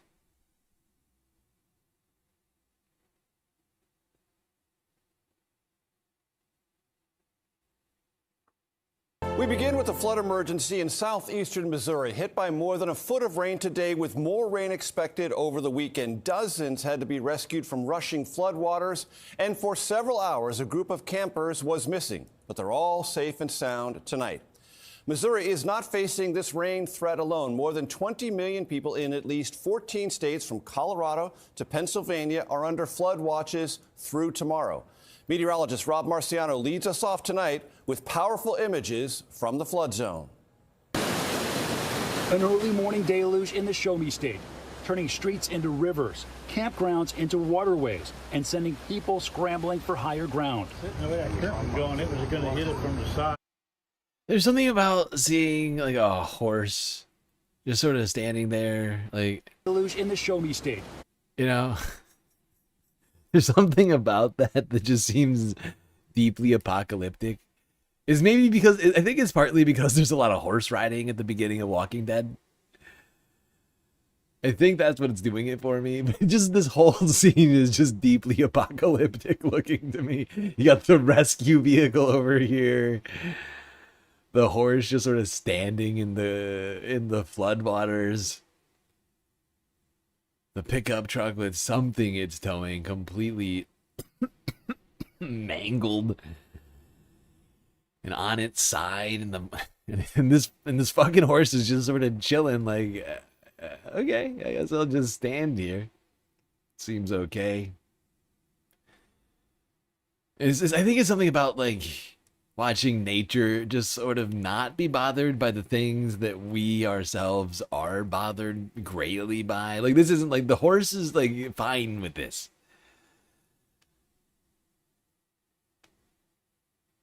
Right? Like that horse could just walk out right now. It's just standing there.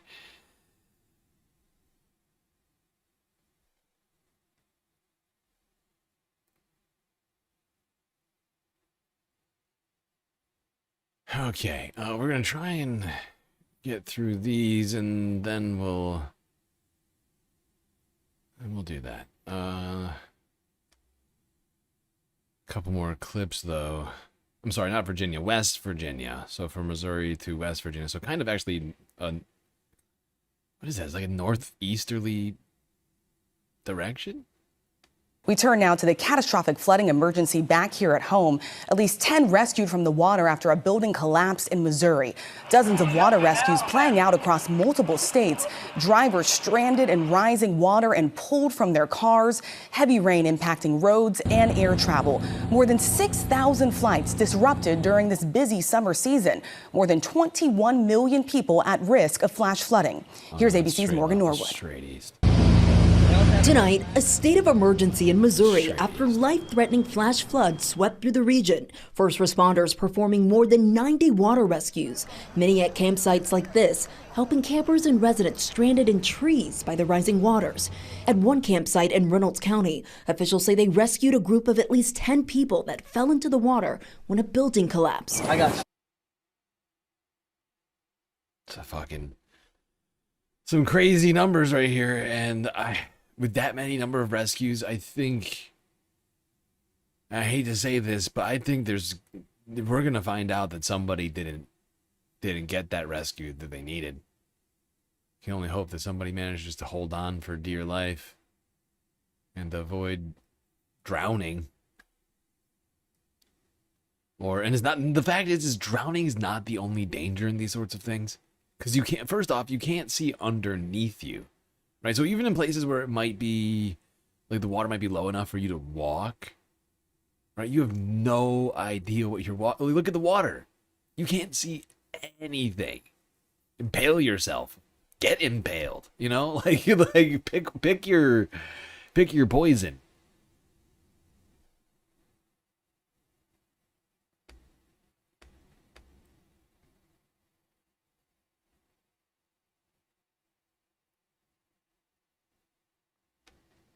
Okay.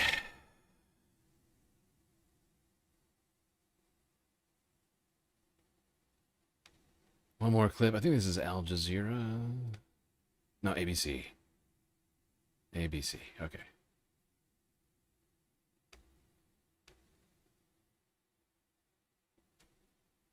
We want to begin tonight with dangerous flash flooding. Millions of Americans on alert from Arkansas to West Virginia. A state of emergency in Missouri as hundreds of people are rescued after catastrophic flooding. Up to a foot of rain falling in some areas, triggering a life-threatening flash flood emergency. Water so treacherous that even a rescue boat capsized. Everyone there is okay. And the dramatic images of those waiting to be rescued from the raging floodwaters, stranded on rooftops and clinging to trees. And this door cam video capturing strong winds bearing down on Lumberton, North Carolina. ABC meteorologist Leslie Lopez leads us off.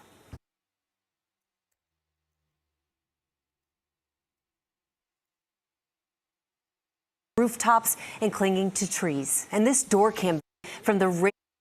This is a horrifying dystopian nightmare situation.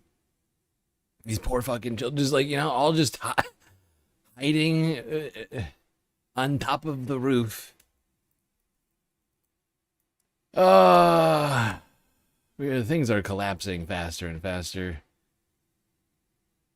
And our government is actively doing all the things that we shouldn't be doing to protect these people. Dismantling FEMA. I wonder if FEMA was on the ground and ready to deal with all this as they should have been, or if they had to jump into action once again because they've been completely disarmed by DHS to do their basic jobs of preparing in advance.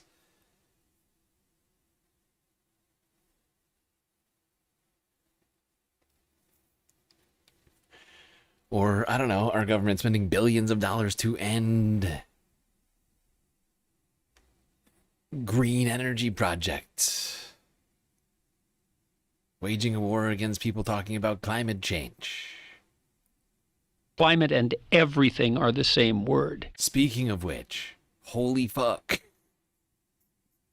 Holy fuck. How? Like, while I'm about to talk about this, like, that is like, what I'm thinking about now. Where is Jordan B. Peterson at? There's a bunch of dudes that are missing right now. old dudes that mostly are ideologically opposed to this stream that are missing. Now, one man wasn't missing. Last time I saw him, he seemed, you know, relatively chipper for a 71-year-old man still working in the Senate after 23 years as Senator of South Carolina.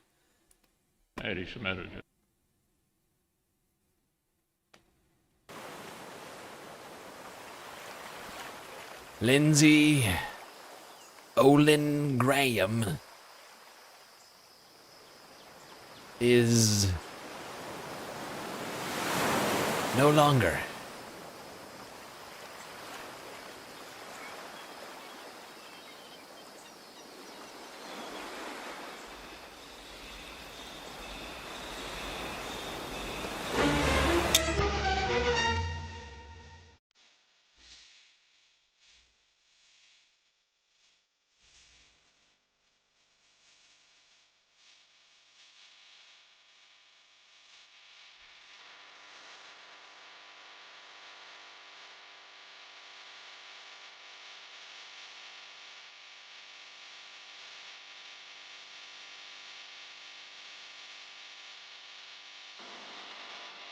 That's right, everybody. Lindsey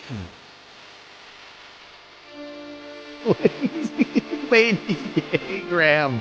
I'm not saying it. Wikipedia is. No longer. Senator from January 3rd, 2003 to July 12th, 2026. When, in unknown circumstances, which hopefully we're going to unpack in a second, Lindsey Olin Graham, aka Lady Gay. Every single person on this planet is gay? Yeah. Pass freaking way.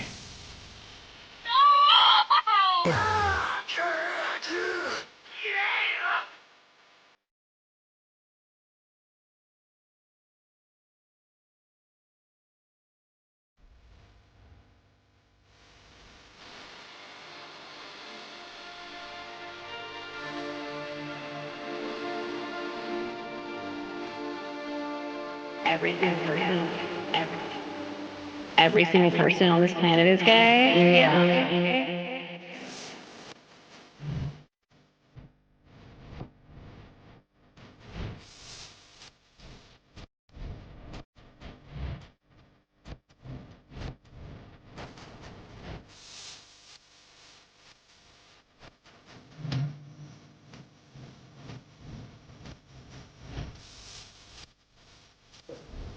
What? Come on!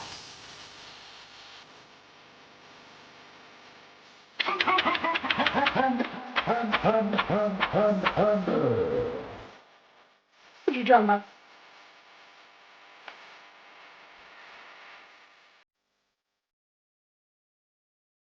Well, that's enough of that. I'm gonna have to probably, well, not even probably, I'm going to have to switch that music out because it is very copyrighted. But in these singular moments, community does deserve it. I can go through the process of clipping it out. I'll be fine.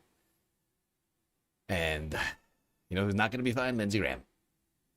That's who. That sad child's too sad. You know, like. In a way, it's Lindsey's fault because he let Donald Trump dismantle FEMA.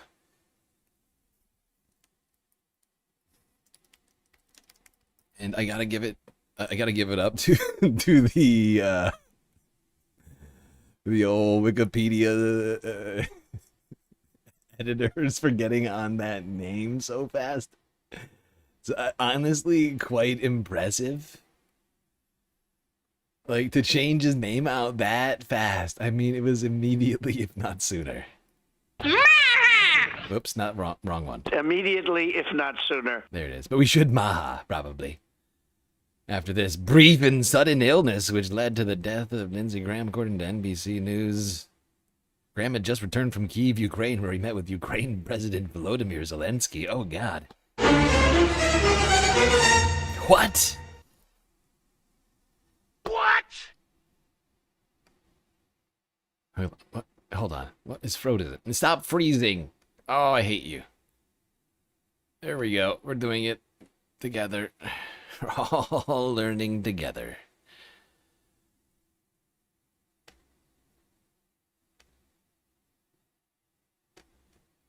Okay. There we go.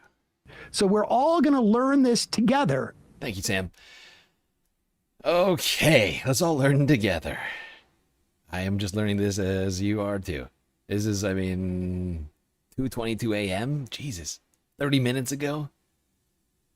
Lindsey Graham, RSC, Republican from South Carolina, who was elected to the Senate in 2003 and was a close political ally of President Donald Trump, has died.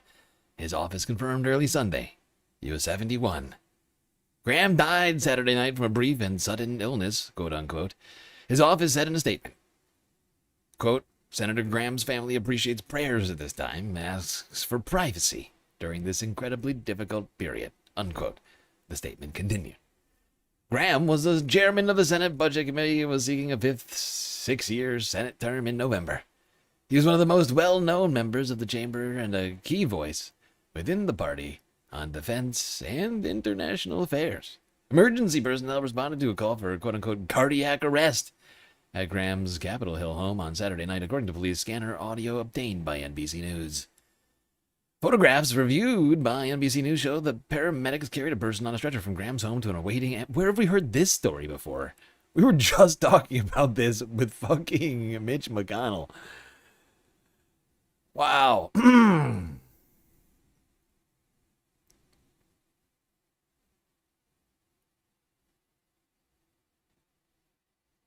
Graham was fresh off a trip to Kyiv, Ukraine, where he met with Ukraine's President Volodymyr Zelensky on Friday. He had been scheduled to appear on NBC News' Meet the Press on Sunday. His death comes as fellow Republican Senator Mitch McConnell remains in the hospital after paramedics responded to a call at a known residence last month for an individual experiencing cardiac arrest. Oh, boy. What is going on? Yeah, old Republicans just falling left and right by the wayside. Hell has another angel, says Omega. Damn, that's cold. But deserved. Cold, but very much deserved for a true demon. A guy who took over for Strom Thurmond, another fucking demon, one of the fucking Dixiecrats of old that had made his way into the 21st century. Lindsay carried that torch for another 2 decades.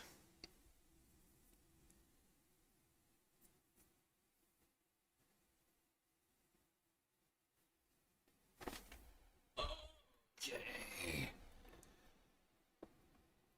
I just figured we would pepper that in before we leave the United States.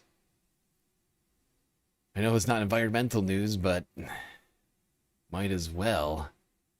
Now it's time for the rest of the planet. Things equally bad and disturbing. You'll be shocked to find out that everything else is also on fire or underwater.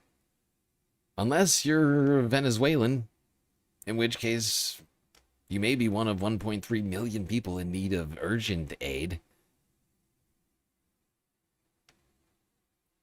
Where people are still searching for their loved ones, family members, friends, community under the rubble. This is from 3 days ago, out of Al Jazeera, with the United Nations humanitarian chief. Went on to speak with them. And joining me now live from Caracas in Venezuela is Tom Fletcher. Yeah, and Tom is looking tired. Look at, like, real quick. Like, right now he looks okay, but it's because he's deeply focusing on looking okay. This is, if you go back 5 seconds, he's doing everything he can to try and, like, solve what I assume is a man who's struggling with a serious lack of sleep. And joining me now live from Caracas in Venezuela is Tom Fletcher. He is the UN Under-Secretary General for Humanitarian Affairs. Having your job being the world's humanitarian efforts in 2026? What do you got? You got a war that's been happening in Ukraine for 4+ years. You got the civil war in Sudan that's been happening for almost the same amount of time. You still got a massive refugee crisis in Southeastern Asia as a result of the ethnic cleansing in Myanmar. Of course, we can't forget what's been happening in Palestine, both the West Bank and or Gaza. Trump, of course, and the Operation Epstein Fury. And then what else and then what else we got? Oh, that's right. A completely collapsing climate, which is causing not only horrifying tragedies in the natural disaster variety, also, of course, agricultural problems too. And this guy, you see what I mean? Like, as you start talking about, I feel like he looks more and more tired. The more you talk about all the problems with the world, he starts to look like a dude who hasn't slept for days. And Emergency Relief Coordinator. Thank you so much, sir, for joining us here on Al Jazeera. Can you describe what you've been seeing there on the ground in Venezuela and the scale of the destruction? Well, the devastation is very, very hard to witness. The sights, I'm afraid the smells of, so many bodies out there decomposing in the heat and the humidity, and the evidence of so many lives destroyed in a matter of minutes, of course, just 2 weeks ago. And people are in shock and despair. We've seen today a number of bodies being taken from the rubble. I've sat with grandmothers and mothers who go out every day in the hope that perhaps, against all hope, their child or grandchild will be pulled from the rubble. It's very rough. When you meet these mothers who come out every day hoping to get their kid out alive from the rubble, what do you tell them? I mean, can you say anything to comfort them? Yeah, you can. And obviously, we're here to provide that humanitarian support, food, water, shelter. We had over 50 search and rescue teams here, many still here, of course, from over 30 countries. And so there was this massive mobilization alongside the government of resources to try and save as many lives as we could.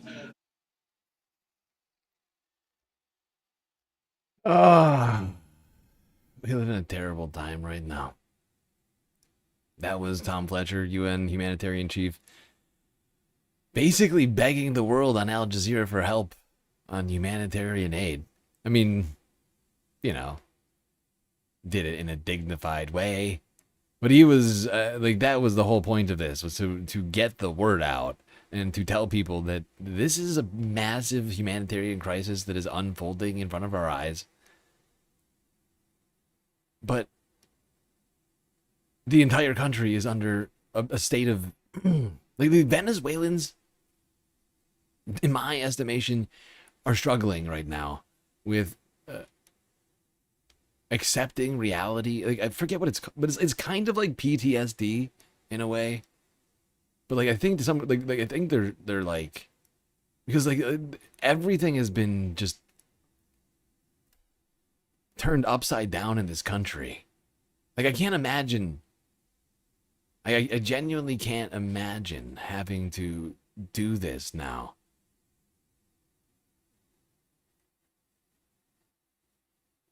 Like, and unlike with, and I'm not sure that it helps, but like, unlike with any of these conflicts I've mentioned, there's no one to directly blame for this.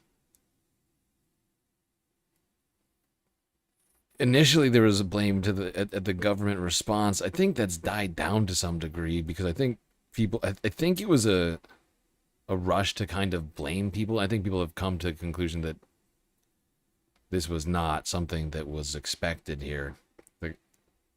Like this was one of those things that, like, the fact is, the Earth has done a bunch of very violent things over the years, right? The changes that happen on such a slow scale that humans struggle to monitor it and to like quantify like what is actually happening, right?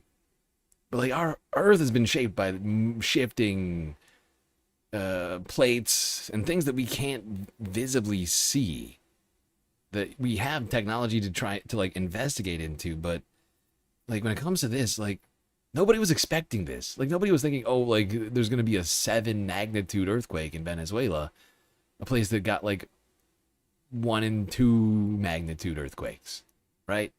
Like, it's a massive jump in magnitude that I can't describe accurately because I'm not a fucking geologist. But like, from 2 to 7 is just fucking, like, it's like, I don't know how to like explain, but it's just like, my understanding, that's a fucking crazy, like, an exponential jump, which is like literally what we're like, you know, like, it's why it looks like fucking Gaza in here. This is from yesterday. Ahora mismo mi mente está en blanco. No podría decirte exactamente. Right now, my mind is blank. I couldn't tell how I feel or what I think. The mission is to get them out of the rubble, to grant them eternal peace. Oh, God. Para poder darle. I believe God has a purpose. Y yo, I don't know what that is, because he took everything from me. Creo que. But I'll be here until the last moment to get out my entire family from the rubble. Porque se llevó todo de mí. Pero hasta lo último voy a estar aquí para sacar toda mi familia de los escombros.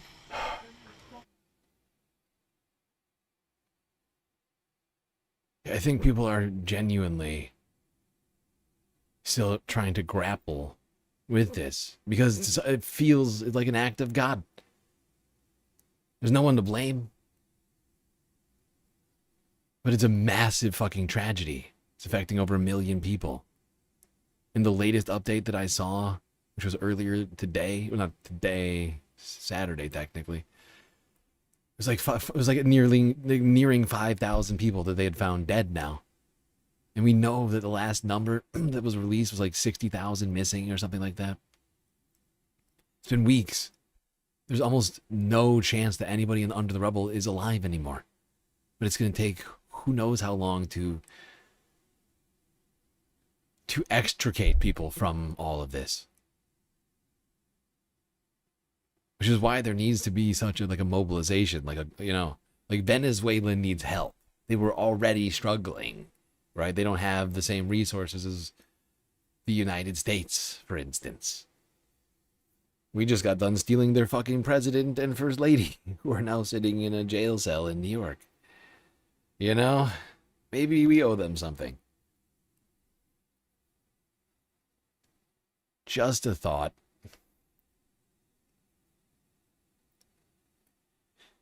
Okay, let's go across the Atlantic to Europe, where things are bad.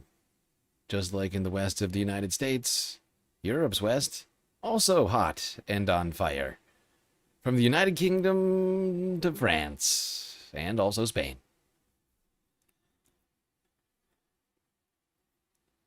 Everything on fire. Alright, not everything. Here's Channel 4 News 13 hours ago.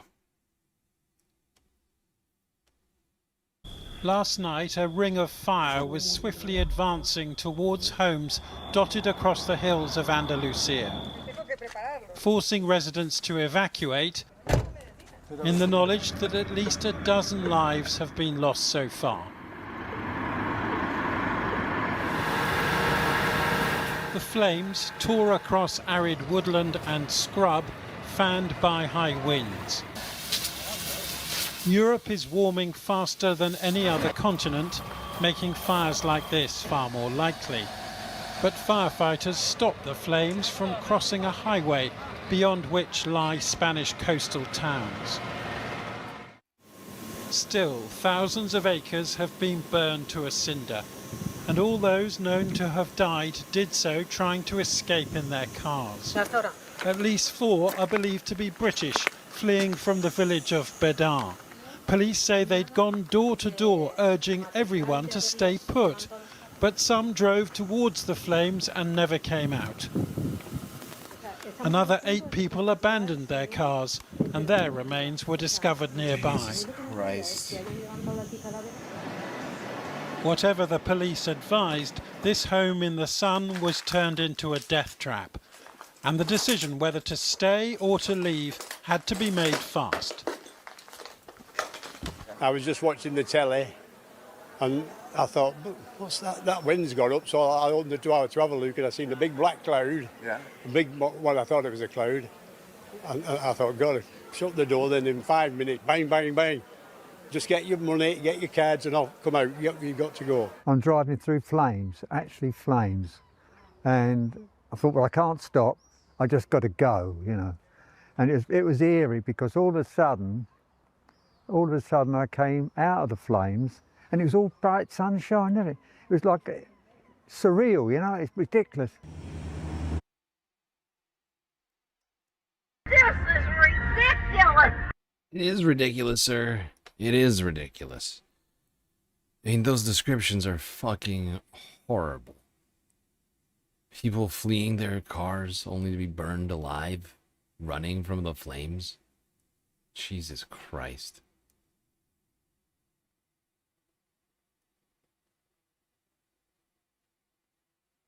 It's just a horrible description. Climate. There's plenty of vegetation on the hillsides after a wet winter and spring, and that provides fuel for fires in increasingly hot summers like this one, which can reach temperatures of 40 degrees. Those who died did so in such intense heat that their remains have been boxed up and sent to a lab in Madrid, where Jesus DNA testing will Christ. confirm the identities of those killed.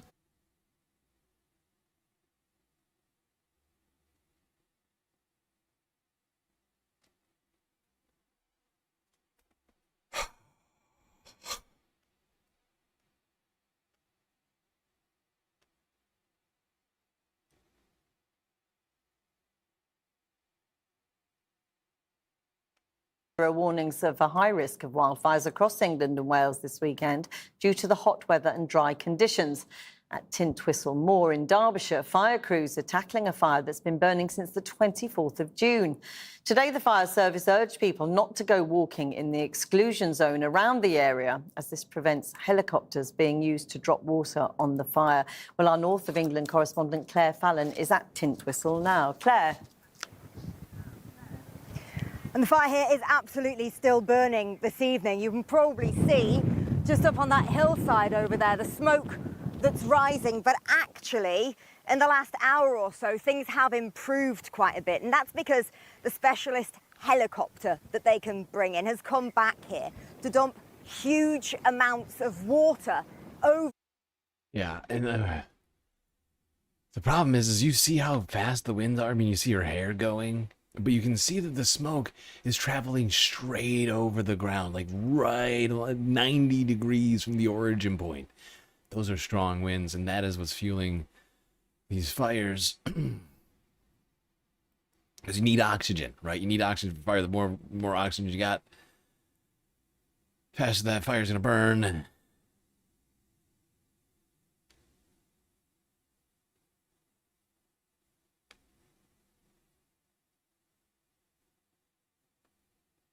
So people in multiple Western European countries fighting severe blazes. Let's go down to France now. France 24. He is ensuring the fire is out. It's a mammoth task for the 150 firefighters still on the scene in the Pyrénées-Orientales department in southern France.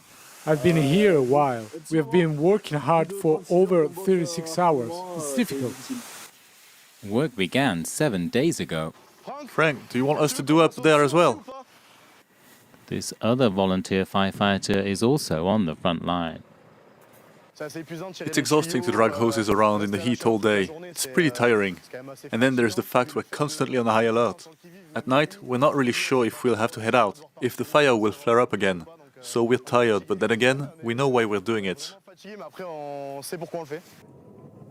The firefighters had to face these flames, what was the biggest fire of the early summer. It covered nearly 5,000 hectares, homes were destroyed. Firefighters described their exhaustion early on in the battle.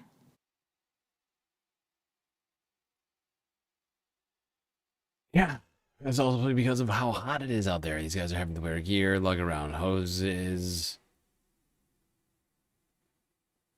Up and down, hot, dusty roads.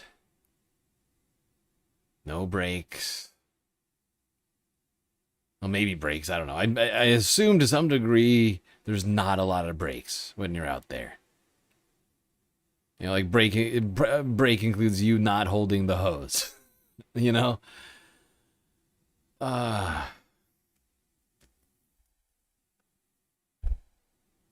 I'm sure they have to have brakes to some degree. I mean, they would die if they didn't. But, you know, you hear about fire crews working ridiculous hours to some degree, I think. Because I think they just don't want to stop fighting the fires. It's like a sense of responsibility, I think, that comes with it. Of, like, just, it's... You know, otherwise, like, your whole community is just going to burn down in front of your eyes.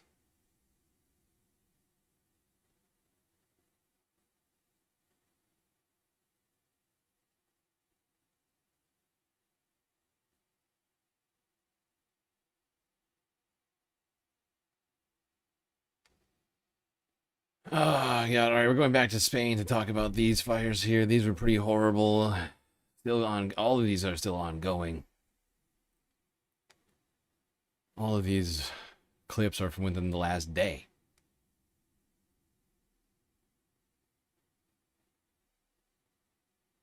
Firefighters in Spain using people's pools for water. We know these scenes if you're from America. LA did this during the firefights there last year.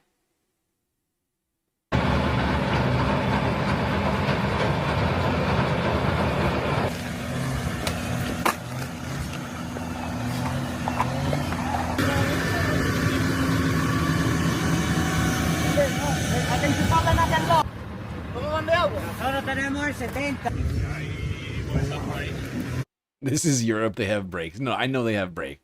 Of course they have to have brakes. But I assume it's incredibly grueling and long work out there. Probably feels endless.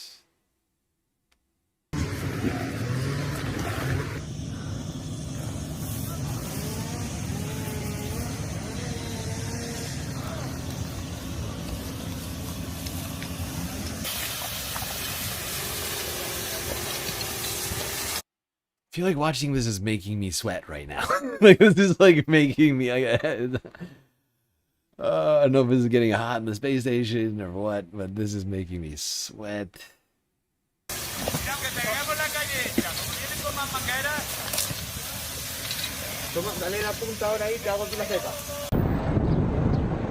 Honestly, it is a little hot in the space station. Now that I'm assessing things.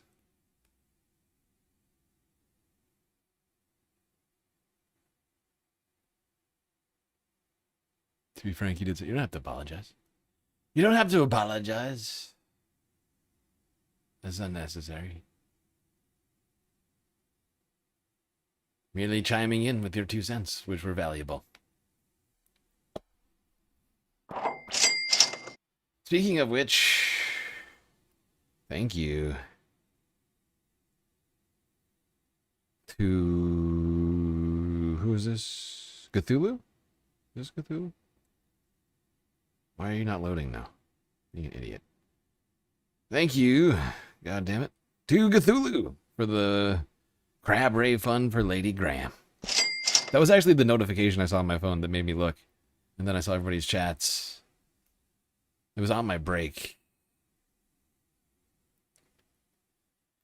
Thank you for both the update and the information.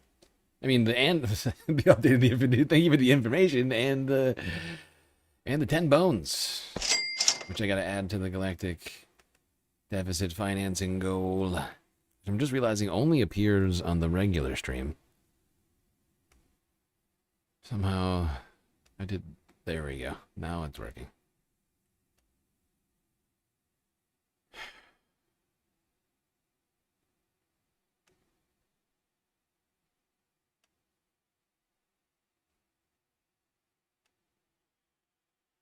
All right, Reuters. Another clip from yesterday in Spain. Residents recounting their experience. They ripped your soul out. This is what you're left with. Los Gallardos resident watches a deadly wildfire in Spain engulfing the land he attended for decades. I worked there. That is my son. I raised him there. Where the trees are. I had 600 orange trees. I'm seeing this as very bad. Awful. A disaster. Not just for the woodland, but for the people who've already died and everything that has happened. House over there already burned. They're there, except for one. They're all gone. There are 7 English families, all of them elderly.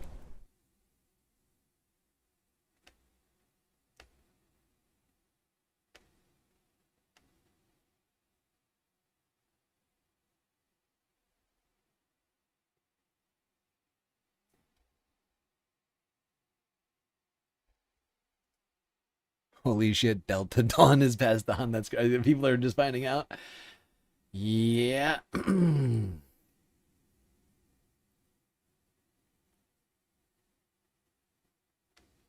We're juggling sort of strange dichotomy of news. Some good, some horrifying. I don't know if it's good. Yeah. I mean, it's good for America. And perhaps the planet. So that's good, I think. Probably. I'm wrestling with that. But the fact is, this guy is terrible.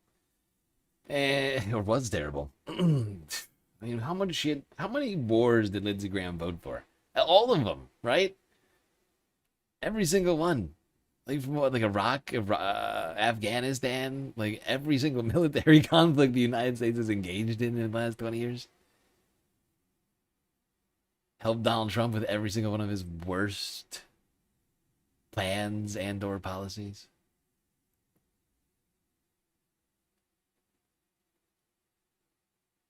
So I should stop trying to quantify his career. Oh my fucking god. Now, we've already heard about 12 people who have died as a result of these fires in Spain. But there are at least 24 missing as well in the Andalusia region. I think this is France 24.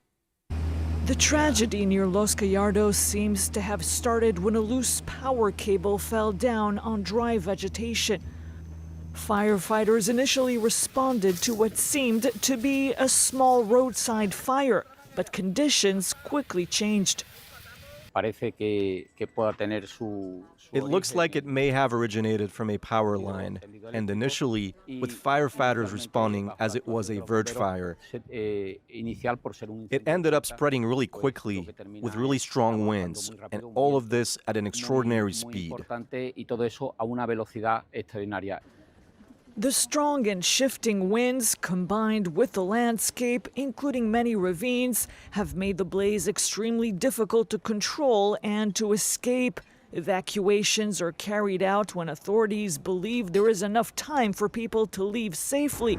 On Thursday, authorities instructed residents to remain sheltered in their homes in several areas, but some, fearing for their lives, tried to escape. Several of them were killed. It looks like all four are foreign nationals and could be British. The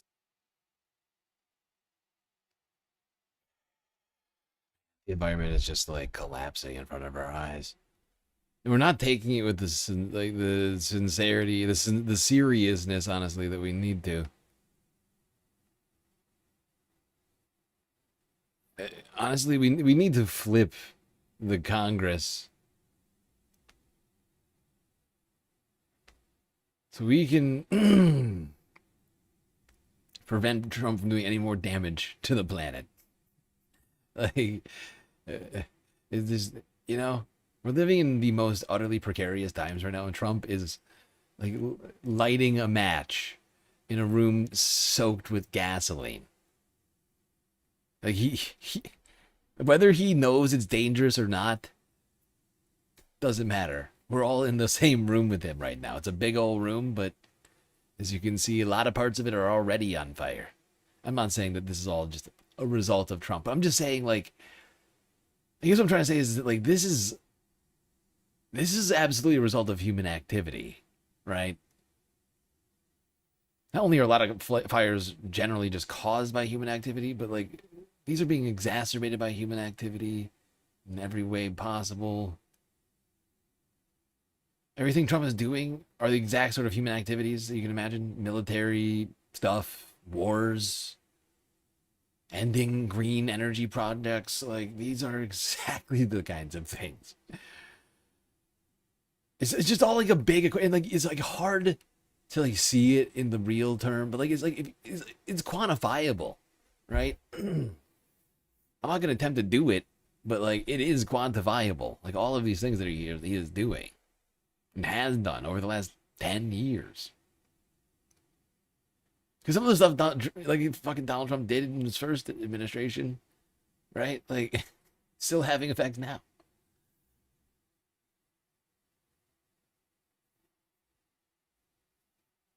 And it's not just him though. Like, we can't make it just about him. I'm doing it. Like, I'm trying not to. I'm just pissed off right now because of just how brazenly he's like behaving. Well, there's just so much fucking evidence, especially for a man at the helm of the United States government, for him to just be actively ignoring all of the reports that exist.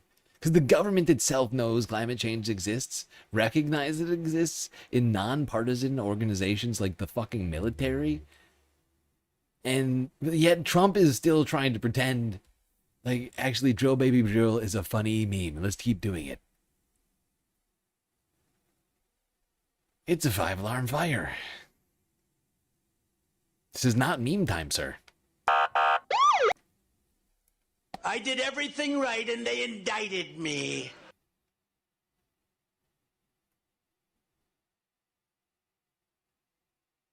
All right, here's another clip from from the Associated Press from yesterday showing firefighters battling these flames in Spain.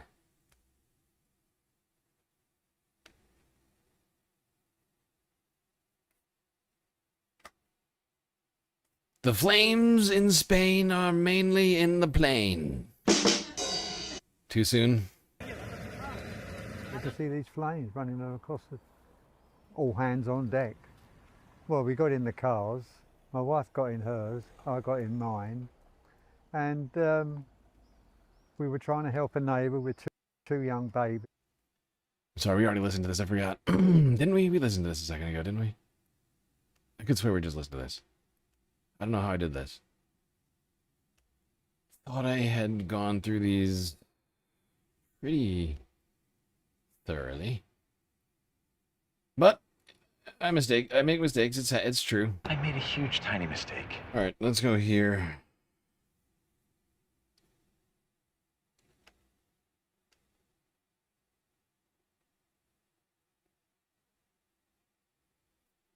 All the way to China. Southeastern China. Where in the last week we have been seeing insane storms, flooding. Not as a result of the actual typhoon, super typhoon that we've been talking about for a week. Although, to some degree, they are interlinked. But the floods you're about to see are not from Super Typhoon Bavi, one of the largest storms ever seen in the Eastern Pacific to make its way to Eastern Asia. And yet you're seeing scenes like this already in southeastern China. No landfall yet. 园区出现了一个内涝的情况。教育园区内多个学校 Just 处于 massive 停电态 evacuations. 受困学生超万名。今天下午5点开始， Just totally 救援人 normal 员 mass 晋级动力 evacuations. 舟船。据了解，动力舟今晚完成所有师生转移。 Completely 受近期 flooded 台风 cities. 和持续强降，部分学校发生内涝。昨天，多支救援力量赶到现场。 连日来强降雨的影响呢7月6号，广西衡州六兰水库。昨天，记者在现场看到水库深处的水位，救援力量正在用挖机抢通在六兰水库下游的较一条主干道 Look 淤 at 泥 these 堆积。 fucking 广西总队。 images. This is like Rio do Sul, Brazil. Some of these pictures are reminding me of it with just like the overview looks. Where did it go? I lost it. 挖机抢通在六兰水库。 But like that is like reminding me of that. You know, just completely flooded areas where untold numbers of people live. Thousands and thousands of people all of a sudden forced to leave their homes. And once again, Typhoon Bavi is still coming.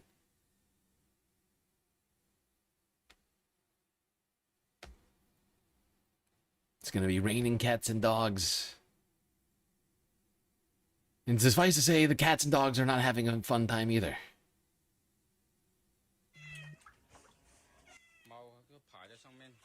This is at the Black Cat Animal Rescue Base in Nanjing. I think it's Nanjing. What did they say? Nanjing? Whatever it is. Somewhere in China, southeastern China. Look at all the cute kitties.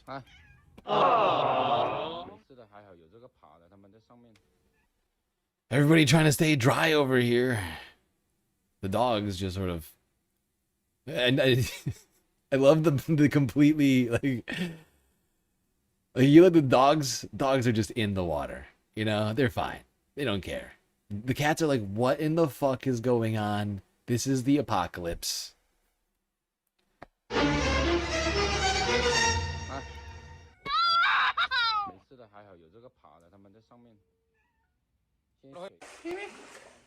The one cat is hiding on a raft. Fucking insane, dude. Ridiculous. This is ridiculous.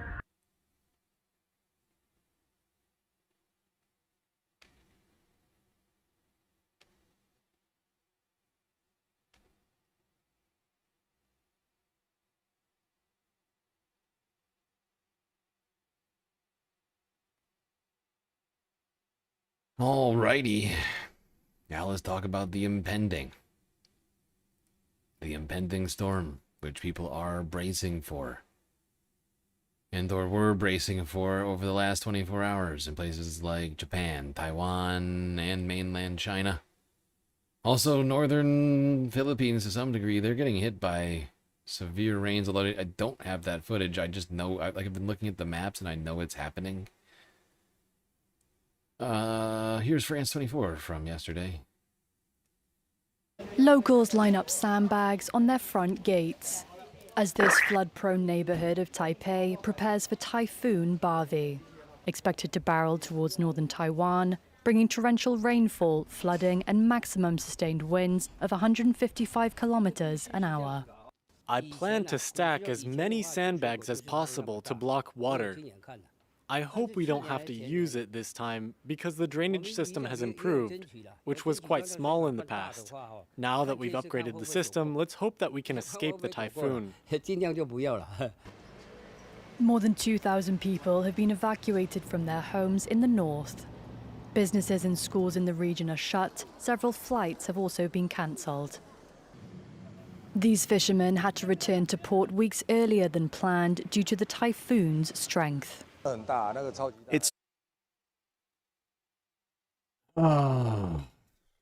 You can feel the tension in the air, people hoping for the best but preparing for the worst. And this is one of the worst storms I've ever seen. 200-mile-per-hour winds when it hit Guam and the Northern Mariana Islands. I don't actually know how fast the winds are right now that I'm thinking about it. But the storm is still incredibly large, and I know that the winds are still very fast just based upon the maps I'm seeing on some of the thumbnails. I just know intrinsically that if it gets to dark red, that's like 150 miles per hour, I'm pretty sure.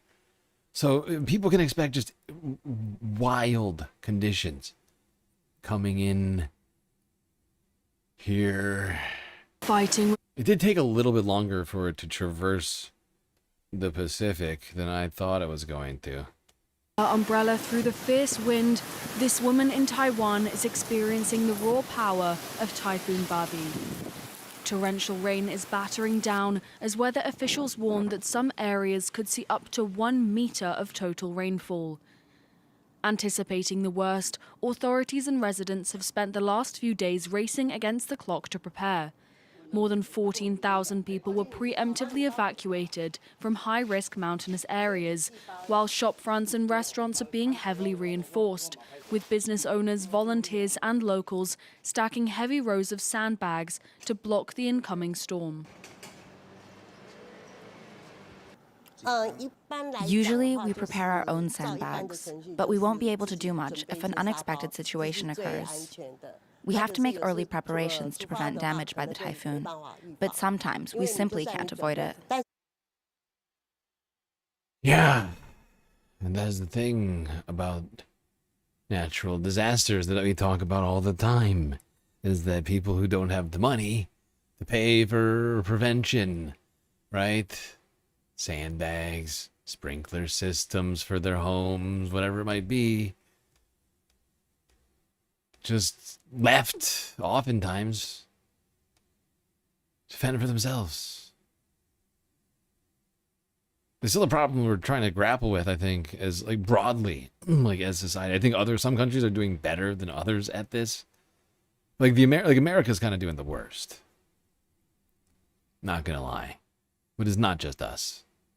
As you can see, that woman struggling to pay for her disaster preparedness efforts. Now in Japan,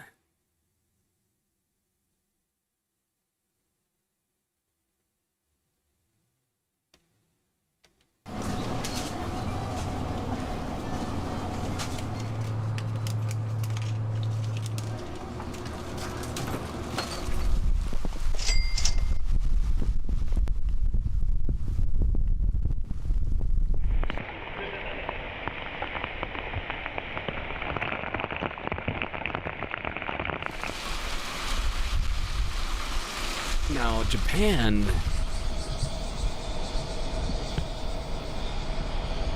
at least as it relates to government preparedness and infrastructure planning, I do think Japan might be literally at the forefront of that very field, I guess is what you would call it, right? Like, Japan has done so much in terms of their they're planning ahead for these things, that even with this, I think they may do fairly well. I mean, those waves look rough, but Japan has spent so much money, and not just the money, it's about the planning, right? Like, they identified problems, said, let's use money to engineer a way around these problems, like, and really think it through, and they really did do that. Havoc. However, the storm's coming, and no prevention efforts are perfect. You never completely count on them, I can tell you that very much. Because every single... almost, I struggle to think of, like, a good example of a thing that doesn't fail. But, like, almost everything that humans make has some failing point. Is somewhere, right? Like, it's just how... It's just how these things work. U.S. island territories in the Pacific earlier in the week as a super typhoon, Bavi, now downgraded but powerful nonetheless, is bearing down on East Asia. Heavy rain fell on Japan's southern island of Ishikawa on Friday morning, as people... 200 miles per hour tornado speeds? 200 miles per hour is like EF... Like, it's like EF5 tornado speeds.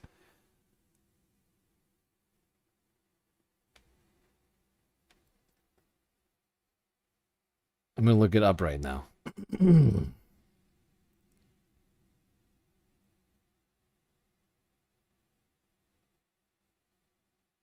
Okay, slightly under 200. It's slightly under it. It's like EF3, I guess, maybe? EF3 tornado?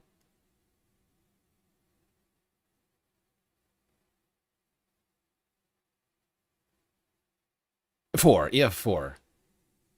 Actually, no. On the enhanced Fujita scale, 200 plus miles an hour is EF5. Yes, okay. I was right. No, I was right. I don't know why. I would second guess myself. No, I was right. That's like an EF5 scale. Fucking tornado, 200 plus miles an hour. That's what I'm saying. Is the scale of this, the size of it, and the winds are just terrifying. Like, it really is just disturbing. I don't know how I let this Al Jazeera clip sneak through, because this is using all the same footage from that other one again.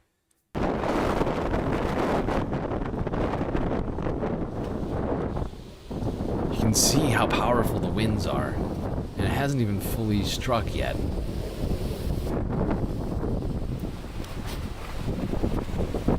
This guy tempting fate over here while he smokes a cigarette. Jesus.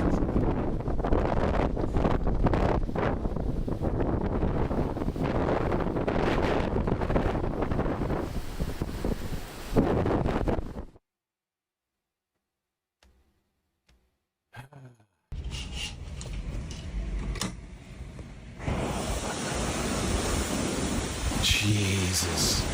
You see what I mean? Like, this is a slightly more recent clip, and you can see how the scale of the wind goes from, you know, like, whipping things to like a crashing through things.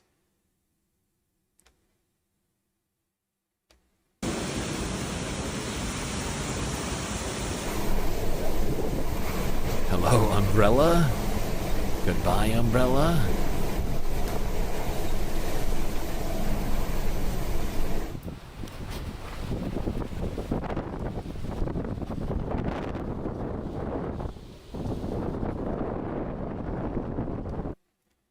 Okay, I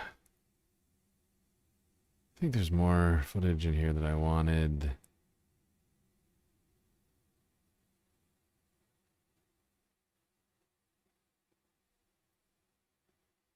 To go through.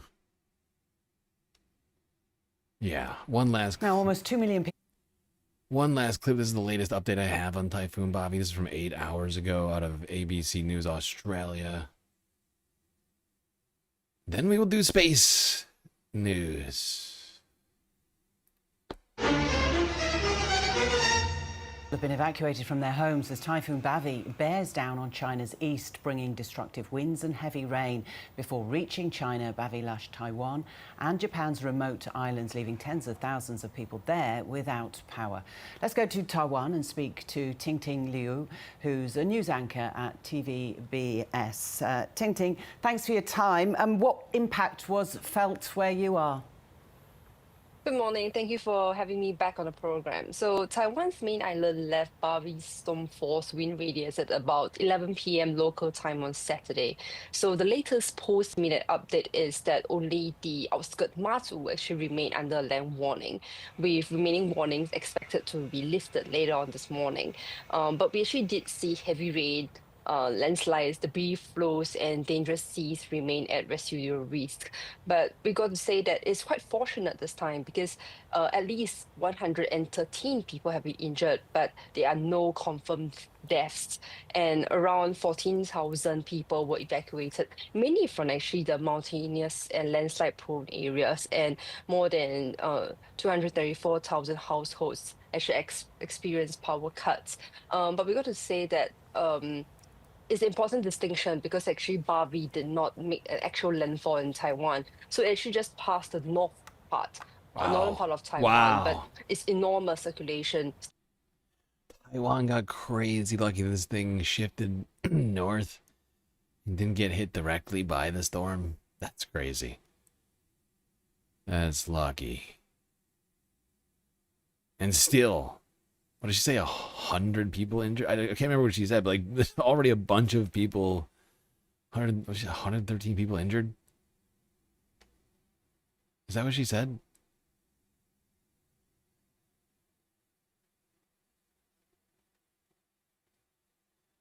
Now it's making its way to mainland China. And hopefully people there are prepared. Now, it is time for space news. New York Post with a quick clip from yesterday of a Chinese rocket booster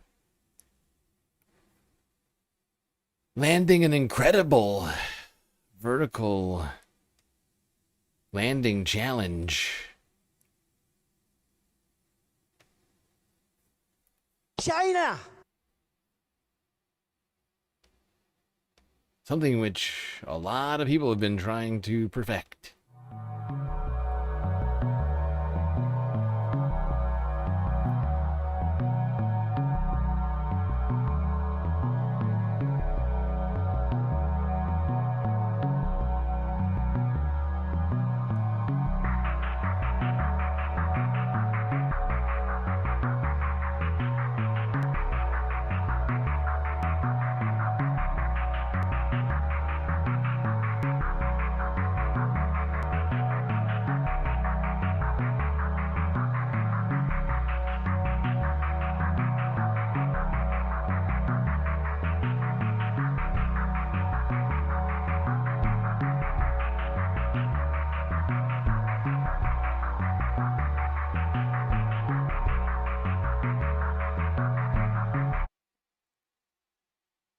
Well, there you go.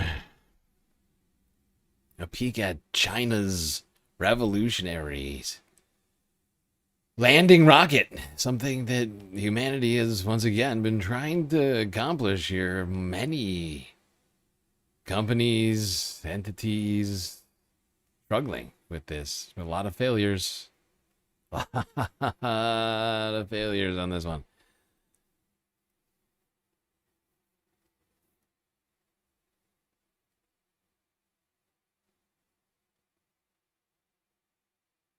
Whereas Tesla, not Tesla, although soon it may be, but as SpaceX would call it, rapidly unexpected unsuccess, right? which is different and clearly better than failure. Speaking of failure, let's go to the United Kingdom for a story that involves both space and failure.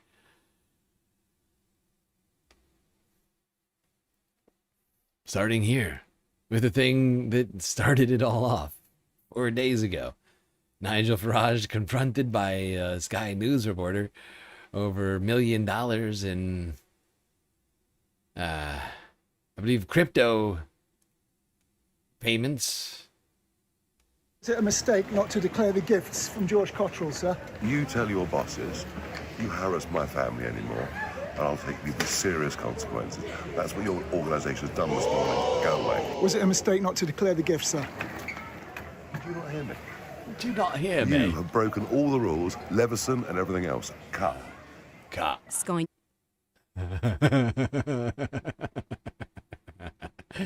Oh, Nige.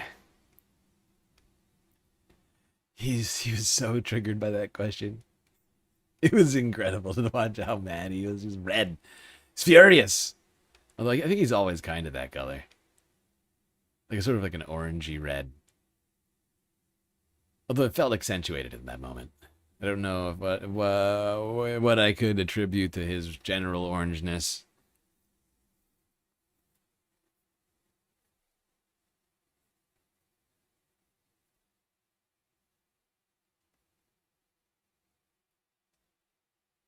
Now, I'm pretty sure that this is the correct what do you call it? Sequence of events. But shortly after that confrontation in, I believe, an airport, whatever that was, Nigel Farage suddenly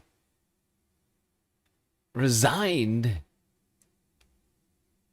from his ministership, or whatever you call it, triggering a by-election. Here was that moment.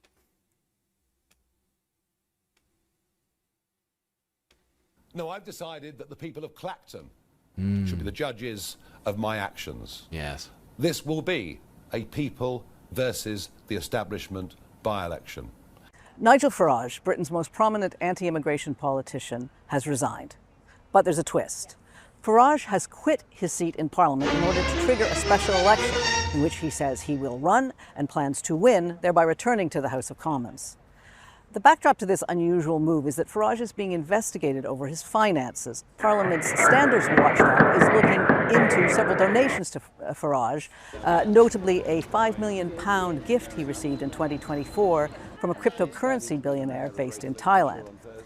Farage says he broke no laws and no parliamentary rules, but if he is found to have breached the rules, he could be suspended from Parliament, and that could set off a process in which his own constituents could call for his recall and a new election.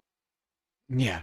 Now, it felt a little bit like he was, what's it called? Not jumping the shark. I don't think that's the right term. What is the word for this? Like it was clearly a bumbling and idiotic move from Nigel. It didn't feel at all thought through. At the time, I was trying to grapple with it because we talked about this days ago now. But the more I think about it, truly it seems like it was just not thought through. He did it out of anger in the same way that he was sort of spouting off at that random Sky News reporter. He just had a fucking hissy fit and he quit. And he said, I'm going to hold an election because but I think in his mind, in his fucking deluded brain, he was like, oh, if I call it an election, people will vote me back into power, then that means that I can't be investigated. You see, you can't reinvestigate a guy who just got into office for things that he did before. Like that's not how it works. And people have said this on a number of occasions now at this point. It's pretty clear that that's not how the process works and the investigation will continue. what may not continue is his existence as an elected. Columbiarican_9505 just cheered 100 bits. GSL, is Count Binface your cousin? Not officially. But we are galactic allies. Clearly you know where this is heading. Yes, in the wake of this ridiculous decision by Nigel Farage, all of the major parties decided to pull their candidates, saying that they wouldn't run candidates in protestation of this move. For what reason, I don't know, but one man from party, a very niche party, but not that niche. And of course, talking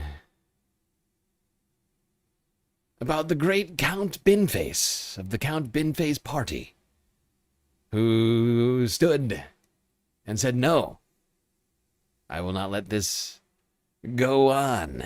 None of this nonsense. Democracy." Never give up. Never surrender. Oh, shut up. And he took to British television to tell everyone the plan. Here's Good Morning Britain from 3 days ago. All the major political parties have refused to stand in the Clacton by-election. But Nigel Farage will be up against Count Binface. And of course, the Count now joins us. Good morning, Britain. Very good morning to you, Count Binface. Good morning, Miss Reid. Good morning, Mr. Balls. And how dare you say all the major parties aren't standing? Come on, you contradicted yourself. No, that's true. You are standing. Are you in it to bin it?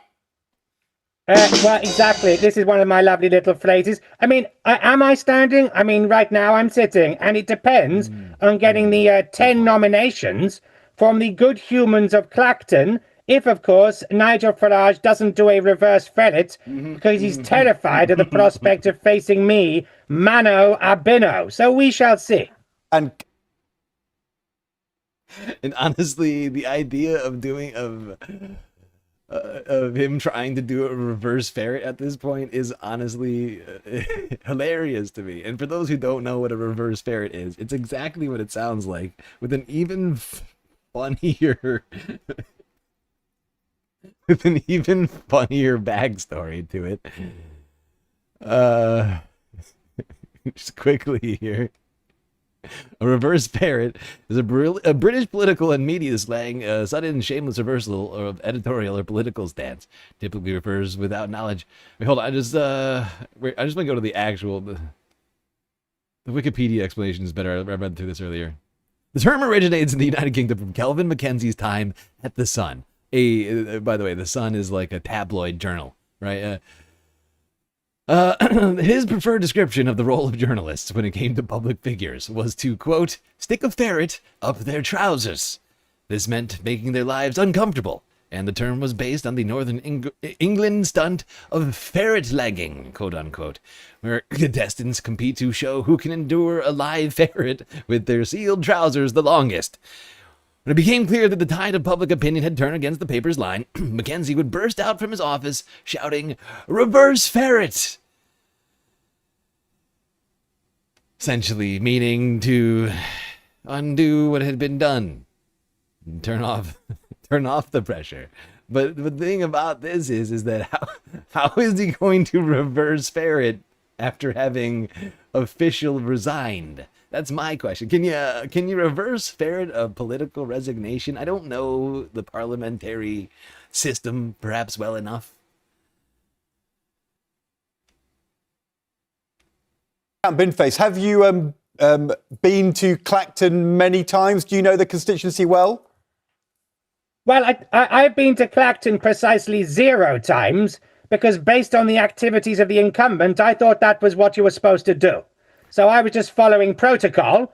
So where I should turn up in the constituency at all is clearly academic. Or maybe I should spend more time in Washington, D.C. or in Thailand. You tell me. And talking of following the other candidate, have you ever received a £5 million gift from anybody?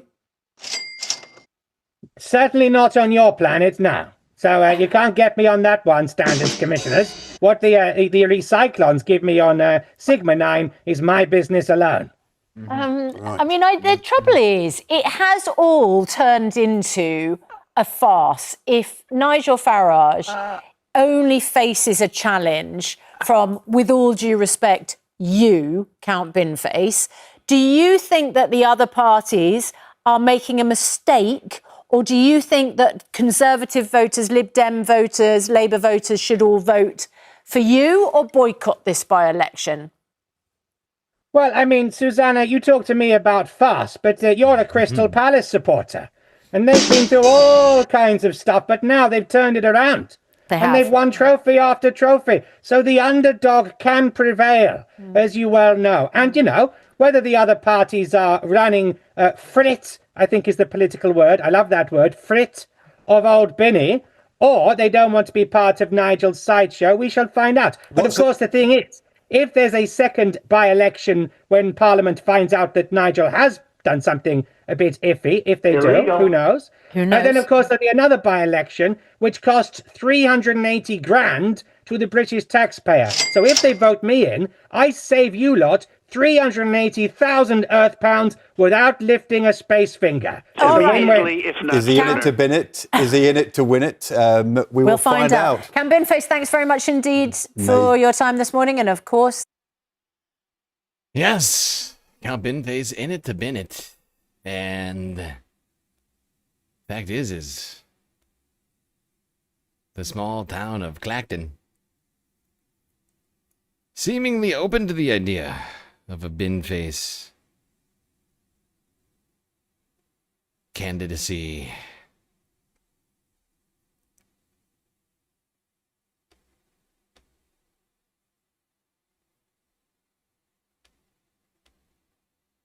Possibly the Prime Minister of this country. How do I feel? I don't really feel anything for it, really. It's unnecessary. It's all a political game. We're doing it for distraction. You know, we've got 5 million reasons, haven't we? Why do you think he called the by-election?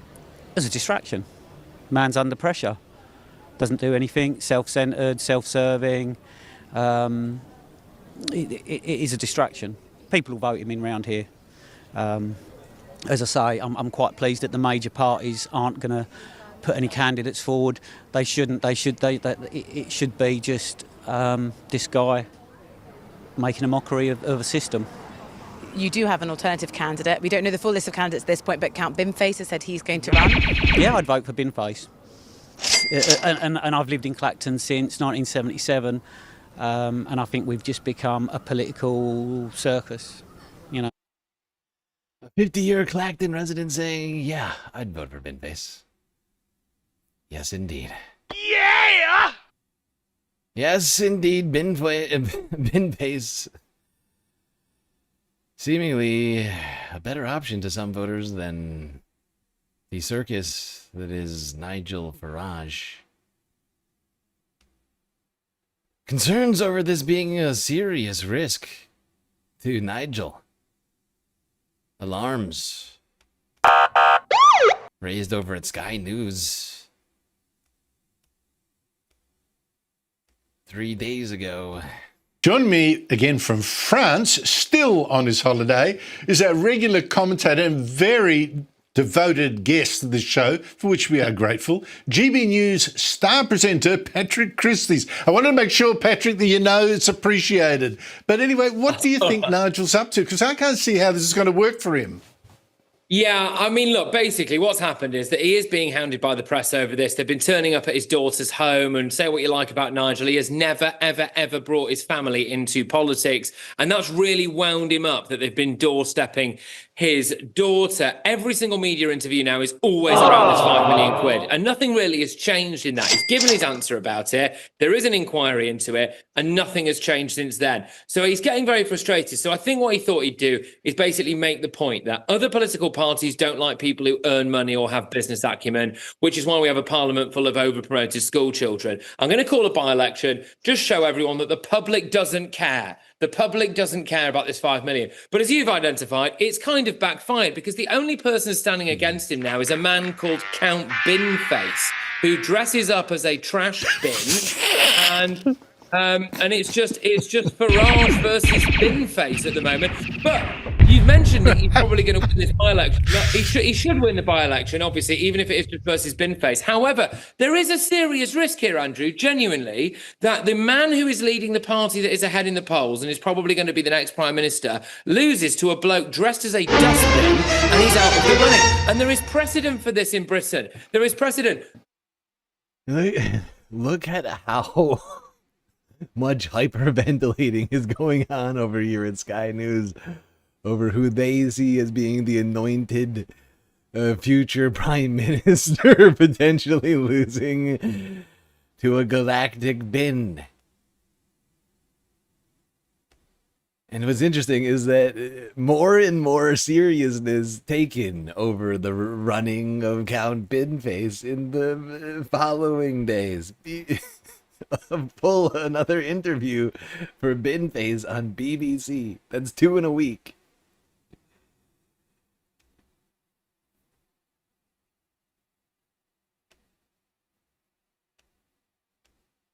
Now, so far, one of the only few who say they will stand in the Clacton by-election is Count Binface, who was last seen sharing a stage with Andy Burnham at the Makerfield by-election.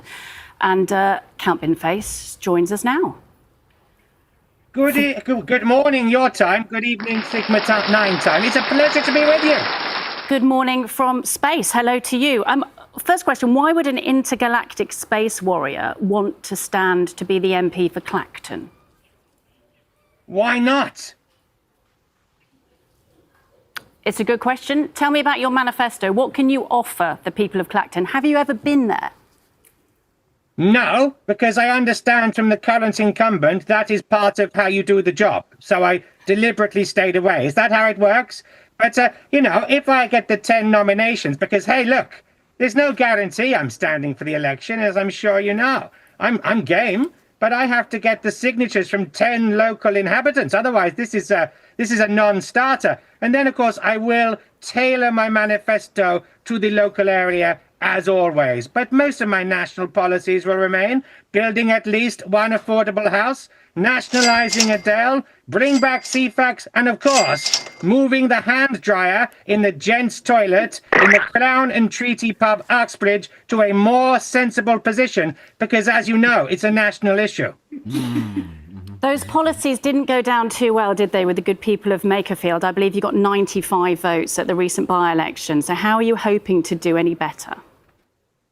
What a disgracefully scornful tone. How dare you? 95 actual votes? That's a Dolly Parton. 95, just one shy of a reverse 69, which I scored against Boris in Uxbridge Sports Hall in 2019. So I'm cock-a-hoop. I'm over your moon. I'm over my moon. I'm doing very well. I came 7th out of 14. I mean, what more do you want?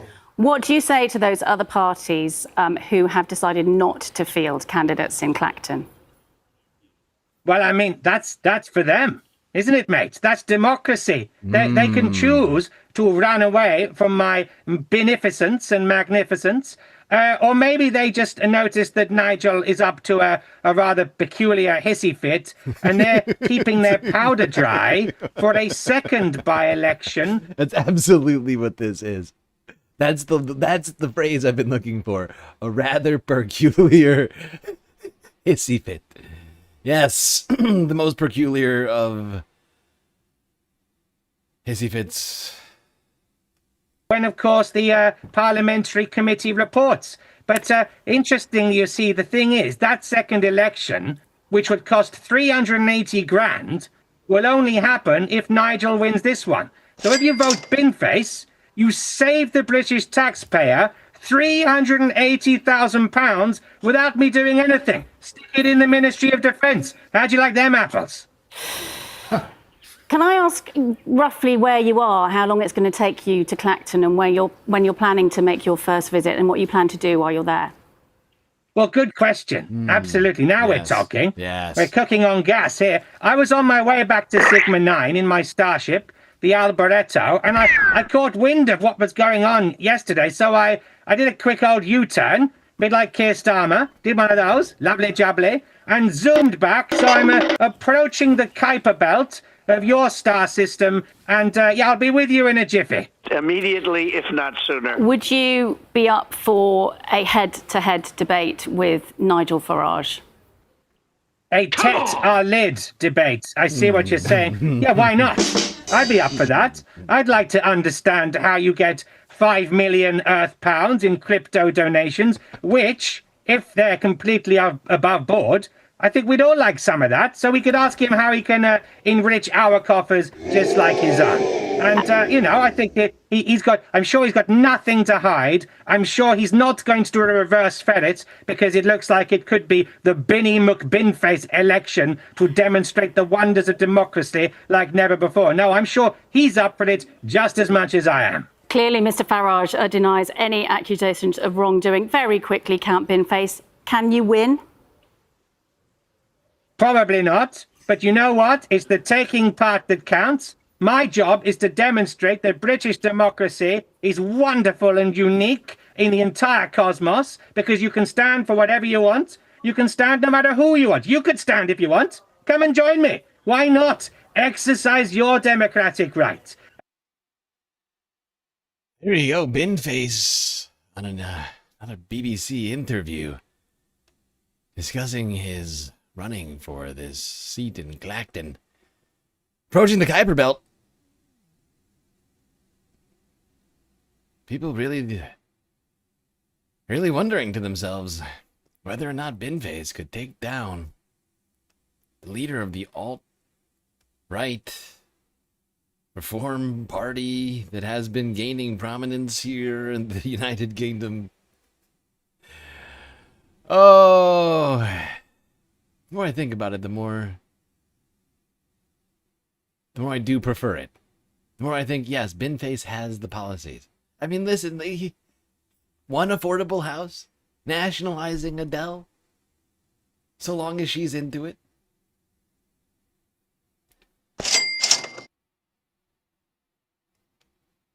Could Nigel Farage be politically destroyed by a man in a bin? It's increasingly clear that Nigel Farage's decision to call a by-election in Clacton is a disaster. Other parties have all said they're going to boycott it. Now we're talking Labour, Tories, the Green Party, Restore, the Lib Dems. So it really does actually look like it will just be Nigel Farage versus Count Binface. That's right, Count Binface. He's the only credible candidate standing in the by-election who could potentially defeat Nigel Farage and, in theory, destroy his career and end all momentum for Reform UK. Now, just a little recap. Why did Nigel Farage call this by-election? He called this by-election because he got the first ever proper scrutiny he's ever got. That's why. The small matter of getting a £5 million personal gift from a crypto billionaire based in Thailand, who also bankrolls, by the way, Reform to the tune of 2/3 of that overall funding, and he didn't declare it. And then it was revealed that Reform has got huge amounts of benefits in kind from a convicted fraudster who's been bankrolling Reform, as well as, for example, giving Nigel Farage residency at a 5-storey massive dock-off house next to Buckingham Palace, which this fraudster owns. What now? We could go on, which wasn't declared. Now, there's been further revelations in The Guardian that his £5 million gift, which, by the way, I'm sorry, he's just so batshit, was reported to the UK crime agency over money laundering concerns. Now, it's clear Nigel Farage and his crew knew this story was dropping and called the by-election to head it off. At the same time, they tried to undermine the story by leaking it to the Daily Telegraph on their own terms with the headline, Reform accuses National Crime Agency of leaking bank statements. Now, the Daily Telegraph are such an embarrassment. How rude of you. How rude. How rude of you for that. Leaking statements. Leaking banks. How dare you. Oh, very nasty. All right, we're not going to watch this whole Owen Jones clip. Repeat, Count Binface, plausibly, if everyone in Clacton who opposes Nigel Farage votes for Count Binface, then Nigel Farage's political career would be quite literally destroyed by a man in a bin. Immediately, if not sooner. Now, it's very clear that this is not going how Nigel Farage and Reform UK intended. Reform UK leader said that having announced his resignation, he would refight the Essex seat. He's billing it as the people versus the establishment by-election. Let's speak live now to Zia Youssef, who's from Reform UK. Good morning. He says it's the people. I'll be right back. I gotta grab a drink. Could just be Nigel Farage versus a man with a bin on his head. That's a bit embarrassing, isn't it? We'll come on to Zia Youssef because, I'll be honest, he is proper batshit, that one, and not in a fun way. We'll also come on to Farage's abject bollocks about his daughter being harassed by Sky News. So I'm being a bit sweary today. No need for that. Which is the pretext for his desperate attempt to deflect the first proper scrutiny he's ever had. But apparently, it's actually too late for Farage to back out of this big showdown with Count Binface. According to one political journalist, I'm told by someone much cleverer than me that it's now too late for Reform to back out of the by-election. Nigel Farage is no longer an MP, so the by-election must go ahead or else Clacton will have no MP. Holy shit, this is mortifying and hilarious. Now let's have a look at some of the interviews Count Binface has been doing on his media round. Here he is on the BBC. You know, if I get the 10 nominations, because, hey, look, there's no guarantee I'm standing for the election, as I'm sure you know. I'm game, but I have to get the signatures from 10 local inhabitants. Otherwise, this is a non-starter. And then, of course, I will tailor my manifesto to the local area, as always. But most of my national policies will remain, building at least one of 4... Okay, I'm back. We already watched this BBC News interview. Could cost 380 grand. Will only happen if Nigel wins this one. So if you vote Binface, you save the British taxpayer £380,000 without me doing anything. I love the way that the presenter has clearly been told to play it straight to avoid any claims of violating impartiality by finding a literally now credible candidate funny, because... Is this the Lindsey Graham party? Yes. Well, we're done. We already talked about Lindsey Graham. But, yes, welcome in. He is. He's the only other credible candidate standing against Nigel Farage. So if she was laughing along, going, hoo, hoo, hoo, it might actually help it or be seen to help him. So actually it could go against electoral guidelines, which the BBC are expected to follow. Here's another Binface interview on BBC's Radio 4 Today programme. I was on my way back home to Sigma 9, bit of R&R, and then old Nigel throws his toys out of the pram, has a hissy fit, calls an unnecessary by-election. I got wind of that. I've turned around the Starship pronto. How about that? Lovely. What is your appeal going to be to the people of Clacton? Well, I'm not Nigel Farage. I'm assuming from that you are going to be sparse when it comes to policy promises. How dare you? I've got a full and costed manifesto, Justin. It's just that, you know, I like to tailor it to each constituency. I mean, some of my national policies will remain. I pledge to build at least one affordable house. I will nationalise Adele. I heard your bit about the water, and I'll make water bosses have to take a dip in British rivers to see how they like it. I'll price cap 99 flakes at 99 pence. I think the Clacton folk will like that one. And so it goes on. But if you'd done some research, you'd know that. Can you win? Probably not, but then, you know, my job is to celebrate and defend the wonders of British democracy. You know what? I was kind of reading about Count Binface on social media, suggesting he might just be a centrist dad in a bin. But he's building a broad coalition there. He's got a SOP for the left, talking about nationalisation of Adele. Shall I have another interview? Why not? Just as a little treat. Have you ever received a £5 million gift from anybody? All right, we already watched this one, but the fact is, I also watched as like, and I tried to be, what's the word? I tried to be reasonable here, but boy oh boy did I watch a lot of Binface.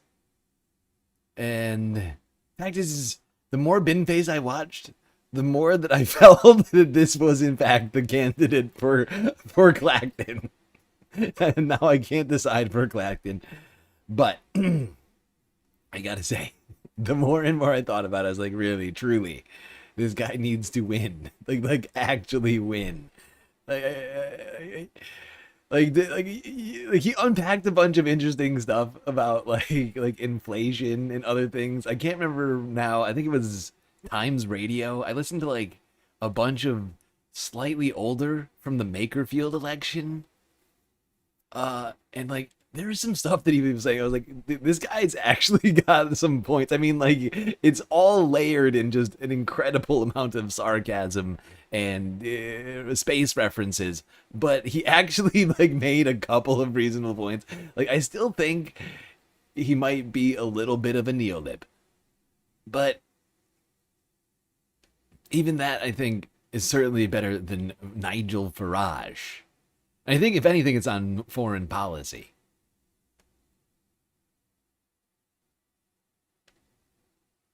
Certainly not on your planet now. So, I mean, what do you really though? Like, what do you expect? What the you know, like an intergalactic space warrior. You know, not all intergalactic space warriors are made the same. Some have, you know, crazy things that they want to get done relating to galactic domination.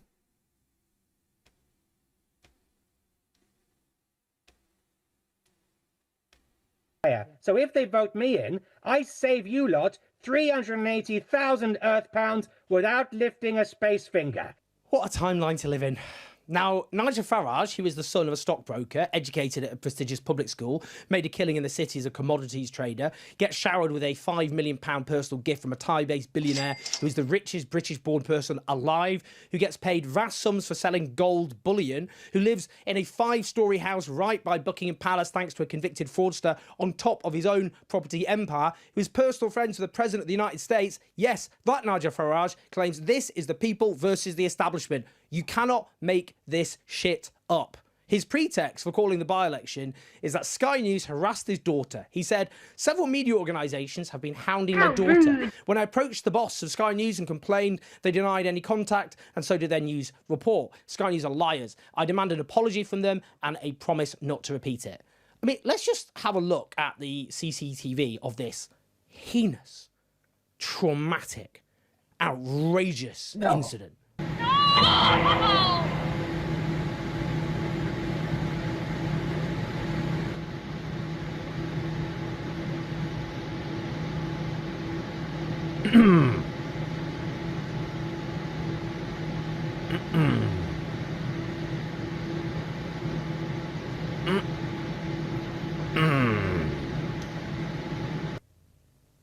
That's harassment, is it? That's what he considers harassment.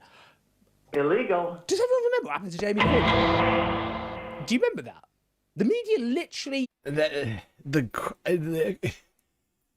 crimes He walked on the driveway. Violent crime. Oh my God. Unacceptable. Camped outside Jeremy Corbyn's house for about half a decade. Relentlessly. How many times do you ever see other politicians subjected to that? Do you remember? It was just constantly outside his house, constantly, literally actually harassing him. I mean, he was the leader of the opposition. You could say, well, that's how the way. I mean, I don't. What is to be gained from literally camping out someone's house for 5 years? Just, causing all sorts of problems for the neighbours and all the rest. I mean, but, they were just yelling at him. You don't see other politicians subjected to that, do you? You don't see Keir Starmer, when he was leader of the opposition, you didn't see them camped outside his house. And you don't actually see them camped outside of Nigel Farage's various houses. The cheek of this guy, that's what it took for him after, being in the spotlight for years and years. Now, Sky News has posted... Yeah, it does seem clarification. like a Sky News was not at the property at 7... It does seem like a really weird line that, he's upset that somebody approached his adult children. Adults, right? They are adults. They happen to be his children, but they are adults. And somebody went and knocked on their door and then walked away. And that's the great threat. I mean, how many milkshakes has this guy had thrown in his face in public at this point? It's got to be like at least 2 or 3. I mean, he's been like, I just don't understand how this is like, Owen's absolutely right. It doesn't make any sense. How is this the red line? How is this the thing that broke the camel's back? How is this that straw for Farage? I don't understand it. I don't know if we'll ever understand it. It doesn't make a ton of sense. It felt like a guy who was trying to... Can I be honest? I think, if anything, this was Nigel Farage doing performative masculinity. He's like, you've insulted my daughter, and therefore you cannot... You have besmirched my honor, dear sir, and this cannot stand. Retract, or I shall retract myself from government. It's so petty and childish. Like, he's such a child. You're a little baby. It's so dumb. Oh, God. Now, Sky News, I believe, released a statement saying that they did not, quote-unquote, hound or pursue Mr. Farage's daughter, and at no stage did they seek to speak to anyone other than Mr. Farage in connection with the story. All right. What Farage is talking about is total bollocks. And by the way, I don't normally use as rebuttal to the likes of Mr. Farage, Nigel Farage, Jeremy Hunt, the former Tory cabinet minister. But I just think it's worth just playing this clip because it really underlines the soft touch, the kid gloves that the British media has subjected Nigel Farage to. Well, I'm gobsmacked by that video. I mean, if that video has made Nigel Farage so angry that he's resigning and calling a by-election. I mean, during the junior doctor strike, I would have about 8 or 10 journalists outside my front door most days. During the Leveson inquiry, when I was culture secretary, I actually had to leave the house early because the journalists wouldn't go until I'd gone, and I didn't want my kids to have to walk through them when they were going to school. I actually had talking about Sky News chartered a helicopter to follow me as I went to the courtroom for the Leveson inquiry. It was, frankly, on a personal level, it was a horrendous experience, but I do recognise, as a culture secretary, that this is a country where... Like, in comparison, this story versus what we just witnessed is just, it's quite a stark and paradoxical situation. Like, I mean, you compare these, it's like apples and oranges. Guy walking down driveway, Sky News chartering fucking helicopters to follow this guy's every move. Like the fucking CIA or something. It's fucking nuts.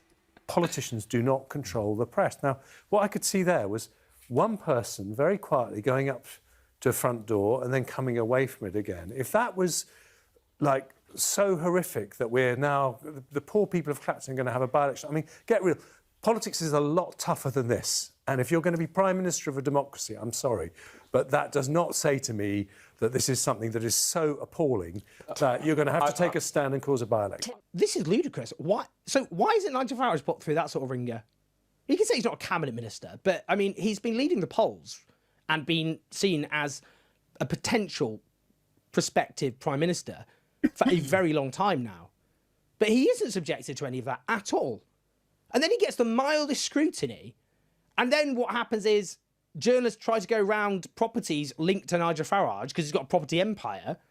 And then he explodes and claims that's harassment and uses that as a pretext to call a by-election. Help! Help! I'm being repressed! Yep, it is pathetic. It's so deeply sad and pathetic. It's incredible. I mean,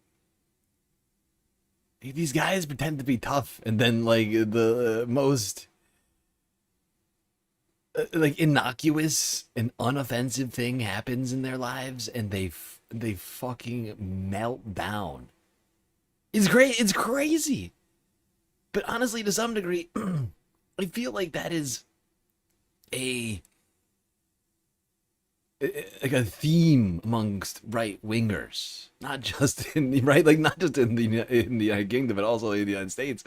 I feel like we see this sort of hypocrisy, this unwillingness to have any of the same kind of criticism, scrutiny, and or whatever else that you or others direct in towards your opponents.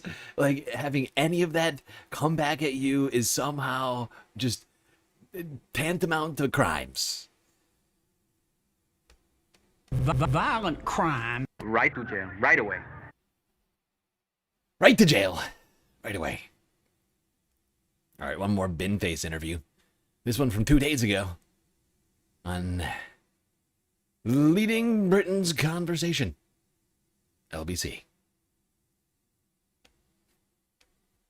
Yesterday, you may remember, we reported on Nigel Farage's decision to resign his seat of Clacton-on-Sea to trigger a by-election. I've thought about it hard, and I've decided today I will resign as a Member of Parliament for Clacton-on-Sea, thereby forcing a by-election, which would happen, I hope, in short order. No, I've decided that the people of Clacton should be the judges of my actions. Such a turd. This will be a people versus the establishment by-election. But what I hadn't fully thought through at the time was that with only one candidate standing against him, Count Binface, it is possible that Binface beats Farage. We are And the fact is, in this case, the people / establishment dynamic has been flipped on its head because, of course, Nigel Farage was an established leader. He is an established leader. He's been basically involved in British politics now since before, like, what? When was Brexit? It was like 24. He's been in there for like a dozen years at like a very front-facing sort of role. He's established at this point. I mean, even they must, at least to some degree, see that, no matter how much grandstanding you want it does. I mean, they beat the Tories in the last elections, right?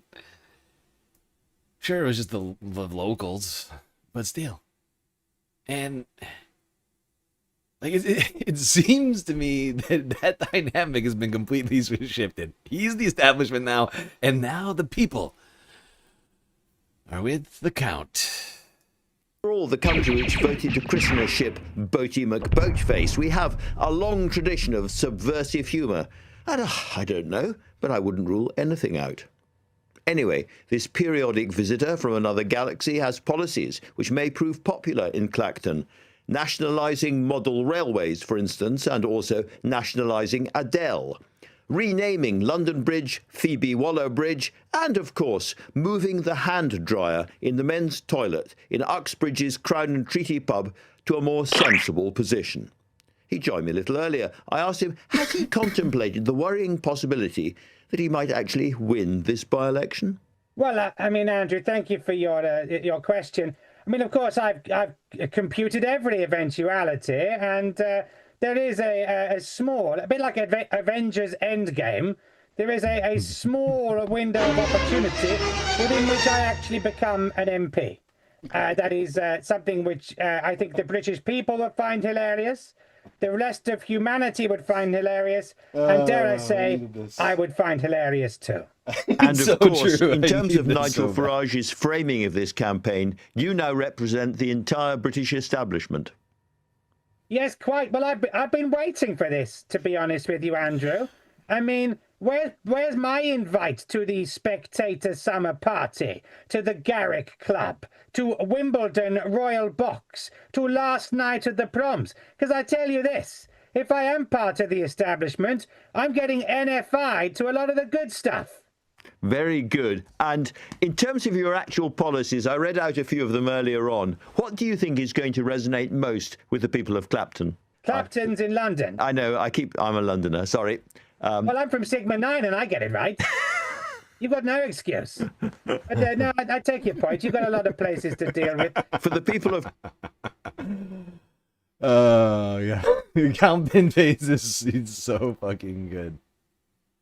So he's honestly quite fast with his witticisms. Now, I just want to point out something. For those of you who are unaware of this national issue in the United Kingdom, who puts a hand dryer right here? This is the most precarious spot you could put a hand dryer. You're getting yourself into all sorts of problematic territory over there. There's clearly a more sensible spot. There's got to be in this room. I mean, it just doesn't make sense anywhere. It's not in the direct line of any splashback or confusion, reaching in places people might not want you to. Like, I don't know who thought that hand dryer placement, but it's crazy. And that's why it's a national issue, of course. Acton, Clapton, or anywhere else, what is the signature policy that's going to take you over the line?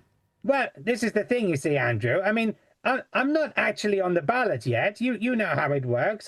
I need to persuade 10 humans who live in Clacton to nominate me, and indeed other candidates can do that too. That's the wonder of democracy. And should I get on the ballot, then naturally I will have a fully costed suite of policies that mixes the national and the local. But you can guarantee that I'll be looking at my price capping of 99 flakes at 99 pence. I mean, it's a seaside town. Yeah. That's got to be an easy win, wouldn't you say? I think so. I think so. National policies: nationalise Adele, build at least one affordable house, tie nurses' pay to that of ministers, rename London Bridge after Phoebe Waller, bring back CFAX, and of course, move the hand dryer in the gents' toilets at the... I don't know why it amuses me so much, but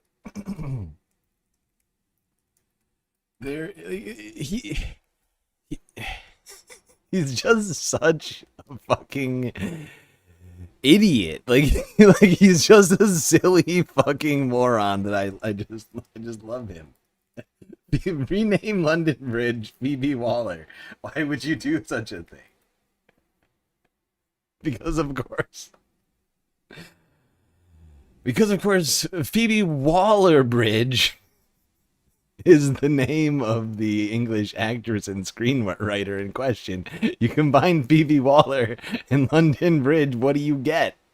You get Phoebe Waller hyphen Bridge, and he's an evil genius. Like his mind works in ways that nobody understands. How it is he came. It's brilliant. Who did? Should have already been this way. And treaty pub Uxbridge to a more sensible position, because as you can imagine, that's a national issue. It certainly is. It's one that we've discussed on the show already because it is so important. If you got elected, do you realise that you would not be able to wear your current facial covering? The Commons rules, which I've got in front of me here, are very, very clear, and they forbid face coverings. Well, I mean, the Commons rules are very clear about what you can do with donations. But that seems to have got all murky. So why can't I see how the line can get tested? I mean, look.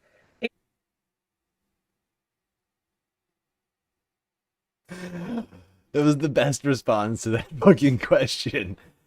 You know, there's parliamentary rules that you can't wear a helmet and I believe you can't wear a suit of armor either. I don't know, I guess I could see dudes back in the day showing up in suits of armor and that being a problem. I don't know how this presents too much of a problem, but Count Binface makes the perfect rebuttal. Who cares about his galactic helmet when clearly Parliament's bending all sorts of rules? $1 million payments. Black Rod can slip in under the guidelines. Why can't I? It smacks of double standards, Andrew. Well, let me just read you, for the sake of clarity, what it actually says. Clothing should demonstrate respect for the House, and uniforms, large slogan-bearing items, and other forms of demonstrative dress are generally not considered in order. I'm just closing my eyes and looking forward to you actually taking the oath. Well, look, Andrew, I'm not a lawyer, but let's just pick on two words there. Demonstrative. I'm not demonstrative. This is just who I am. I'm a recycler. Exactly. It would be binnist of the speaker to attack me for that one. And then you also used the phrase generally. Exactly. No, let's unpack that first, though. We can't move on to the generally. How rude. I mean, it's incredibly binnist to suggest that this is in any way demonstrative. This is a man, not a man, a galactic being. You wish him to change? That's too bad. That's too bad. You know, democracy is going to happen, and then we're going to have to deal with this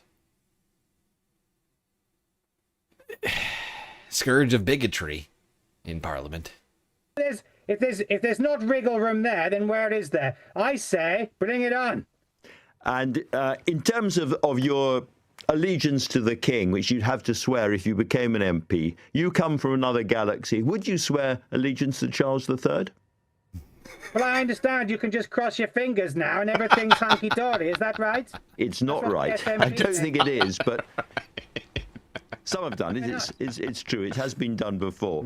Just coming back to the campaign itself, is there a danger that, for instance, the monster raving loony party stands and splits the anti-Farage vote? Oh, God, that'd be terrible. I think more to the point, it would. I think the danger would be Farage that they would split the reform votes, because they're actually to that side of the political spectrum.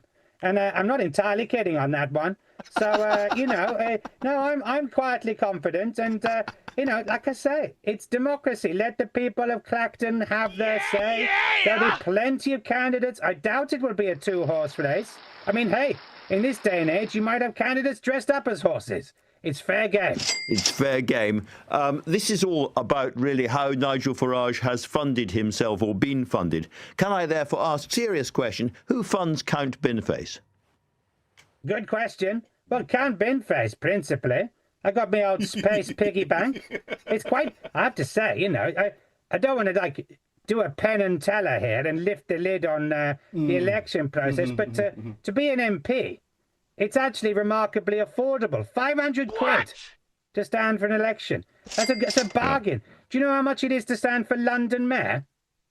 I have absolutely no idea. 10 grand. 10 grand. Earth pounds. So, that rules me out. Speaking, but for those ones, I have to crowdfund. Self-funded man, Count Binface running in this galactic election. I just wanted to pause there because I didn't want to forget about this point. But I just want the London mayor election is what's giving me the most hope.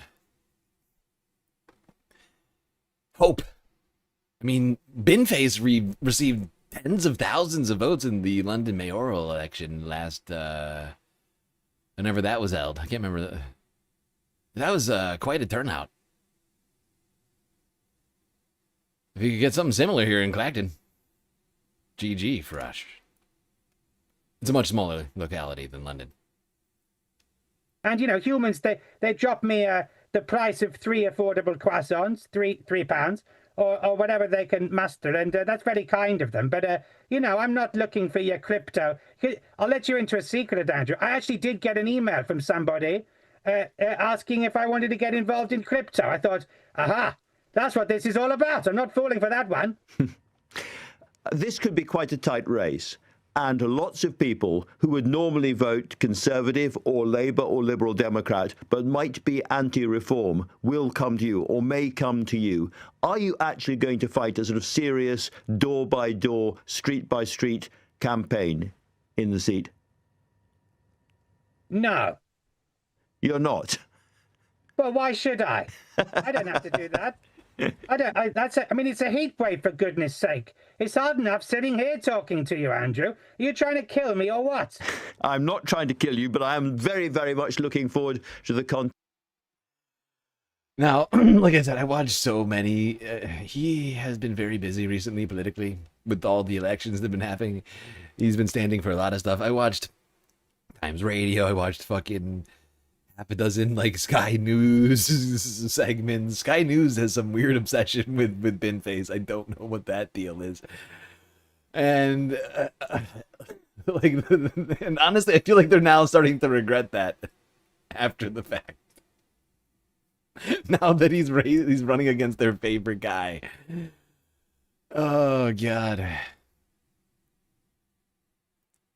Change all hats to bins. Yes. Yes, indeed. All right, that's going to be it on the Binface coverage this evening. We could have done more, like I said, but I also don't want to, you know, belabor the point. And maybe we might revisit this in the near future. This election is going to be ongoing for weeks. So we might as well strap in for the Binface. He will most likely be making a reappearance on this stream someday soon. Immediately, if not sooner.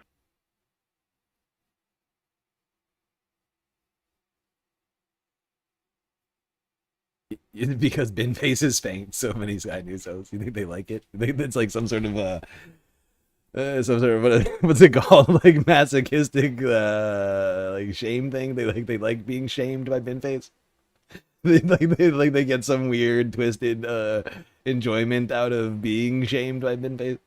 Because honestly, I could actually see that over at Sky News. I could see that. Oh, I knew what you meant.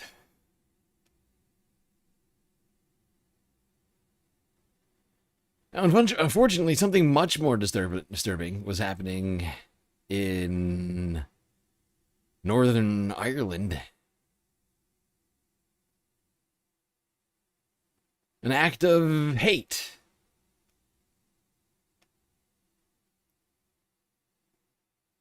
And honestly, I'm not even going to click the watch button. You don't need to see it. You see it. You don't need to see it. But a bunch of sick, hateful turds in Northern Ireland decided to stack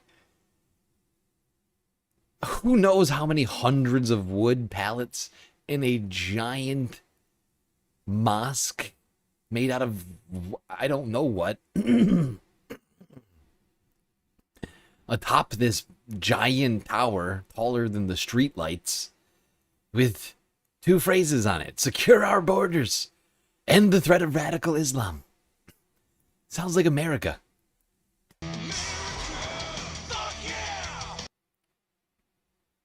Good job, Ireland. Although I guess I won't blame Ireland. I'll blame Northern Ireland. Still part of the UK. Okay. Now,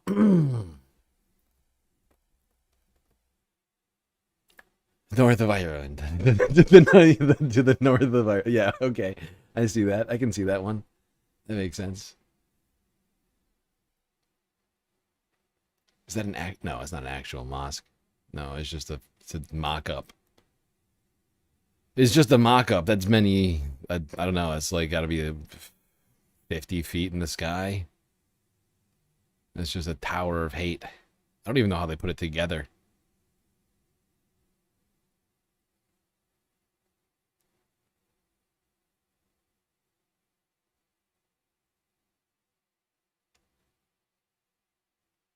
You blame Conor McGregor? How is Conor McGregor involved in all this? Okay. Leaving the United Kingdom across the channel to France, where this week, big news regarding Marine Le Pen, the leader of France's far-right party, saying that she would run for president, despite having been convicted of fraud. Illegal. Shortly after announcing that she'll be running for president in 2027, Marine Le Pen headed to the National Rally's headquarters. The news came as a relief for some of her colleagues. We're very happy. Now we have a candidate for the election. Marine Le Pen will be going to Sarthe for her first campaign stop, with Jordan Bardella at her side. It appears that her team had already been at work. Overnight on Tuesday, a campaign poster and a video were released online. Now she must convince the French people. In her constituency, Hénin-Beaumont, the announcement is getting people talking. It's ridiculous. She's once again lost in credibility. They say they're honest and serious, but here they show the limit of their talents. I'm very happy. For me, it's important that she's a... This was the limits of their talent. What does that even mean, dude? Like honestly, France has some weird politics going on right now that they gotta figure out right now. There's been a serious what feels like a pretty serious rightward shift in French politics. I don't know what the cause of it is.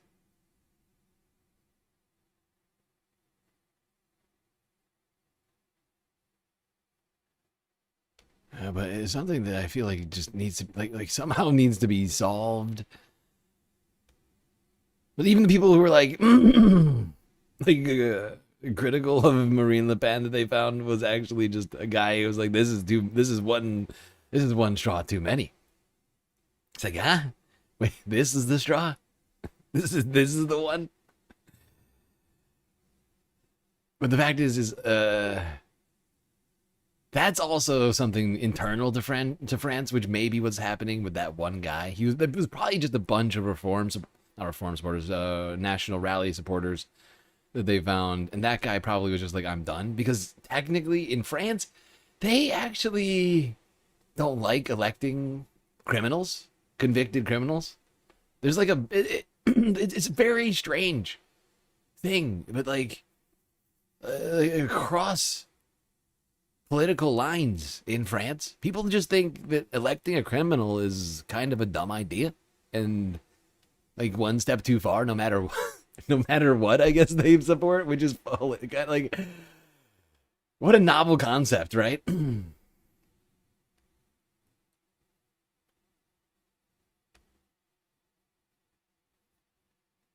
What a novel concept, having that kind of, I don't know, what do you call it? Backbone?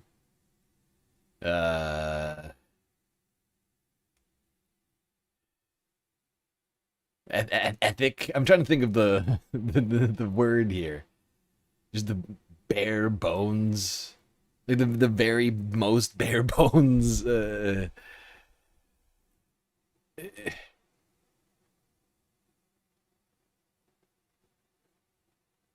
Red lines for your elected leaders. Actually, maybe we'll find somebody who's not a criminal. Could you jump up? That's not how we do things back in the United States, though, as we all know.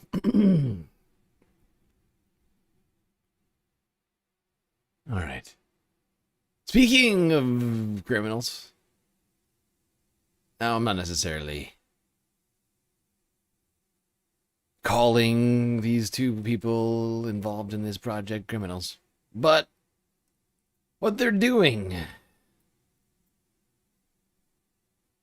certainly being perceived as that just a fucking criminal mistreatment of the territorial sovereignty of Albania as well as the territory itself.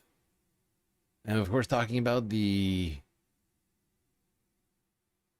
Epstein Island fueled nightmarescape that is the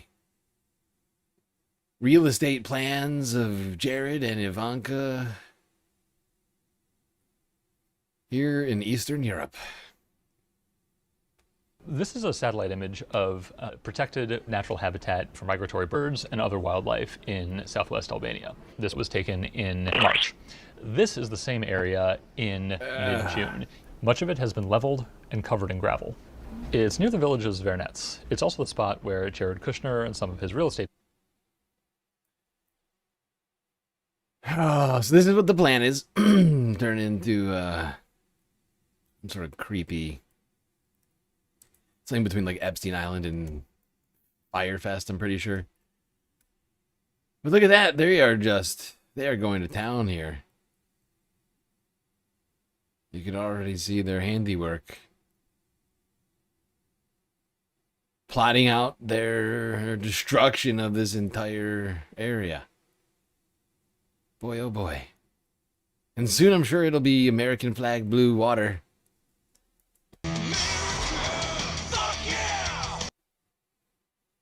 It already was, actually. But they're just ruining it. Lindsey Graham has died. Yes, thank you, Fishbone. We've talked about this. Happened while we were streaming. We've already crab danced. The majority of us have, at least. What did I do with my drink?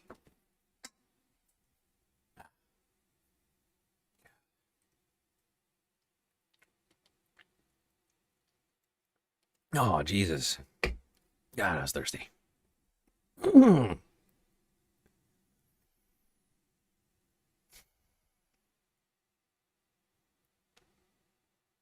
right, now we're not going to go too far. Let's go from Albania to the Crimea. Region that's seen some really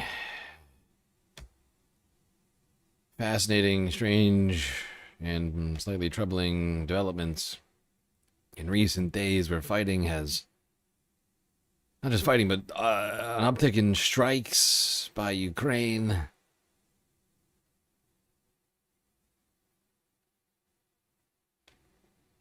Causing some serious problems for Vladimir Putin's war. Russian attacks continue to strike fear around Ukraine's capital. 7 people were killed in a suburb of Kyiv on Monday. 29 others were injured, including 4 emergency responders. Meanwhile, the Ukrainian military says it struck Russia's largest oil refinery more than 1,500 miles from Ukraine's border. That strike could worsen growing gas shortages in almost all of Russia's 83 regions. Kyiv's pressure campaign is also targeting the highly contested Crimean Peninsula. CNN's Nick Payton-Walsh has the latest. Ukraine is hitting Russia hard where it all began. Occupied Crimea.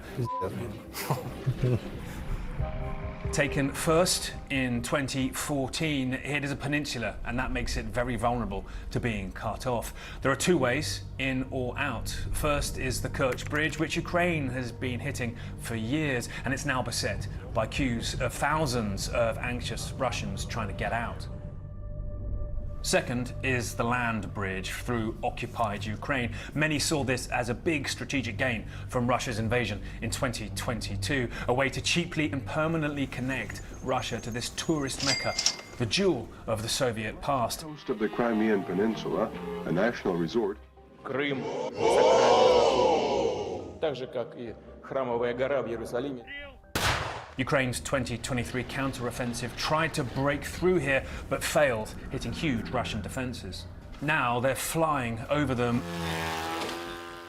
new mid-range Ukrainian drone capability, striking the road along the land bridge and Crimea's air defences, leaving it vulnerable. And then the actual bridges to Crimea and the Russian trains and the roads, now they're hitting ordinary infrastructure, refineries, power stations, meaning power. Yeah, actually, technically, I mean, that bridge is civilian infrastructure. You know how I know that? Because CNN just mentioned that tens of thousands of people are fleeing on it. But I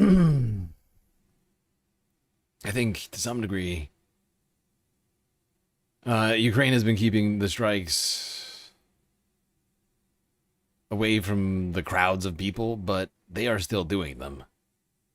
They are still damaging infrastructure to completely destroying infrastructure. Oil infrastructure we've been talking about has been seeing serious strikes from Ukraine, not just the ones in Crimea, but also deep in Russian territory. But the Crimea thing for me, I think to some degree, because it harkens back to 12 years ago, 2014, the original invasion. But also, I feel like it says something about what Ukraine, like Ukraine's strategy is changing. I can't say exactly what their goal is, whether or not it is just to punish Russia, which is effectively what CNN is suggesting, or if it is to regain the territory. Because the fact is when we've listened to all these clips over the years and talked about this conflict for a very long time, and Volodymyr Zelensky has been, I mean, he's kind of slowed down on this rhetoric in recent months, but it's been going on for a long time. And he was pretty adamant for quite a while about Crimea continuing to be Ukrainian territory, and that to some degree he intended to have that be the case. I don't know if he would try some kind of land invasion, but it would have to. But the only way to do such a thing would be to regain the territory that's been lost between some portion on the land, unless you do a sea invasion, right? Or some kind of but there's a lot more issues with doing a sea or air invasion on a territory like this. Although they could. I don't know. But I don't know. I've just been getting weird senses about Crimea. I don't know. I'm not predicting necessarily that's what's coming next. But I guess I'm just thrown by this decision. Technically, this was decided back in the Budapest Accords, but now we're back here. Wait, was the Budapest one? I think. Is that what it was called? I can't remember the name of it.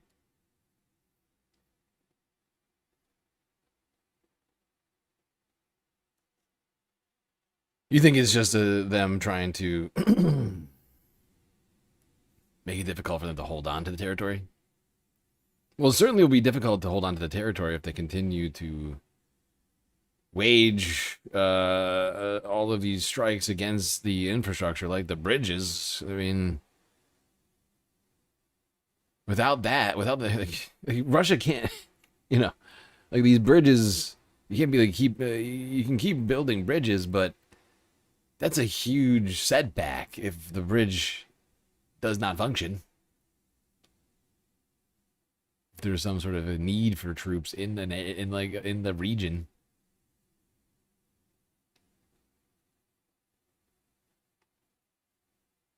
That bridge didn't exist before, right? Russia built that after the 2014 invasion. I can't remember when. Was it 2018?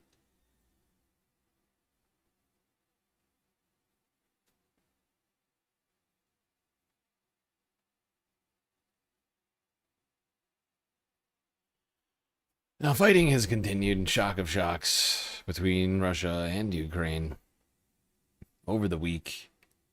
This is from 17 hours ago out of the Associated Press. The ground in Ukraine, the site of another Russian strike.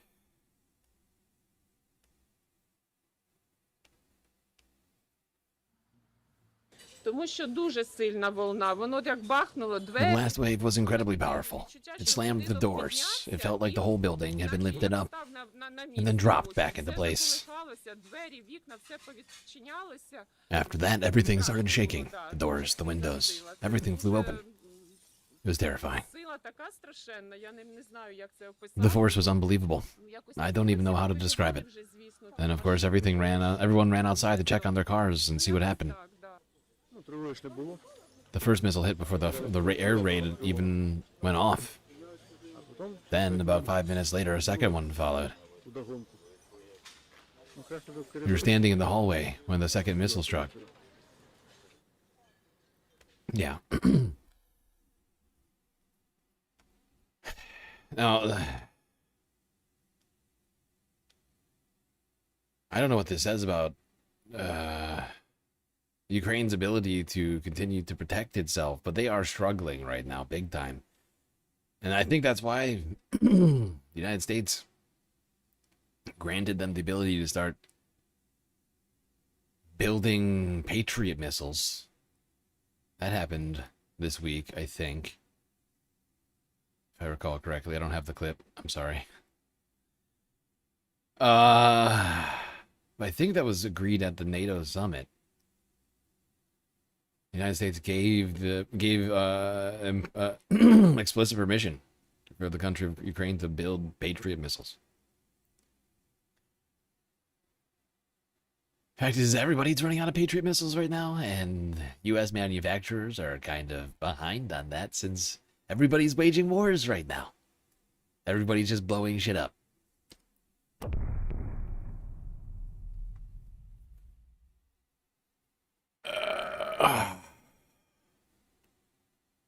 Did nobody see your message about the David H. Koch?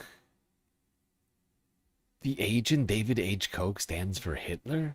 No way. Shut up. What? No way. Wait, no. It says Hamilton.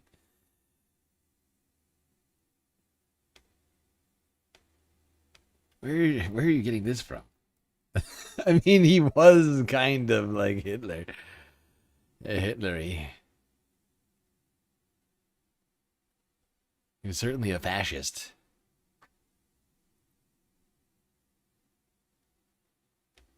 I assume that's a classic Nadia witticism.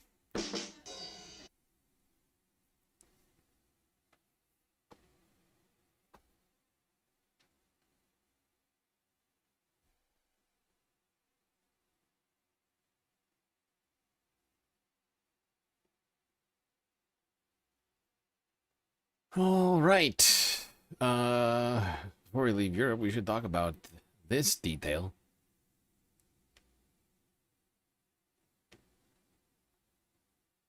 Because while at the NATO summit, Donald Trump said that the U.S. troop levels in Europe were contingent on one thing and one thing alone. Denmark giving the United States Greenland.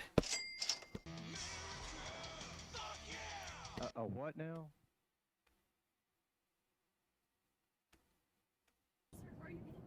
More U.S. troops out of Europe? If so, how many and where specifically? I haven't made that final list. A lot's going to depend on Greenland, and a lot. I think, you know, we can make a very good deal on Greenland, and if we don't, maybe I will. Greenland is, of course, not for sale. Yep. There is our orange dictator. Cyclone Cheeto. Once again, threatening... honestly, I'm getting very sick of this shit. Threatening our supposed allies over territory grabs. He's like, just give me the nation of Greenland. Just do it. Do it. Give it to me. Do it.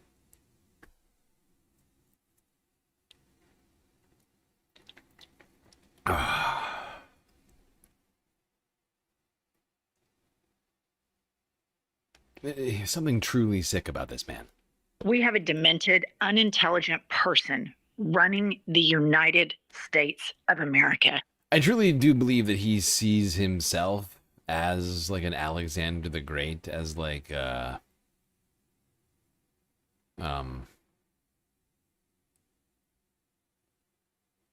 Genghis Khan, you know.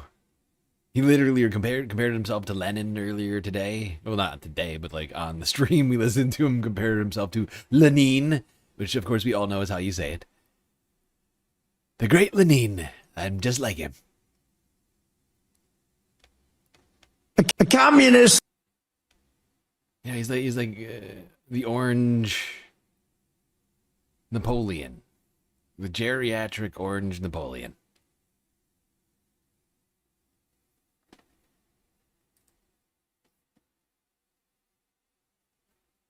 Oh, God. Wow.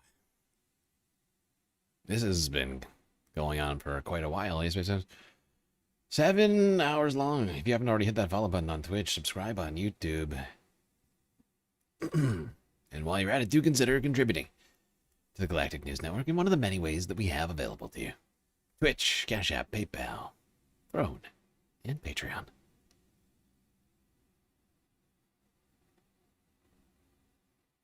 Now, we have lots more to talk about here than Europe. Of course, we have the war in the Middle East. Still going and going stronger than ever. In all the worst possible ways, it would seem. Alright, not quite. But Israel's even saying they'd love to get involved again in murdering Iranians whenever we are into that. Last I checked. Now, before we get to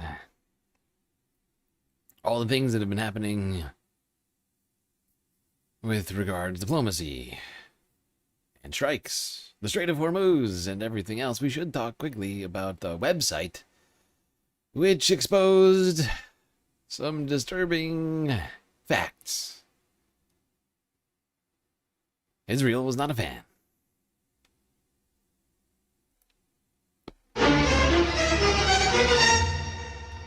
All right, y'all, I got to share this with you, but this is incredible. So we have a new effort to catalog and document all of the various war crimes committed by Israel. Because as you know, there's been this effort that's underway to try to purge the internet of all of the evidence of genocide committed by Israel. It's been an all systems go effort. The Zionist lobby is going at it hardcore. They want to erase all the videos of innocent people being bombed and kids being shot and starvation and all these atrocities. And so you've had to have good people come together to try to save all this stuff and document it. So history is very clear on what went down in Gaza. And we know that this was a new Holocaust. Okay. So let's take a look at this. This is actually super important. Here we go. A digital archive documenting Israel's war crimes and genocide in Gaza has officially been launched. And I can't show the videos here because they are far too graphic, but there are tens of thousands of pieces of video evidence of Israeli war crimes in Gaza. ArchiveGenocide.com went live this week with nearly 65,000 videos, 18,000 photos, all with geolocation data and victim information.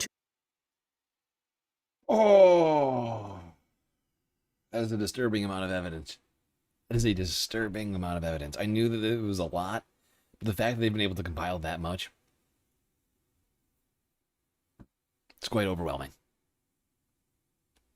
Showcase Israel's war crimes in Gaza all in one place that is easily accessible for journalists, content creators, or people just looking to gain information about the genocide in Gaza.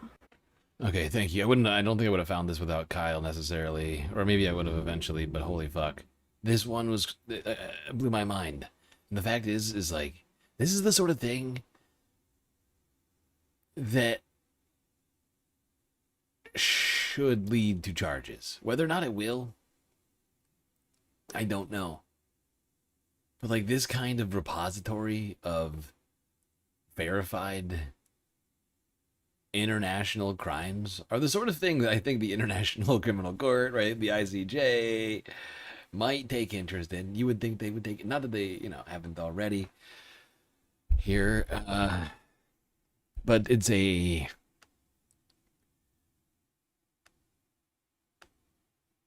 It's an embarrassment of information.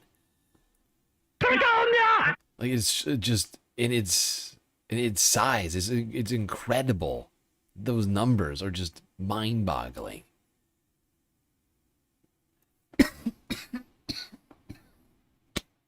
I'm fine. I'm fine. Okay. Something's wrong.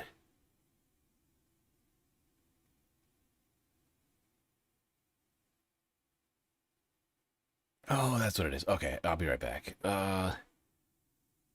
Since it is the weekending report, we're going to talk about at least a thing or two per day here that was going on throughout the week. It was a crazy week. I know it's Saturday, but yesterday we did a different kind of stream.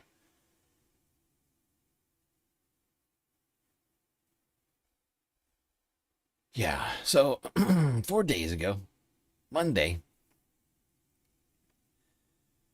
the United States unleashed a series of strikes on Iran. CENTCOM confirming. Here's Al Jazeera from 4 days ago. We're just going to go back to that breaking news story that the U.S. military has just confirmed that it's begun launching a series of powerful strikes on southern Iran. According to this statement from the U.S. military CENTCOM, they're saying that these strikes are to impose costs for targeting and attacking commercial shipping in the Strait of Hormuz, because they're also saying that this is in response to Iranian attacks on 3 commercial vessels that were transiting the Strait of Hormuz. Both Saudi Arabia and Qatar have accused Iran of attacking their vessels in the Strait of Hormuz. And what we're now hearing from the U.S. military CENTCOM, they are now releasing the statement saying that they have begun a series of attacks on southern Iran. Let's bring in Tawhid Asadi, who's live for us in Tehran. Tawhid, what more do you know about these strikes now on Iran? What are they targeting? Well, actually, officially speaking, at least from the military officials of the country, so far we don't have any confirmation regarding that, but it's still, we've got the state TV just saying that sounds of explosion have been heard at least in 2 locations, and according to the state TV IRIB, 6 explosions have been heard in the island of Qeshm. And for your information, Qeshm is the largest island in the vicinity of the Strait of Hormuz, with a very geostrategic significance when it comes to Iran's control and authority over the Strait of Hormuz. Also, the state TV says that at least 7 explosions have been heard in the areas close to Sirik port. Yep. Not long after, Iran responded with strikes of its own.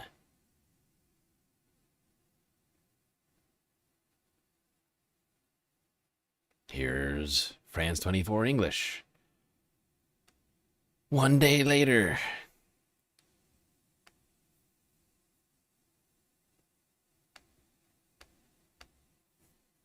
Immediately, if not sooner.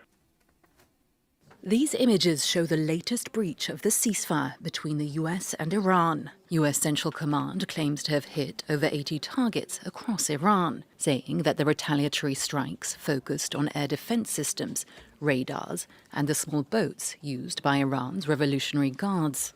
US Central Command forces have begun launching a series of powerful strikes against Iran to impose heavy costs for targeting and attacking commercial shipping crewed by innocent civilians in an international waterway. Iran's state media reported explosions in the southern city of Bandar Abbas, where this video was said to be taken, as well as Qeshm Island and Sirik. The attacks came after the US says Tehran targeted 3 commercial tankers in the Strait of Hormuz.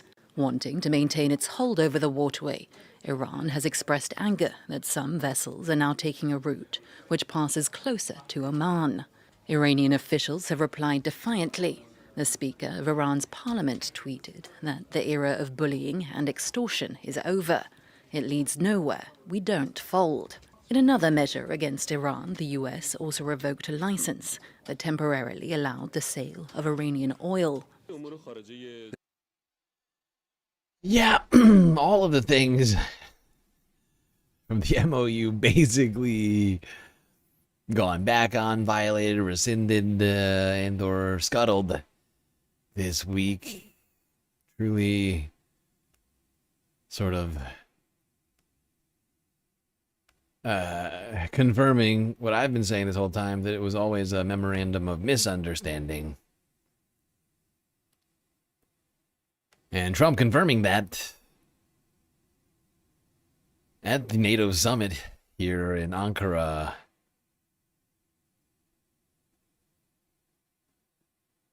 Sat next to Mark Rutte, NATO Secretary General. Ceasefire over. Is the ceasefire done? Is the MOU dead? It's a very interesting question. To me, I think it's over. I don't want to deal with them anymore. They're scum. You know what scum is? They're scum. They're sick people. They're led by sick people. And they're vicious, violent people. And if they had a nuclear weapon, they'd use it. As far as I'm concerned, it's over. Yeah, Donald Trump confirming that the ceasefire was over, that the memorandum of understanding was over. And then reiterating that point by proceeding to threaten to eliminate, destroy civilian infrastructure.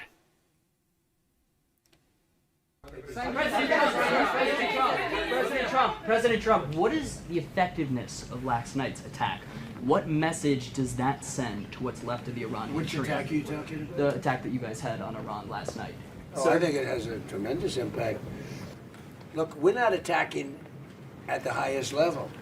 The highest level are the bridges, which we can knock down. I would say in one day we knocked down every single bridge when he says, in Iran. There's not a thing they can do about it. Now, like when he says the highest level, it sounds like he's saying war crimes. Am I the only one who hears that?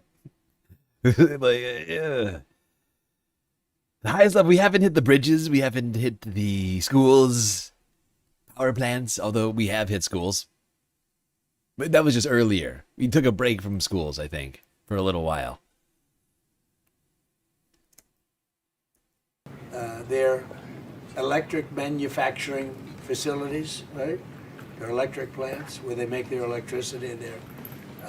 We will, if we have to, we'll take them out. I don't want to do that, but if we have to, we'll take them out. They have desalinization plants. We'll take them out if we have to. I hate to do that. Take those. That's I hate probably it. the one I would like not to do least.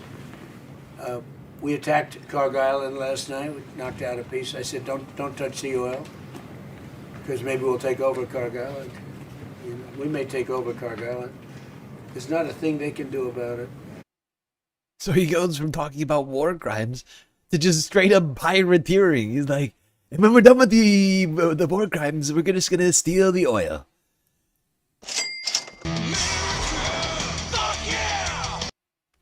We're gonna be like pirates of the Strait of Hormuz. And we're gonna come in there and we're gonna take it. It's a fucking sick, sick man.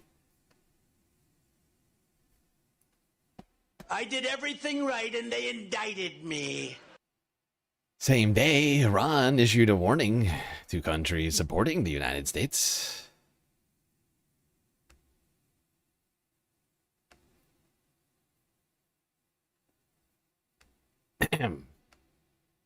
Iran.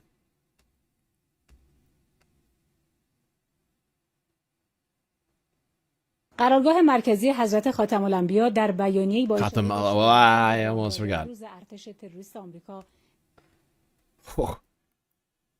Khatam al-Anbiya Central Headquarters in a statement referring to today's malicious acts by the terrorist U.S. military in attacking parts of the country's south, warned. Any point of origin providing support to the aggressor, U.S. military for aggression against the sovereignty and territory of Islamic Iran will be a legitimate target for the armed forces.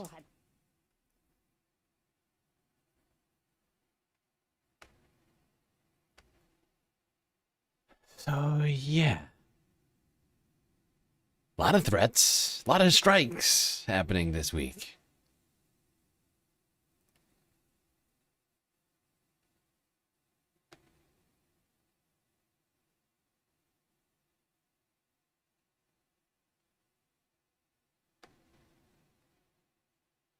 And apparently Iran launched strikes directly after that at multiple U.S. targets in the Gulf. The United States, later that evening, launching more strikes of its own. Do you see what I mean about this week? We have gone practically right back to like the middle of Operation Epstein Fury. The only piece missing, which, as I mentioned before, is only one orange ask away. Cyclone Cheeto. And that would be Iran. I mean, Israel engaging with Iran again.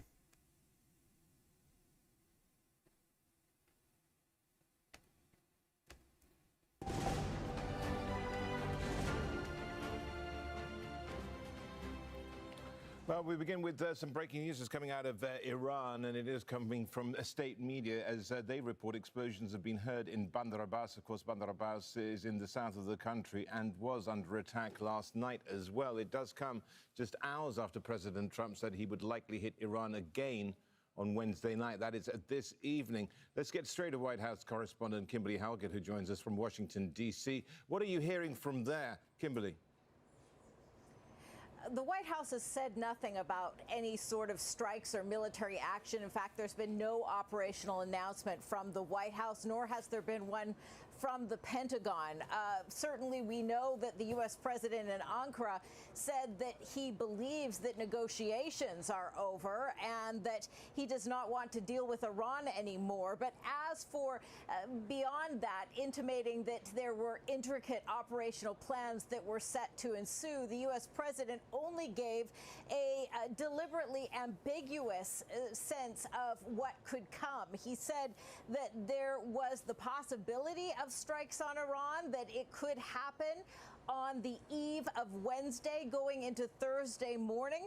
He said that we intend to hit them hard again tonight, and he stopped short of saying, though, whether or not he had already authorized such strikes. But what I can tell you from my experience covering these sorts of operations is that they are already in the works, and there is a fair amount of planning that needs to take place in advance, hours in advance. So even as the U.S. president was indicating that he had not yet ordered the operation, it's likely that he already had. Exactly.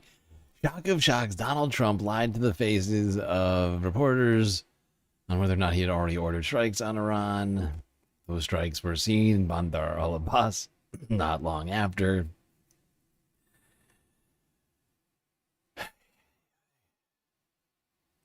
We have a demented idiot. We have a demented, unintelligent person running the United States of America. Oh, shit. The volume was low because of the fucking stupid, no good fucking subtitles. God damn it. I'm not going back. I'm sorry. I can't do it. Not gonna do it. Not gonna do it. Wouldn't be prudent. Not gonna do it. It would not be prudent at this juncture. I'm sorry, though. I am very sorry. I do apologize, and I have solved it. Unfortunately, I don't have a secondary... Like, I somehow need, like, a second light. I have the on-air light, which has been working like a dream, I would point out, lately. I haven't been muting myself very much. Anybody notice that? But I think I need a second light to let me know when I'm to remember to turn my volume back up after subtitles, some other system. Maybe like a little mini stoplight. That'd be perfect. Like a mini stoplight, and depending on the level, the clip audio is, I could put it like red, yellow, green. Then I'll know. Now I'm thinking ideas over here. Thinking ideas and thoughts. Grand Theft Autobot saying that the volume was actually fine. Go fuck yourself, apparently. Wow. Wow. Wow.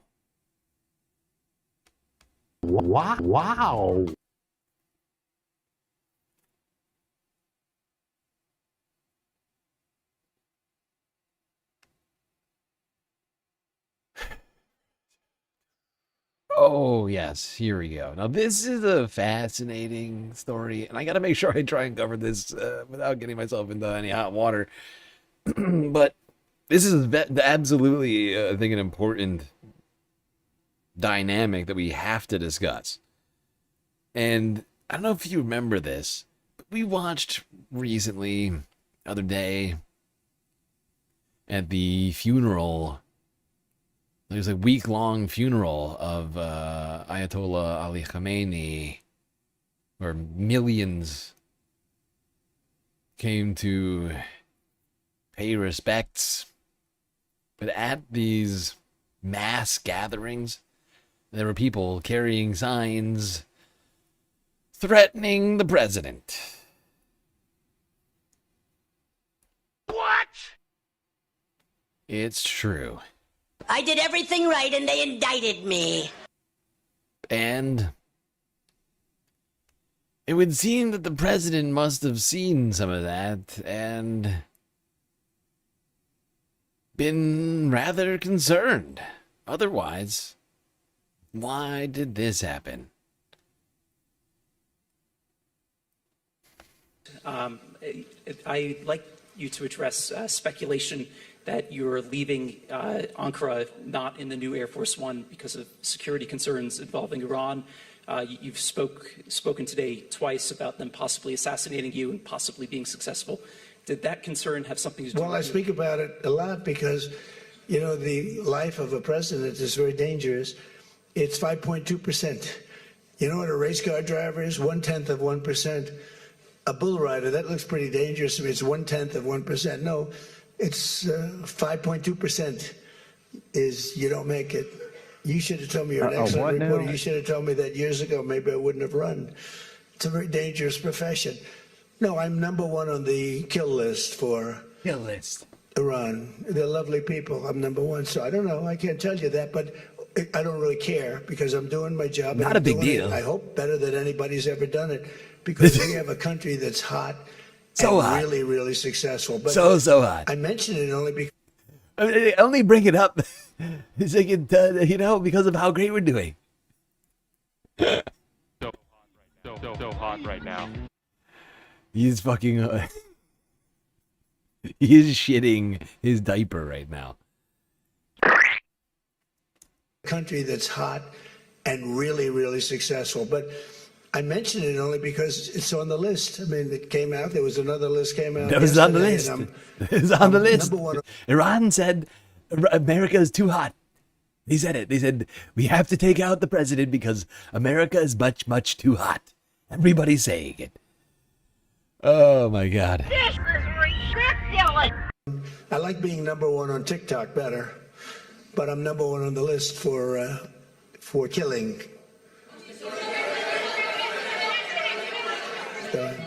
Go ahead. Hey, Sean McCreesh, New York Times. But why aren't you flying the new plane home? Yes, good question. Why aren't you flying on the new Air Force One home? It's flying to Europe, to one of the big bases, 2 or 3 of the big bases, where we can show it to the people. And we'll be going home by normal methods. But we're going to do the normal methods, okay? That plane is going to Europe, a different place than I am going. Well, that makes perfect sense. It's going to a different place, says the president. What's that? It didn't go to a different place? What you talking about? I think this is the right clip. CNN. 2 days ago. Perhaps we can unpack that claim. President Trump has made no secret of how much he loves his new jumbo jet that was gifted to him by the Qatari government. So why is he now taking the old version of Air Force One again? That's the question that a lot of reporters are asking today, especially after the president flew on the new plane to the NATO summit in Turkey, but flew back from Turkey on the NATO summit on the old version of Air Force One. The president said that the new Qatari jet was being sent ahead of time to a military base in the United Kingdom so members of the United States military could tour it and see just exactly what it looks like on the inside. Just a generous, beneficent leader, okay? He just wants the troops to see this great, beautiful gift. Everybody's saying it, okay? It's a great and fantastic display of corruption, which people enjoy. I think they enjoy it, and I don't want to be greedy, okay? I enjoy it all the time. They'll never get to see it again because it's going to go in my library when we're done. I don't know how that's going to work, but it's not America's, it's mine. I'm very generously letting them see it. Aren't I a good guy? We saw President Trump landing at that same military base where he walked from the old Air Force One to the new Air Force One. You can tell a difference in the old color scheme on that plane versus... Huh?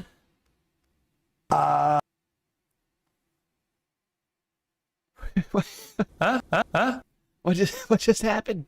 What I thought was for the troops. Now it's a flying hotel? The interior is much nicer, but the other one is much safer. That's why I'm using both. This can't possibly be good for the, like, I mean, first off, why? Think about how much extra expense in, like, carbon emissions and whatever else are being expended as a result of this. Double Air Force One trips around the world so that Trump can use the new one as a hotel and the other one as a flying fortress. It's not for the troops. Look at him. Look at him sauntering off to the new one. It's crazy. It's fucking crazy, dude. I can't imagine anything more ridiculous than this. Honestly. What a waste. What a fucking waste. New red, white, and blue one that he put on the new Qatari plane. Now, the White House said that this was because the president wanted members of the military to be able to see it for themselves, but the president himself was also asked whether or not it had to do with any security issues or concerns about his own personal safety. This is what he told reporters. I'd like you to address speculation that you're leaving Ankara not in the new Air Force One. Hold on, we already heard this clip. We heard more of it. That's why I just listened to it first because I wanted to hear the whole thing. Tonight, the New York Times is reporting that a security precaution is what led to the resumption of hostility, that related to the resumption of hostilities, I should say, with Iran, is what led to the president's plane change that happened today. Sources are telling the Times in this new report that the new plane does not have all the features of the old Air Force One. My source tonight is Mark Kansian, a retired Marine Corps colonel who oversaw the Air Force One replacement program. Anyway, I listened to this whole thing, and as it turns out, it cost a fuck ton of money to equip a Boeing 777 or whatever this is into like a military plane and like fix it with countermeasures and the necessary radar equipment and shit. Like, I'm pretty sure like Air Force One has its own missiles.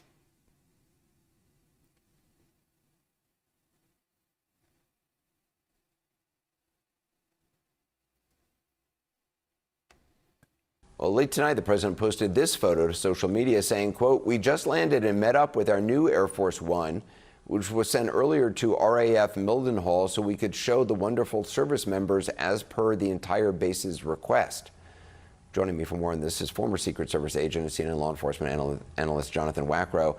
Does this make any sense to you at all that the president would not fly on the brand new plane, which he is very pleased with and has been hotly anticipating, because he wanted to send it to an Air Force base in the UK because the entire base really wanted to see it and tour it?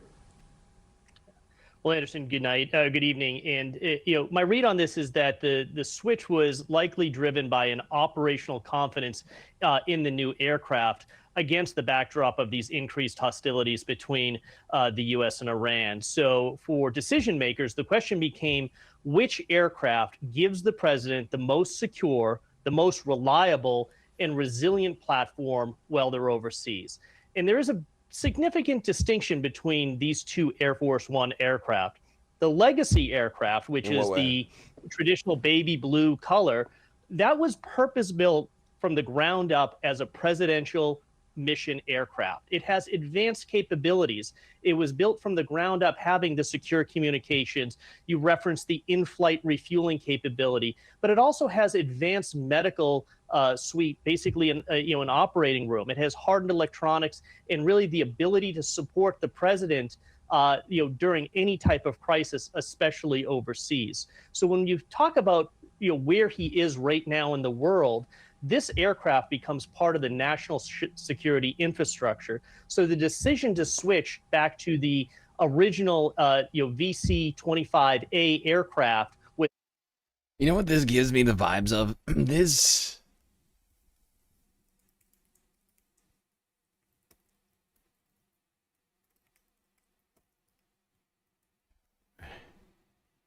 This gives me the vibes of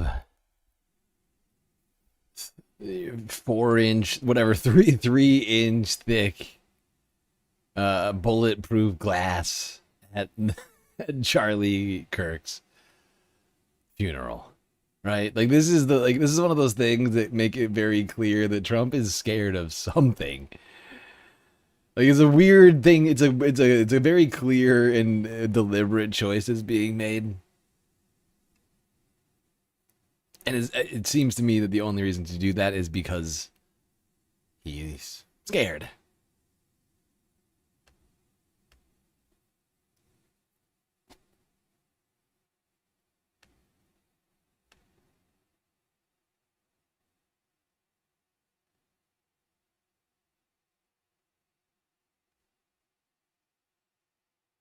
Kingdom. The president claims that he sent the Qatari gifted jet to Mildenhall Air Force Base in the UK to honor our brave men and women of the military. We are sending the brand new and truly spectacular Air Force One to Mildenhall Air Force Base in the United Kingdom. Give them a great chance to tour the aircraft. Everybody's so excited, and we thought that they should be the first. For old time's sake, we'll be taking the former... For old time's sake, just for shits and gigs, we'll be taking the former Air Force One from Turkey to Mildenhall. A short trip that is totally worth doing in order to give our great military heroes a chance to appreciate our beautiful new addition to the Air Force fleet. President Donald Trump. This sentence is hilarious to me. This is cope. For old time's sake. This is narrative building right here. Old time's sake, no reason, just doing it for just a good guy. And I like the old plane. Yeah, I like vintage sometimes. Aren't I a good guy?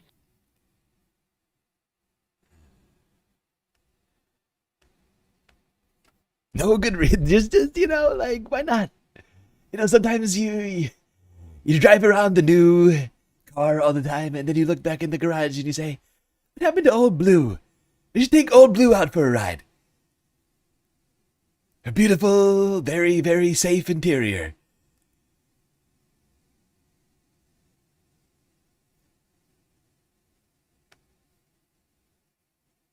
Sorry, I gotta just get ahead of this here.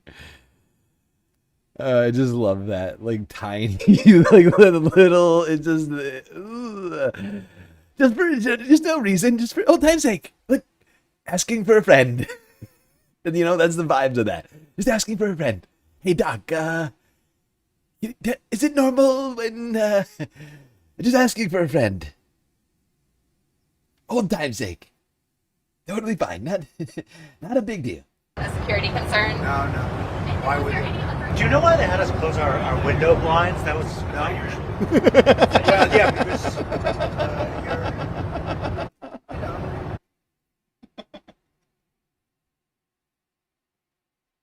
He's so bad at pretending to be he's such a fake strong man. He's it's so funny, especially when he's clearly scared. He's what? Oh yeah, actually, wait, no. Yes, there is a reason. Hold on. with a lot of questions. So you're saying there wasn't a security concern? No. Why would they? Do you know why they had us close our window blinds? That was not usual. Well, yeah, because yes. You're sleep. Probably on a dangerous flight because of the sleaze bags that we have. A little dangerous. The sleaze bags are out there. Was possibly thinking Well, I mean, if they asked you to close your windows, probably they feel that way. They didn't ask me to close mine, but if they did, I would have done it. So we're bringing in Becca Wasser, defense lead at Bloomberg Economics. Becca, we've talked about this plane in the past, what it would cost to retrofit it, and now we are here, right, in the moment when it has to travel internationally. And I want you to help clarify a thing. I mean, sometimes the flight attendant tells you to put the shades down because of the sun. So what do you hear between this conversation of, is it a security concern or something else? Listen, I think what's happening here is the efforts to try and retrofit this aircraft so quickly means that there are some gaps in what it needs to be a secure Air Force One for an international visit. And what I'm hearing between all of this is really the lack of three things that caused him to fly home on the older Air Force One. And it's about security, it's about communications, and it's about survivability. So if, there was this rush to try and get the Qatari aircraft to be his Air Force One, that means that it's probably lacking some of its missile detection and countermeasures that it likely needs. Additionally, it probably doesn't have the full secure communications network that President Trump would also need to essentially prosecute a war from afar with some of the strikes on Iran that we've seen in the past 2 days. And then lastly, it probably lacks some of the basic survivability that it would need. Some of those older Air Force One airplanes really were built to be survivable under even the worst things like being able to survive a potential nuclear blast. And it is very clear that the Qatari jet definitely lacks that. Yeah, and I don't think that we need to equip a jet that's literally not like the government's with missile detection systems and whatever the fuck else is on Air Force One. Like, unless it's a government vehicle, it shouldn't be. And it's honestly disturbing to think that Trump might be the owner of. Are you hearing what we're saying? Like a villain, like a literal fucking Bond villain might, like, even if he lives, to leave the presidency, he's an old man, he might not, and he seems to be scared himself about, survivability right now. But if he were to, he might potentially be leaving with a fucking military-equipped fucking 747. Are you kidding me? Or whatever it is, Dreamliner, I think it is. Can you imagine anything more deranged? The guy, you can't tell me that isn't like it's just a horrifying thought to think. Some deranged billionaire oligarch criminal.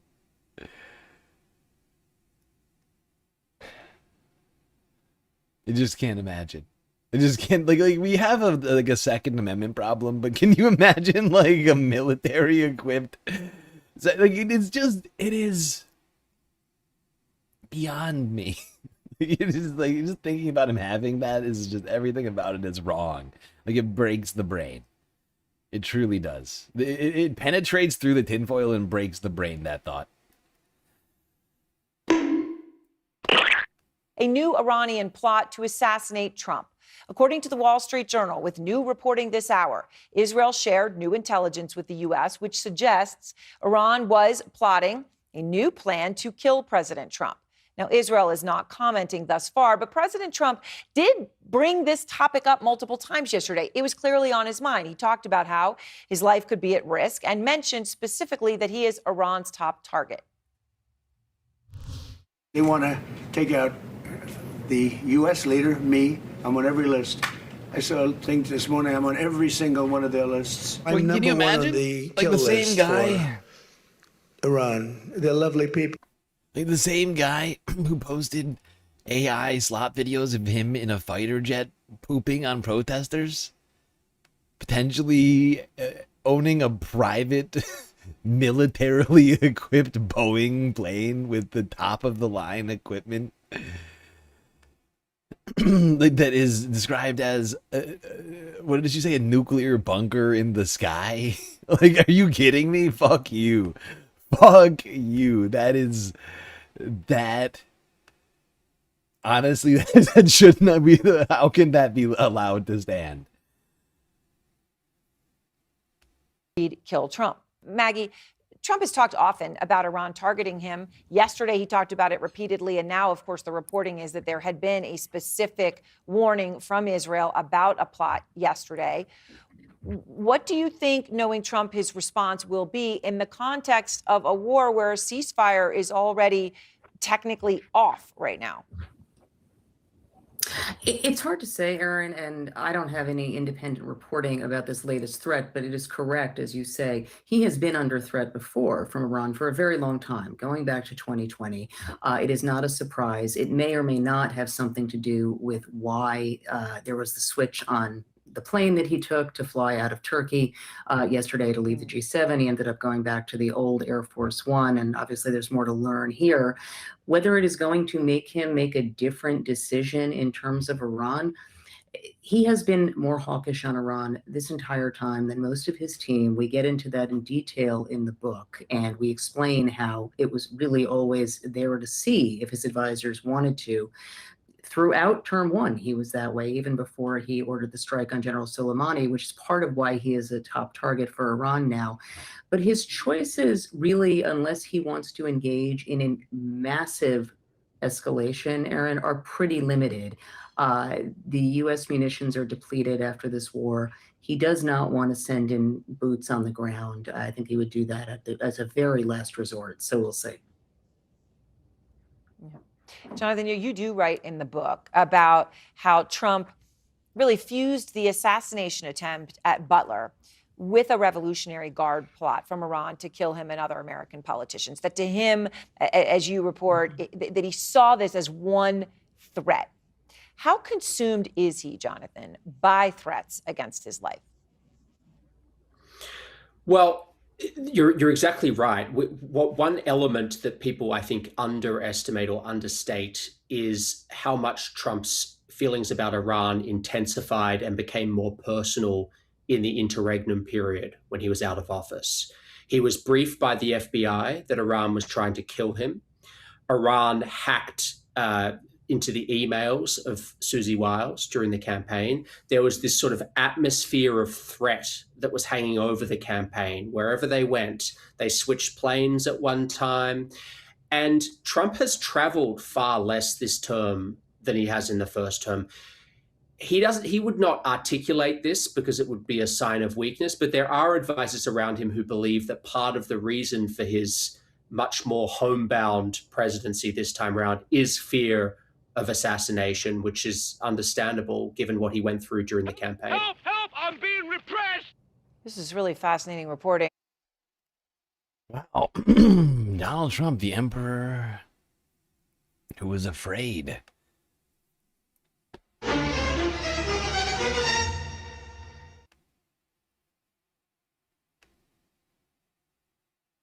The emperor with no courage, Donald Trump.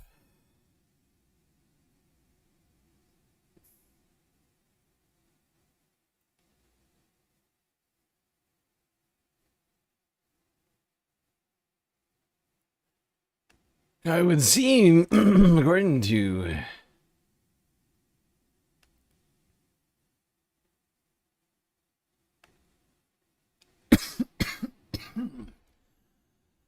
the New York Times, that Israel may be behind some of this fear, telling Donald Trump that Iran is coming for him. Office for a variety of reasons. He was wowed by this new plane, as we write the plan. What more are you learning about this new intelligence that Israel shared with the U.S. about an Iranian plan to assassinate President Trump? Yeah, so what we know is that Israel recently shared this fresh intelligence. It says that it indicates that there was a plan that Iran was contemplating to kill Trump. And this would help to explain some of his behavior. And I think some of the statements that you guys played, we also saw, the chants at the funeral. And what's important to note is that these two men have been speaking, very frequently during the war, and they had late night phone calls, and they would talk about intelligence and targets, and the relationship recently soured.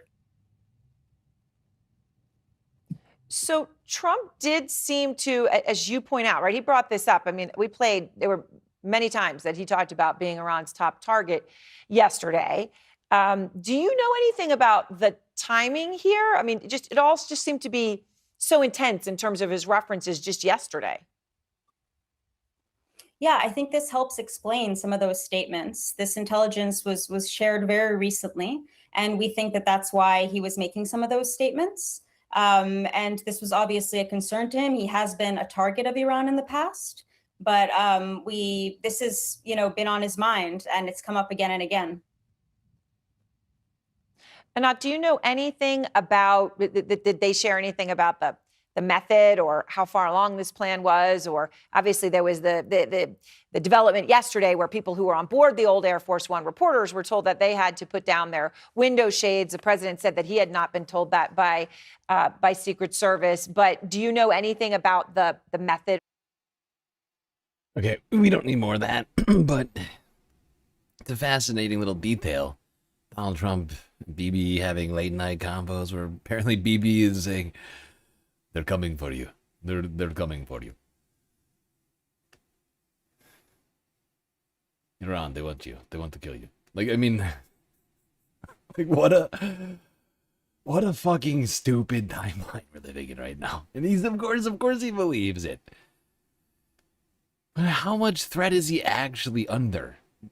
Flying between Turkey and the United Kingdom. I don't know. I mean, maybe, but I think it's a little bit of paranoia, if you ask me.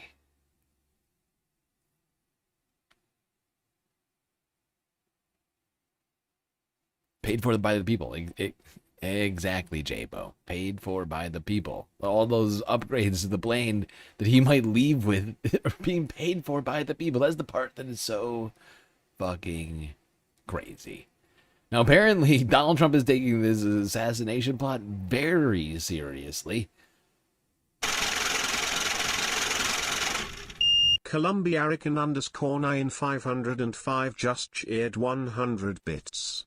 Well, Trump, this is some advice. Play with fire and you will end up burning down the house. Just saying.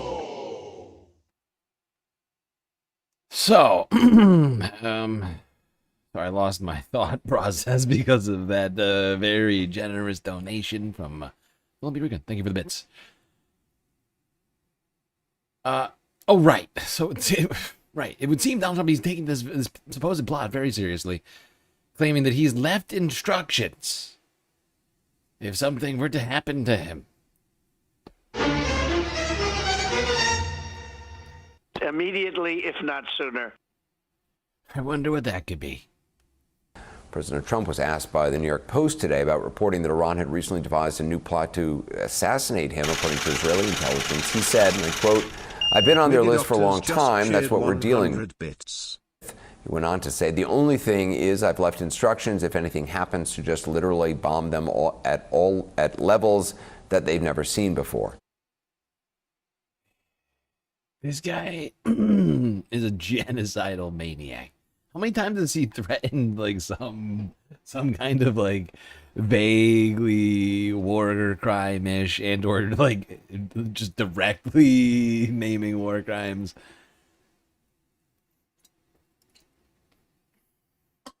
Because, I mean, just follow me here. You bomb Iran at levels they've never seen before, and we've already, at least in my opinion, committed dozens of war crimes there. Like, what does that mean? What is it, right? By the transitive property, you would think there's more crimes to come.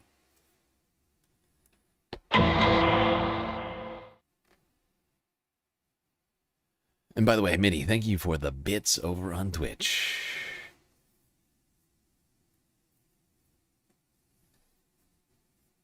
Every bit counts.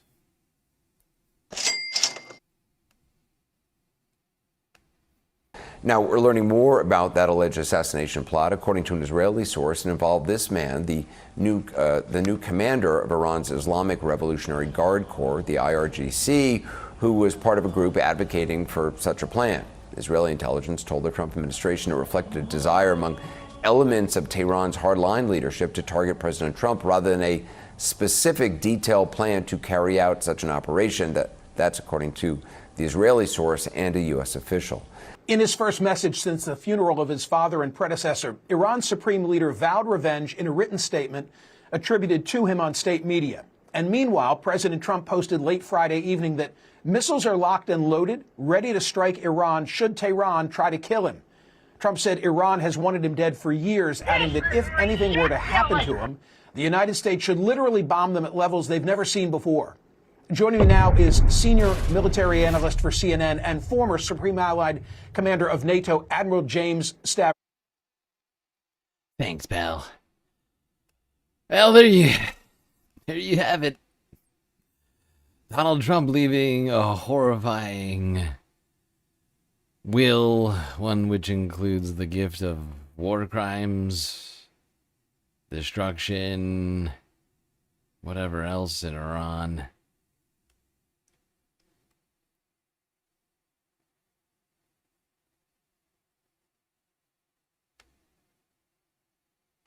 In New York Times, White House correspondent Maggie Haberman, she's co-author of the new bestseller, Regime Change Inside the Imperial Presidency of Donald Trump. Maggie, thank you so much for being here. This seems like a good week to have this conversation between the inflection point ending the ceasefire and then this moment of this reporting we're getting now of a potential assassination attempt, information shared by Israel. This is a president who has survived assassination attempts. Does this kind of concern loom large for him? Well, there's no question that among the reasons that the president and his team were really radicalized in the interregnum period before he came back to office, and we write about this in the book, were the assassination attempts that he faced. In particular, Butler happened around the time that someone had been charged with being part of a murder for hire plot involving or set up by Iranian officials, allegedly. And in his mind and in the campaign's mind at the time, it all became one thing. And so there's no question that the fact that this new information about a potential plot is going to loom large for this team. It is going to raise new concerns. You are already seeing a president who does not travel outside the White House that much. Part of it is that, you know, he retaliates at the beginning of the term, I'm done campaigning, but part of it is legitimate security concerns. And out front now, Fareed Zakaria, host of Fareed Zakaria GPS. So, Fareed, Okay, that's it on the CNN clips. With mostly CNN talking about this assassination plot. Oh, quite an interesting wrinkle in this situation. Fascinating week. We're making serious progress through the list. Let's get back to talking about the war itself. Not the plots against the president. Al Jazeera English here from 2 days ago. Claiming, I mean, this one I found hilarious, honestly. Like, the title of this is genuinely funny to me. U.S.-Iran MOU on life support. Oh, is it life support now? Are you sure it's not? Are you sure it's not just done? There's following this analogy. If the MOU is something that could receive life support, it was on life support back weeks ago, many weeks ago. All right, well, no, not weeks ago. I'm sorry. I'm thinking of the other ceasefire. The MOU was, what was that? Was that last week? 2 weeks ago. It was 2 weeks ago, right? Still weeks. The point is that thing was on life support. Like, this, the second people got to the goddamn meet in Switzerland. You know? And Like the power got shut off to the hospital like days into it. That MOU was dead.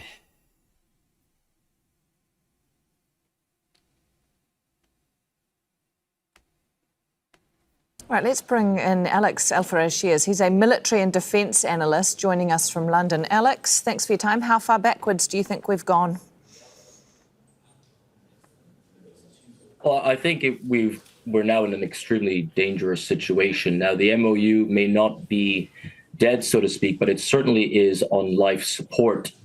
And what it will take to get out of this crisis instability situation now with 4 rounds of escalation is going to be restraint. It's going to be restraint on both sides. And it doesn't look as though either side is willing to exercise that restraint, because the political issue pertaining to the status of the strait is still extremely in doubt. I think the United States find it intolerable that Iran... You remember this moment? This feels like so long ago. This was months ago. This was literally months ago. This signing in France. When was this? Was this April? It's fucking July right now.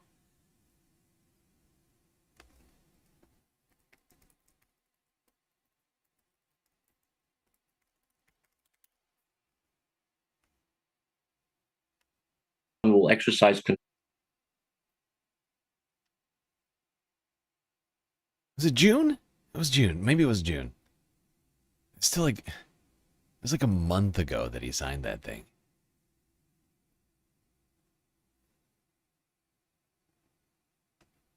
There's been zero peace since then. All over the strait, and Iran finds it intolerable that an alternative mechanism with regards to the control of the strait, without them being the predominant actor in that mechanism, is also equally intolerable. So I think we're in a really dangerous situation here, and the question is whether Iran now will retaliate, because if they do, then we're back in this sort of cycle of perpetual conflict again. Yeah, so if we have intolerance on one side for the situation, and you're saying we need restraint on the other side, in a tug of war, what is the motivation, or what is going to be pulling us further towards the restraint rather than this intolerable situation that either side feels that they're in? Well, I think for Iran, again, I think this is a deal breaker for them. I think they are probably willing to return to large-scale conflict if it means that they can continue to exercise control over the Strait of Hormuz, because it's two things. It's one... Yeah, suffice to say, this memorandum had no fucking legs, never had a chance. And it was made very clear this week that it is fully done. Because shortly after that little piece came out from Al Jazeera, the United States struck 90 plus coastal targets in Iran. This was on Thursday.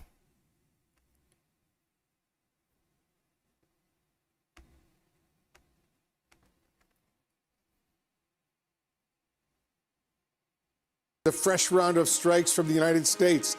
This is new video just coming in to the Situation Room from the area of the coastal Iran. The U.S. Military Central Command saying it has struck 90 Iranian targets to keep the Strait of Hormuz open to shipping.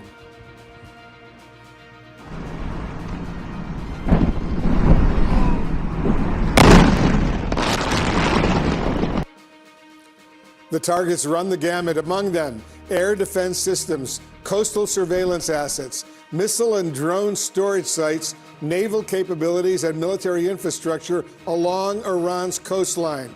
And Iran immediately responded by targeting U.S. military bases in Kuwait and Bahrain for the second night in a row.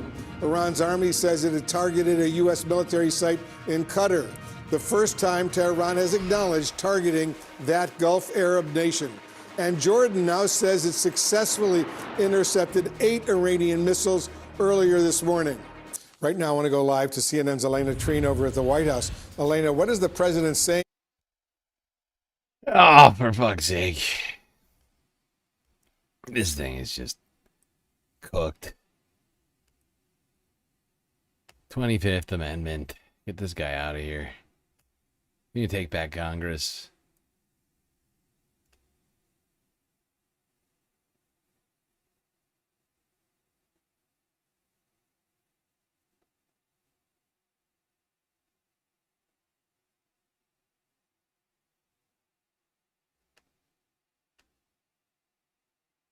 Now,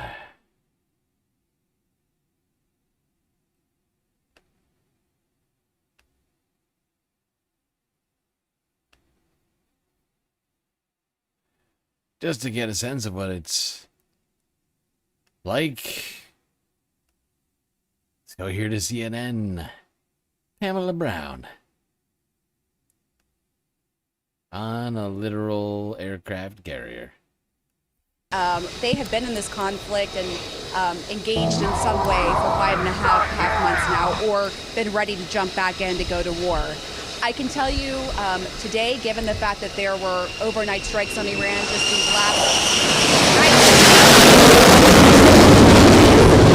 operations are taking on a new meaning. I asked the admiral who oversees the ship as well as the destroyers if there is a heightened threat alert. He said, look, you know, we are always looking threat target, and that destroyer right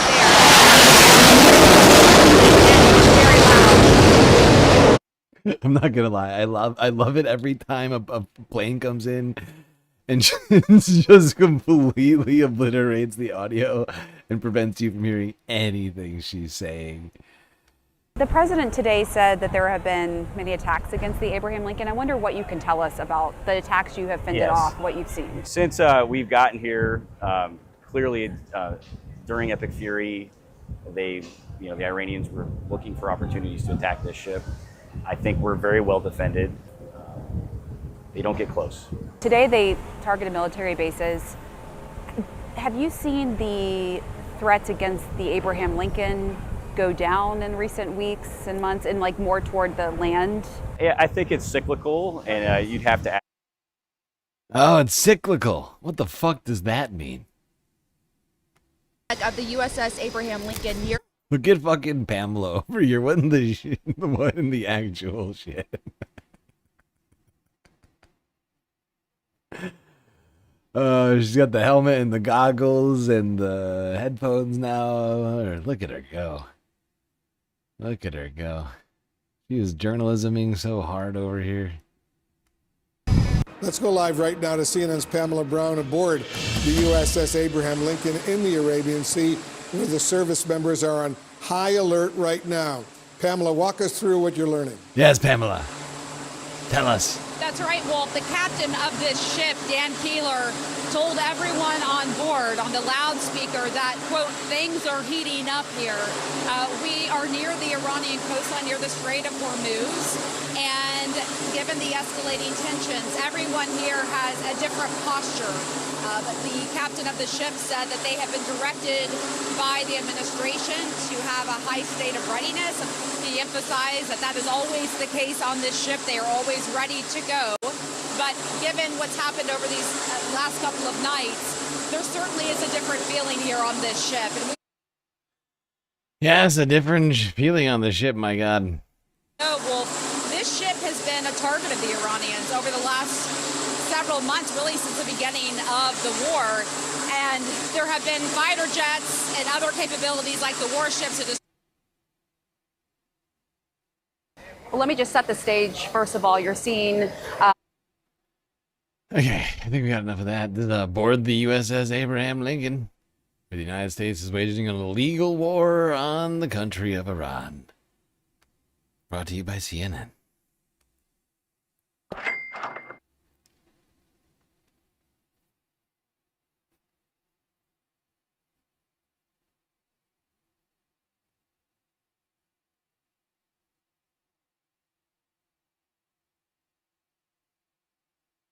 Now, reported explosions across Iran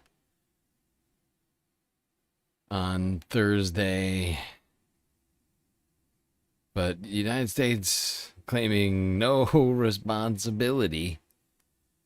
Iran launching retaliatory attacks on the U.S. across the Gulf. Following those strikes, here's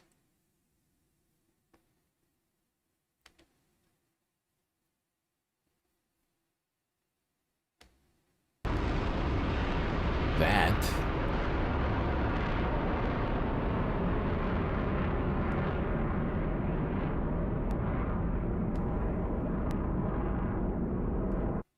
Yup. Really just sort of... really unfortunate level of escalation going on throughout the week.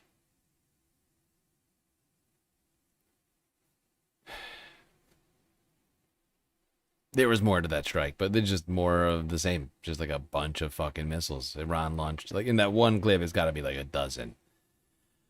But yesterday, Donald Trump said everything's looking very good.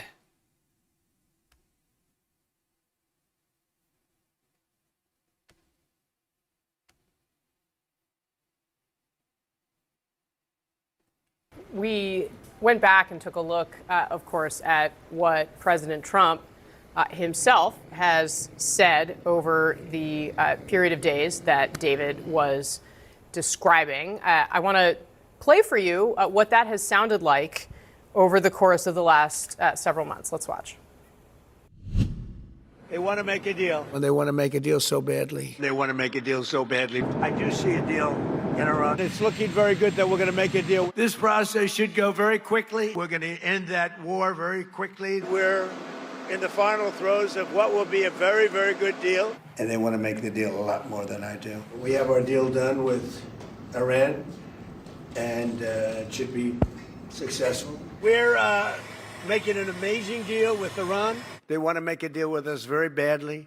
They're dying to make a deal. They're giving us a lot. They want to make a deal so badly. Oh my God, he does not quit. No matter how like ridiculous it gets, he will just keep saying the same things. It's incredible. Like, Jonah Goldberg, on that note, I mean, just- what kind it of deal really- has the U.S. gotten out of this? None. We no deal. We have no deal, dude. Oh my God. It's just like the timeline is wild. Just like going back through it. It's just like over and over and over again.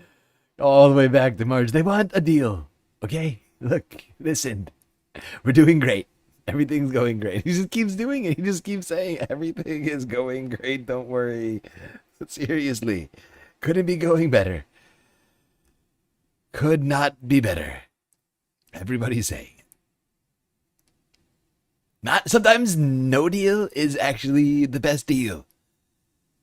That's the art of the deal. The art of the no deal. That's book number 2 coming out next year. $89.95.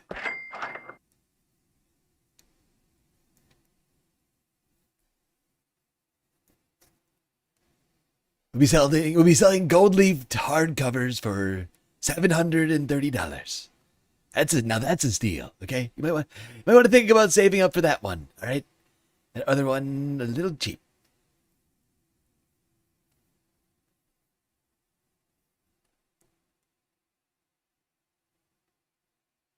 Trump is truly waging an art of the no deal, the no achievement, the no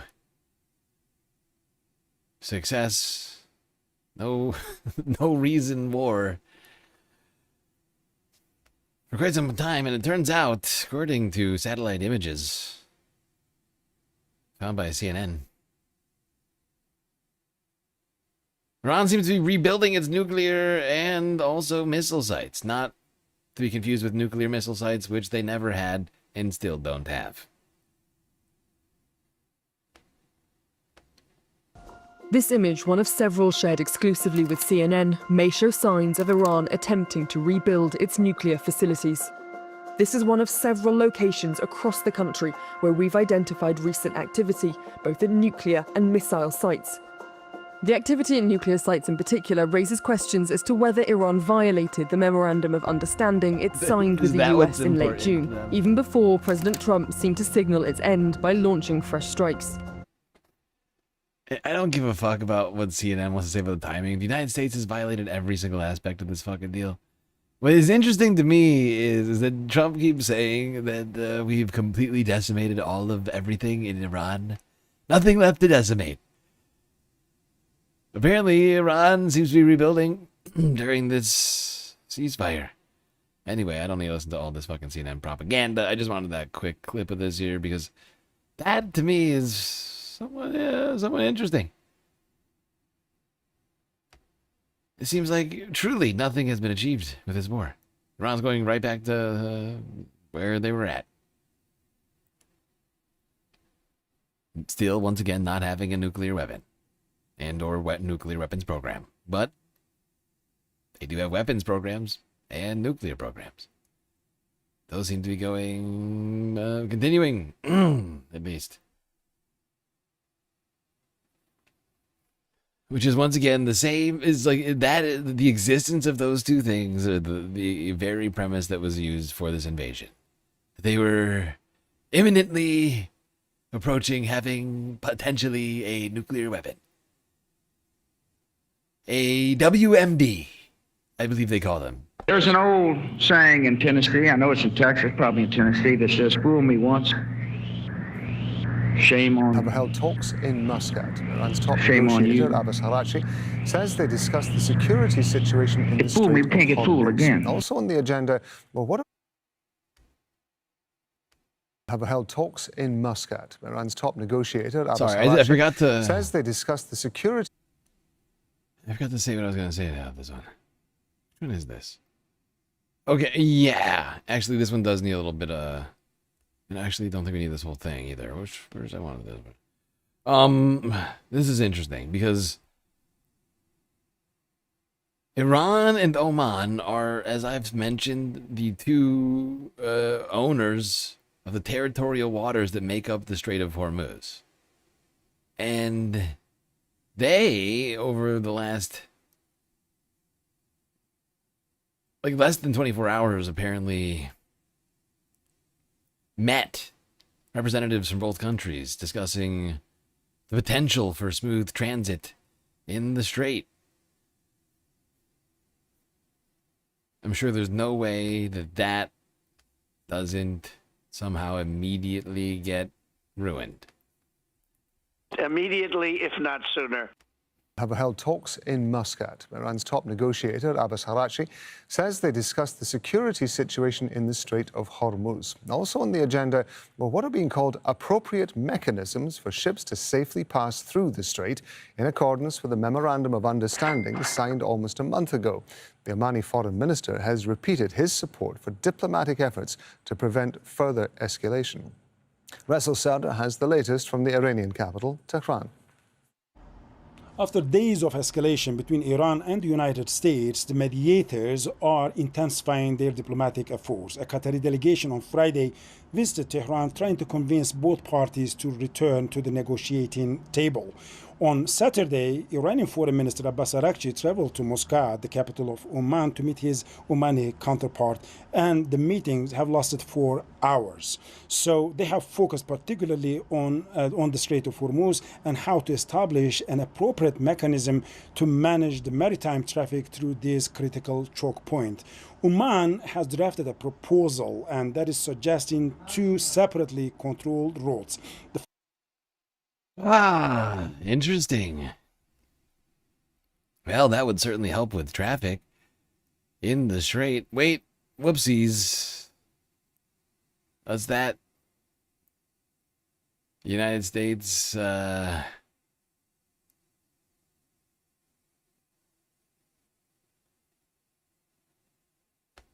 did some things that led the IRGC to declare the whole strait closed within, I don't know, like an hour.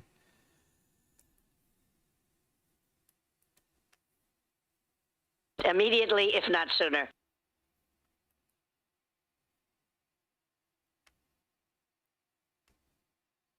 I want to bring you some breaking news out of Iran. IRGC, that is the Revolutionary Guards of Iran, has declared the Strait of Hormuz closed until further notice. God damn it. What a stupid fucking week. That posted 1 hour later. Yeah, I refuse to listen to the rest of this right now. We're keeping on. United States angry that Iran closed the strait. right before the stream started, decided to launch a massive strike on a bunch of Iranian cities. Not military targets, but just the cities. Why not?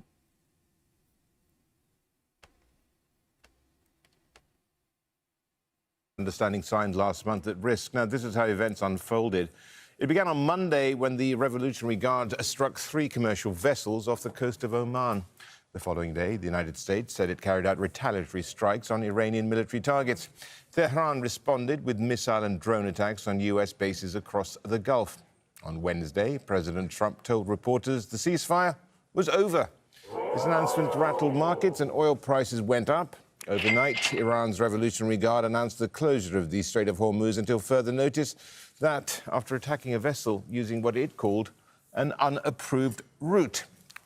I'm joined now by Ian Ralby. He's a senior fellow at the Center for Maritime Strategy and president of Auxilium Worldwide, and he joins us live from Miami. Thank you, Ian, for joining us. Well, what are you making of this? And yes, really, ultimately, we've got the UK Maritime Authority saying that this Cyprus flagged vessel.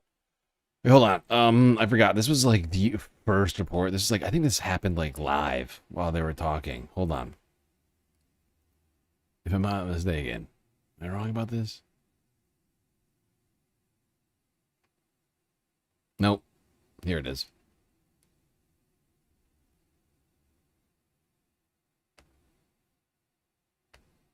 Also succeed because it's made some pretty bold statements that it has not yet been able to achieve when it comes to opening up that waterway and allowing for freedom of navigation to resume.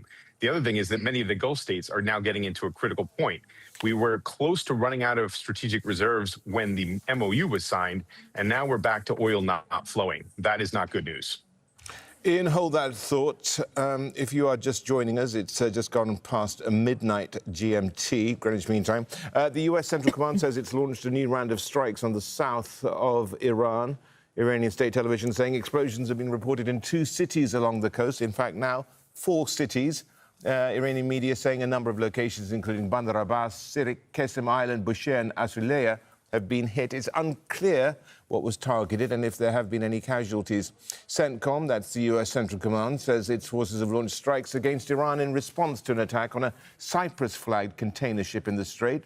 Now, in a statement, CENTCOM saying this: a civilian crew member is missing and the vessel is unable to continue the journey due to an onboard fire and significant engine room damage. Iran was provided yet another opportunity to demonstrate adherence to the Memorandum of Understanding after being held accountable for earlier attacks on commercial vessels, but has again failed. That is CENTCOM. In response, they go on to say the U.S. is imposing a heavy cost by continuing to degrade Iran's ability to attack civilian mariners and commercial ships freely transiting the strait. The strikes are being carried out at the direction of the Commander-in-Chief. Now, the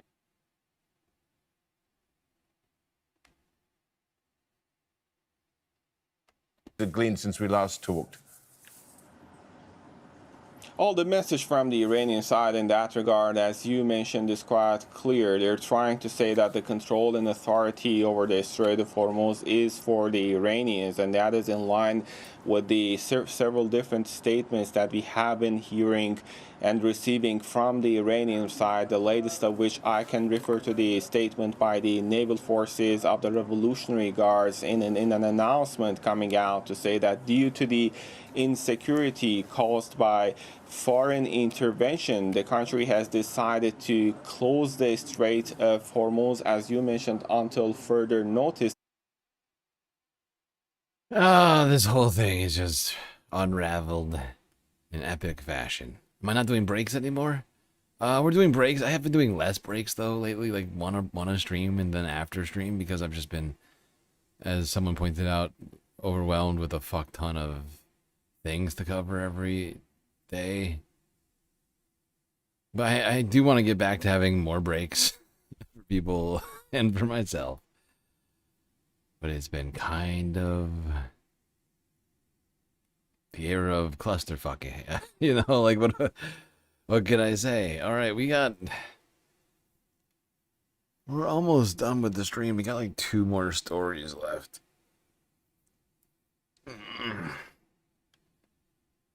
2 more stories left. This one is back in the West Bank, where one American got the wake-up call when confronted by a bunch of teenage machine gun-toting Israeli settlers.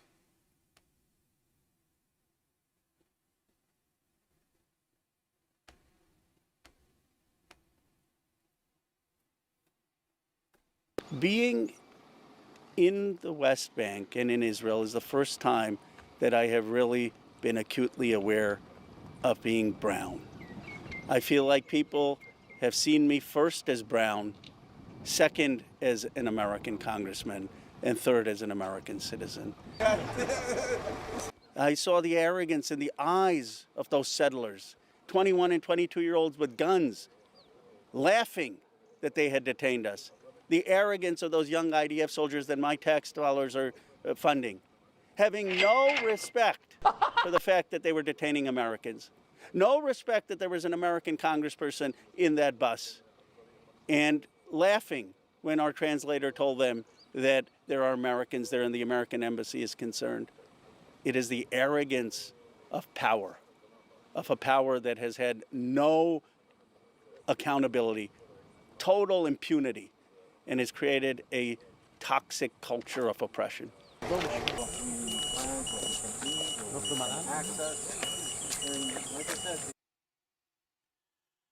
Yeah, let's unpack this a little bit more with our second to last clip of the night. Great job to everybody for making it this far. Lucky for you, we still have more streamed than that sounds like. Let's see. Who is this guy? Freedom! A communist. Hassan Parker. Ah, yes. Freedom-loving communist Hassan Parker.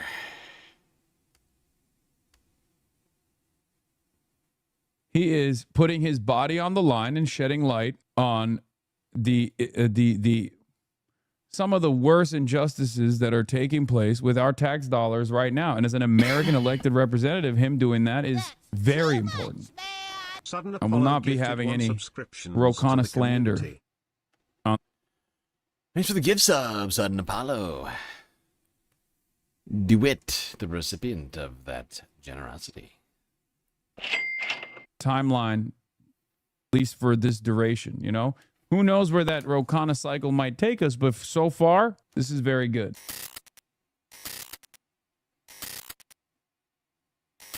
We'll talk about Rokana. We'll start with Rokana here. Representative Rokana detained by Israeli settlers in the West Bank. Rokana visited Turmus Aya in the occupied West Bank, a village with thousands of Palestinian Americans who have come under repeated attacks by Jewish settlers. Kana says he became a target as well, detained by settlers and the Israeli military for more than an hour, according to Reuters. By the way, insane. I mean, this is expected, but it's insane. And we've entered new territory where you don't even have the Israeli military, but... Yeah, no, Hassan's absolutely right about that, but, like, is the reason for why, right? Because, you know, usually Americans... especially, like, American government officials can walk around with impunity in the same way settlers can in Israel and wherever the fuck they want. But Rokana shows up here, he gets detained by settlers, giggling, machine gun-toting settlers. And all of a sudden, you're like, wait, what? Who? This is pretty fucking crazy. I mean, and honestly, U.S. tax dollars are paying for that.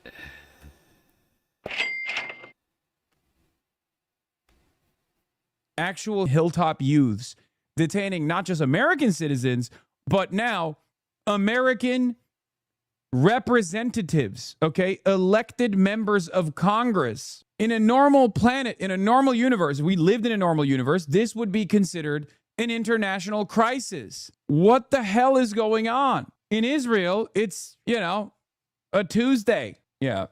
shout out to Cam Caskey, Jasper Nathaniel, and also Rokana for, you know, doing this. Respect. Also, Ugopnik, thank you for the raid. Hope you had a good stream, brother. I don't know what else to say about this other than the fact that this cannot go on. Okay, this is insane. It's complete insanity. What can you say?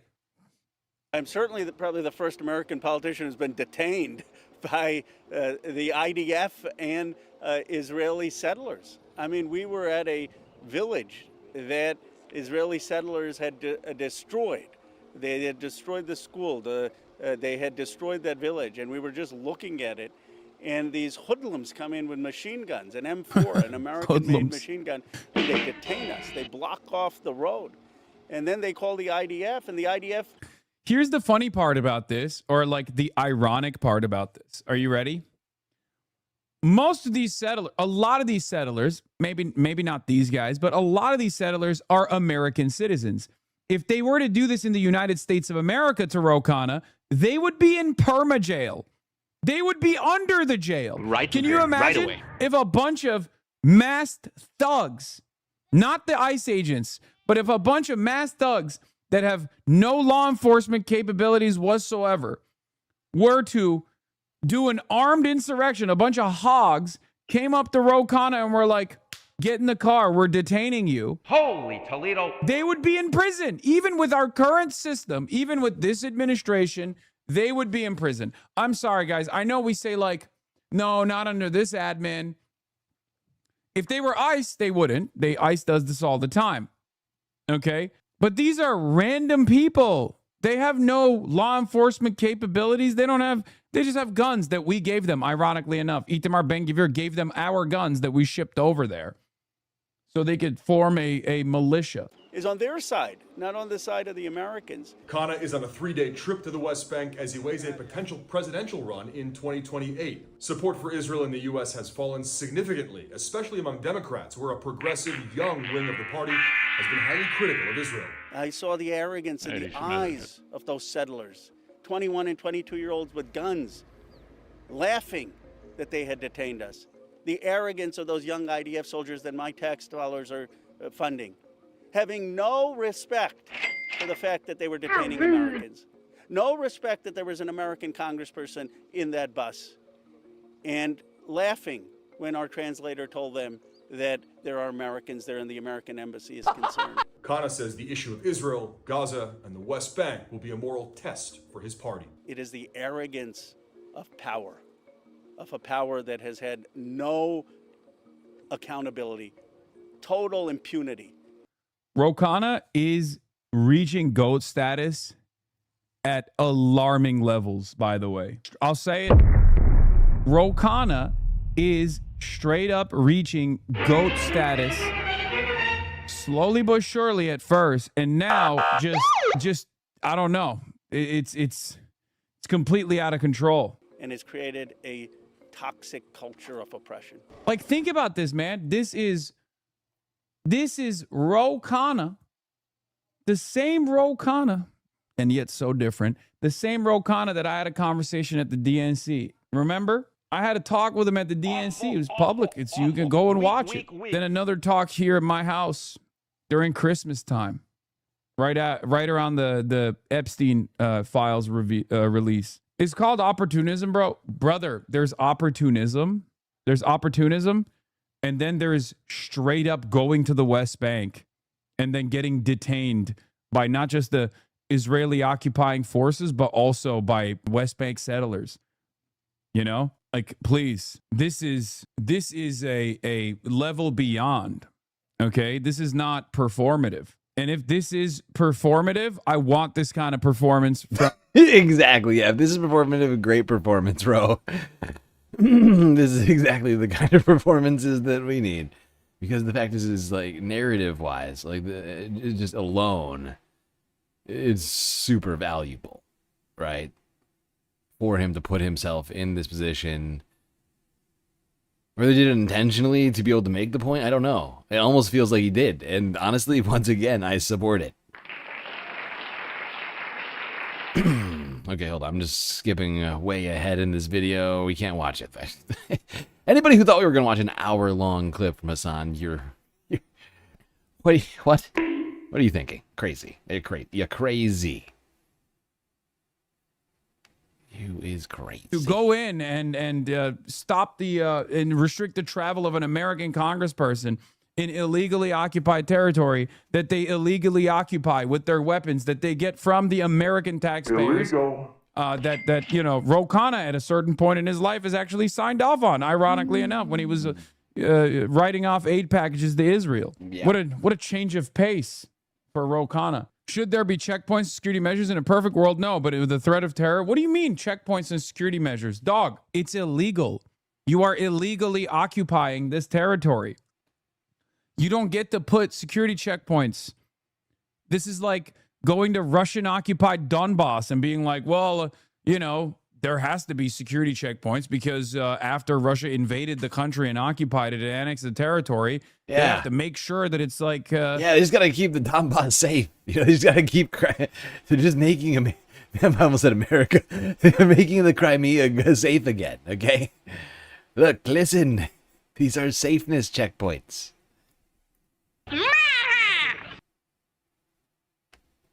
Secure. The fuck do you mean? Bitch, it's not your land to secure. What do you mean secure? Your presence is not security. Your presence is insecurity. Anyway, but people claiming he was held hostage are minimizing the term and making a mockery of all of it. I work with Israeli. Oh, and then here come the tears. You can't have a Hosbarist write any long screed without hearing about the feelings, okay? We have to hear about my feelings. You're engaging in minimization. You're minimizing my beautiful hostages by talking about you getting detained. How dare you say detainment? The real detainment is my feelings, my feelings, my feelings. Me. My feelings. Come on. Nobody gives a fuck about your feelings, bitch. Yeah, hostage taking. Dude, that's like a sketch at this point. You know what I mean? Imagine there's a bank robbery going on and one of the tellers is held hostage. Hen Mazik comes on the scene and goes, "Hold on. Only Hamas can take hostages of Israeli Jews. Everybody else, you can't use that term. It hurts my feelings to hear. It hurts my feelings to hear you say that this person was taken hostage."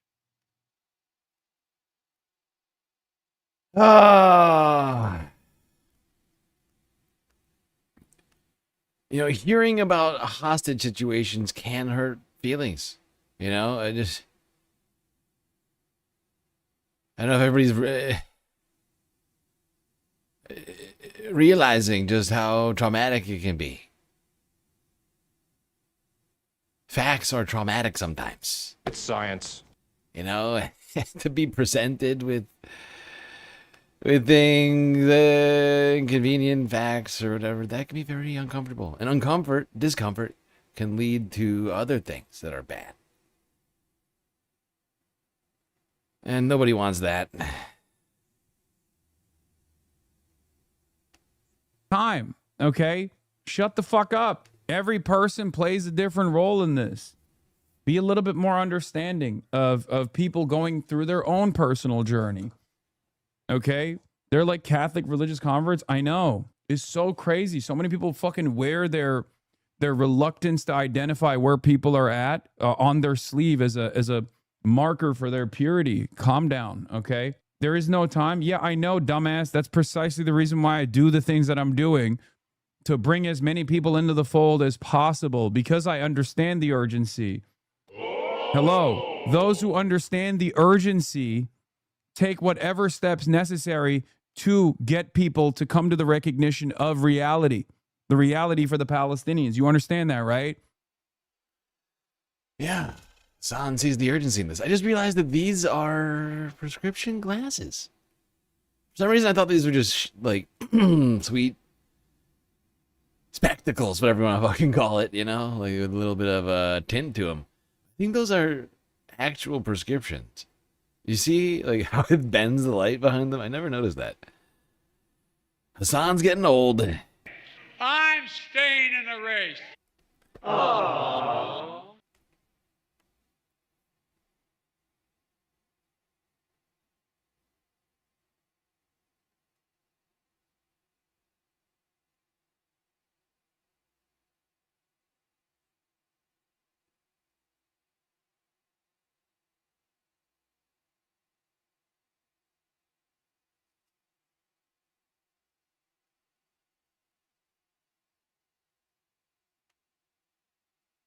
All right, people. Final clip of the night.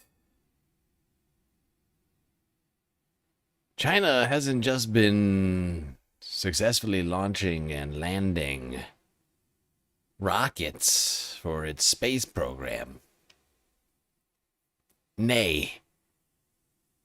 In fact, they've also been testing other kinds of missiles. On Tuesday,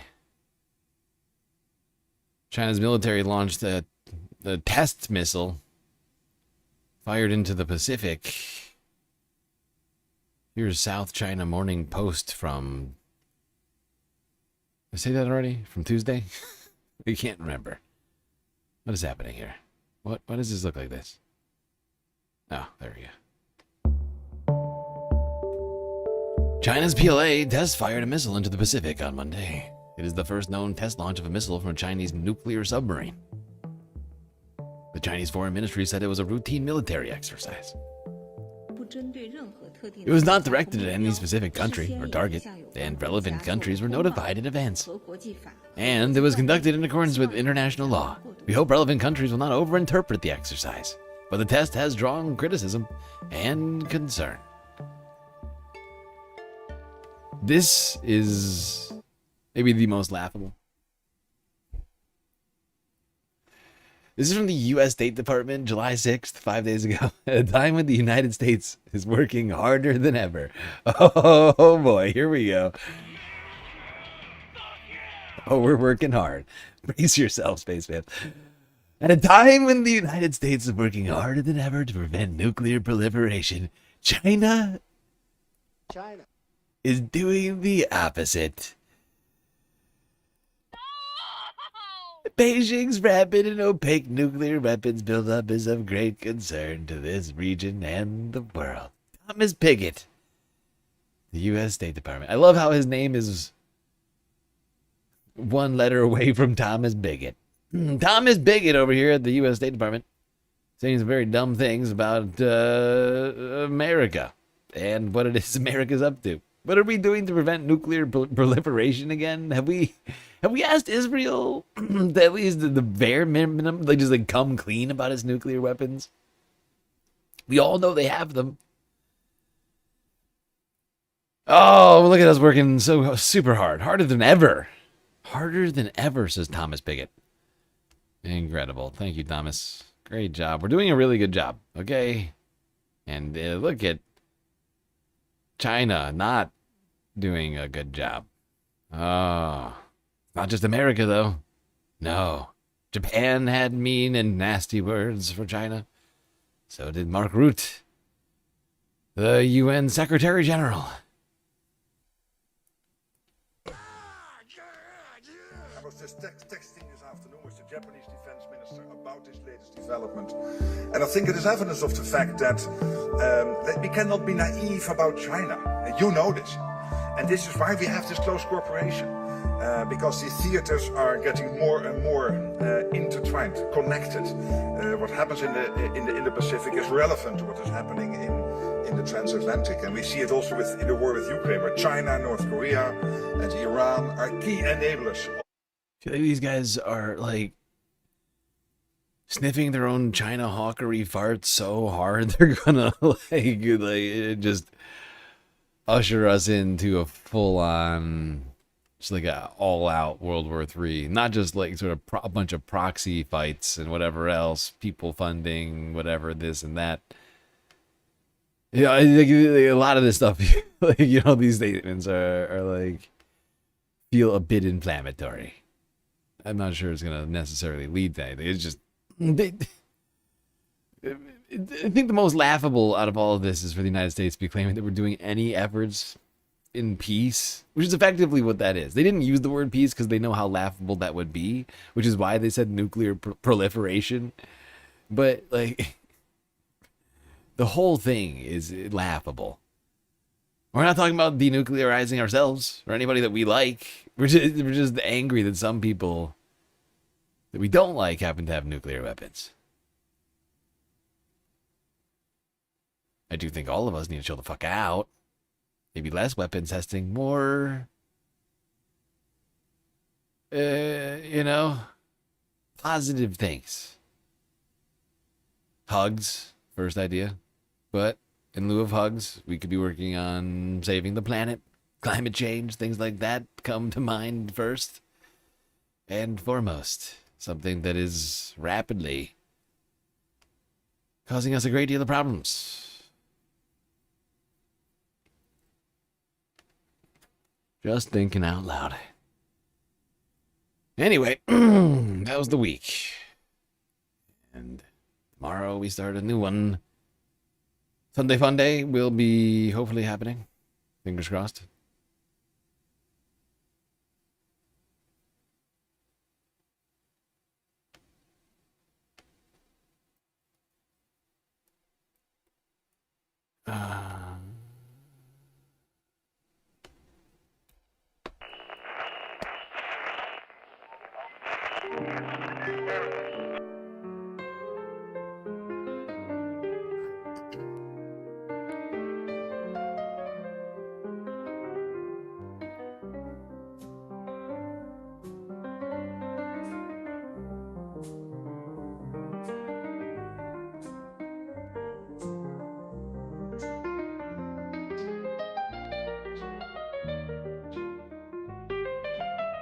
Well, we got through another stream. It was quite long and also difficult, but thankfully we had each other to get through it. That's gonna be it for me tonight. Until I see you next, you stay classy, Galactic Stream Nation.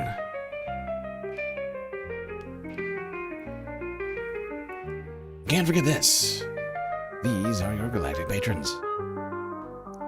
Gabby, Goth Dogs, Aaron W, Schmegley, PB, Midi, Afroponics, Gnarl by Nature, Interplanet Janet, Godcat, Robot Cat, Disco Wolf, Calibrating, Sammy, Geo Dragon, The Anti-Corporatist, Obsessive Audio, Owen Nadia, Choki, Skelt, Selena, Omegastar, Sasha G, Pitchforks Dragon, Vincent Morales, Donald James X, Evan from Portland, Lovely Pariah,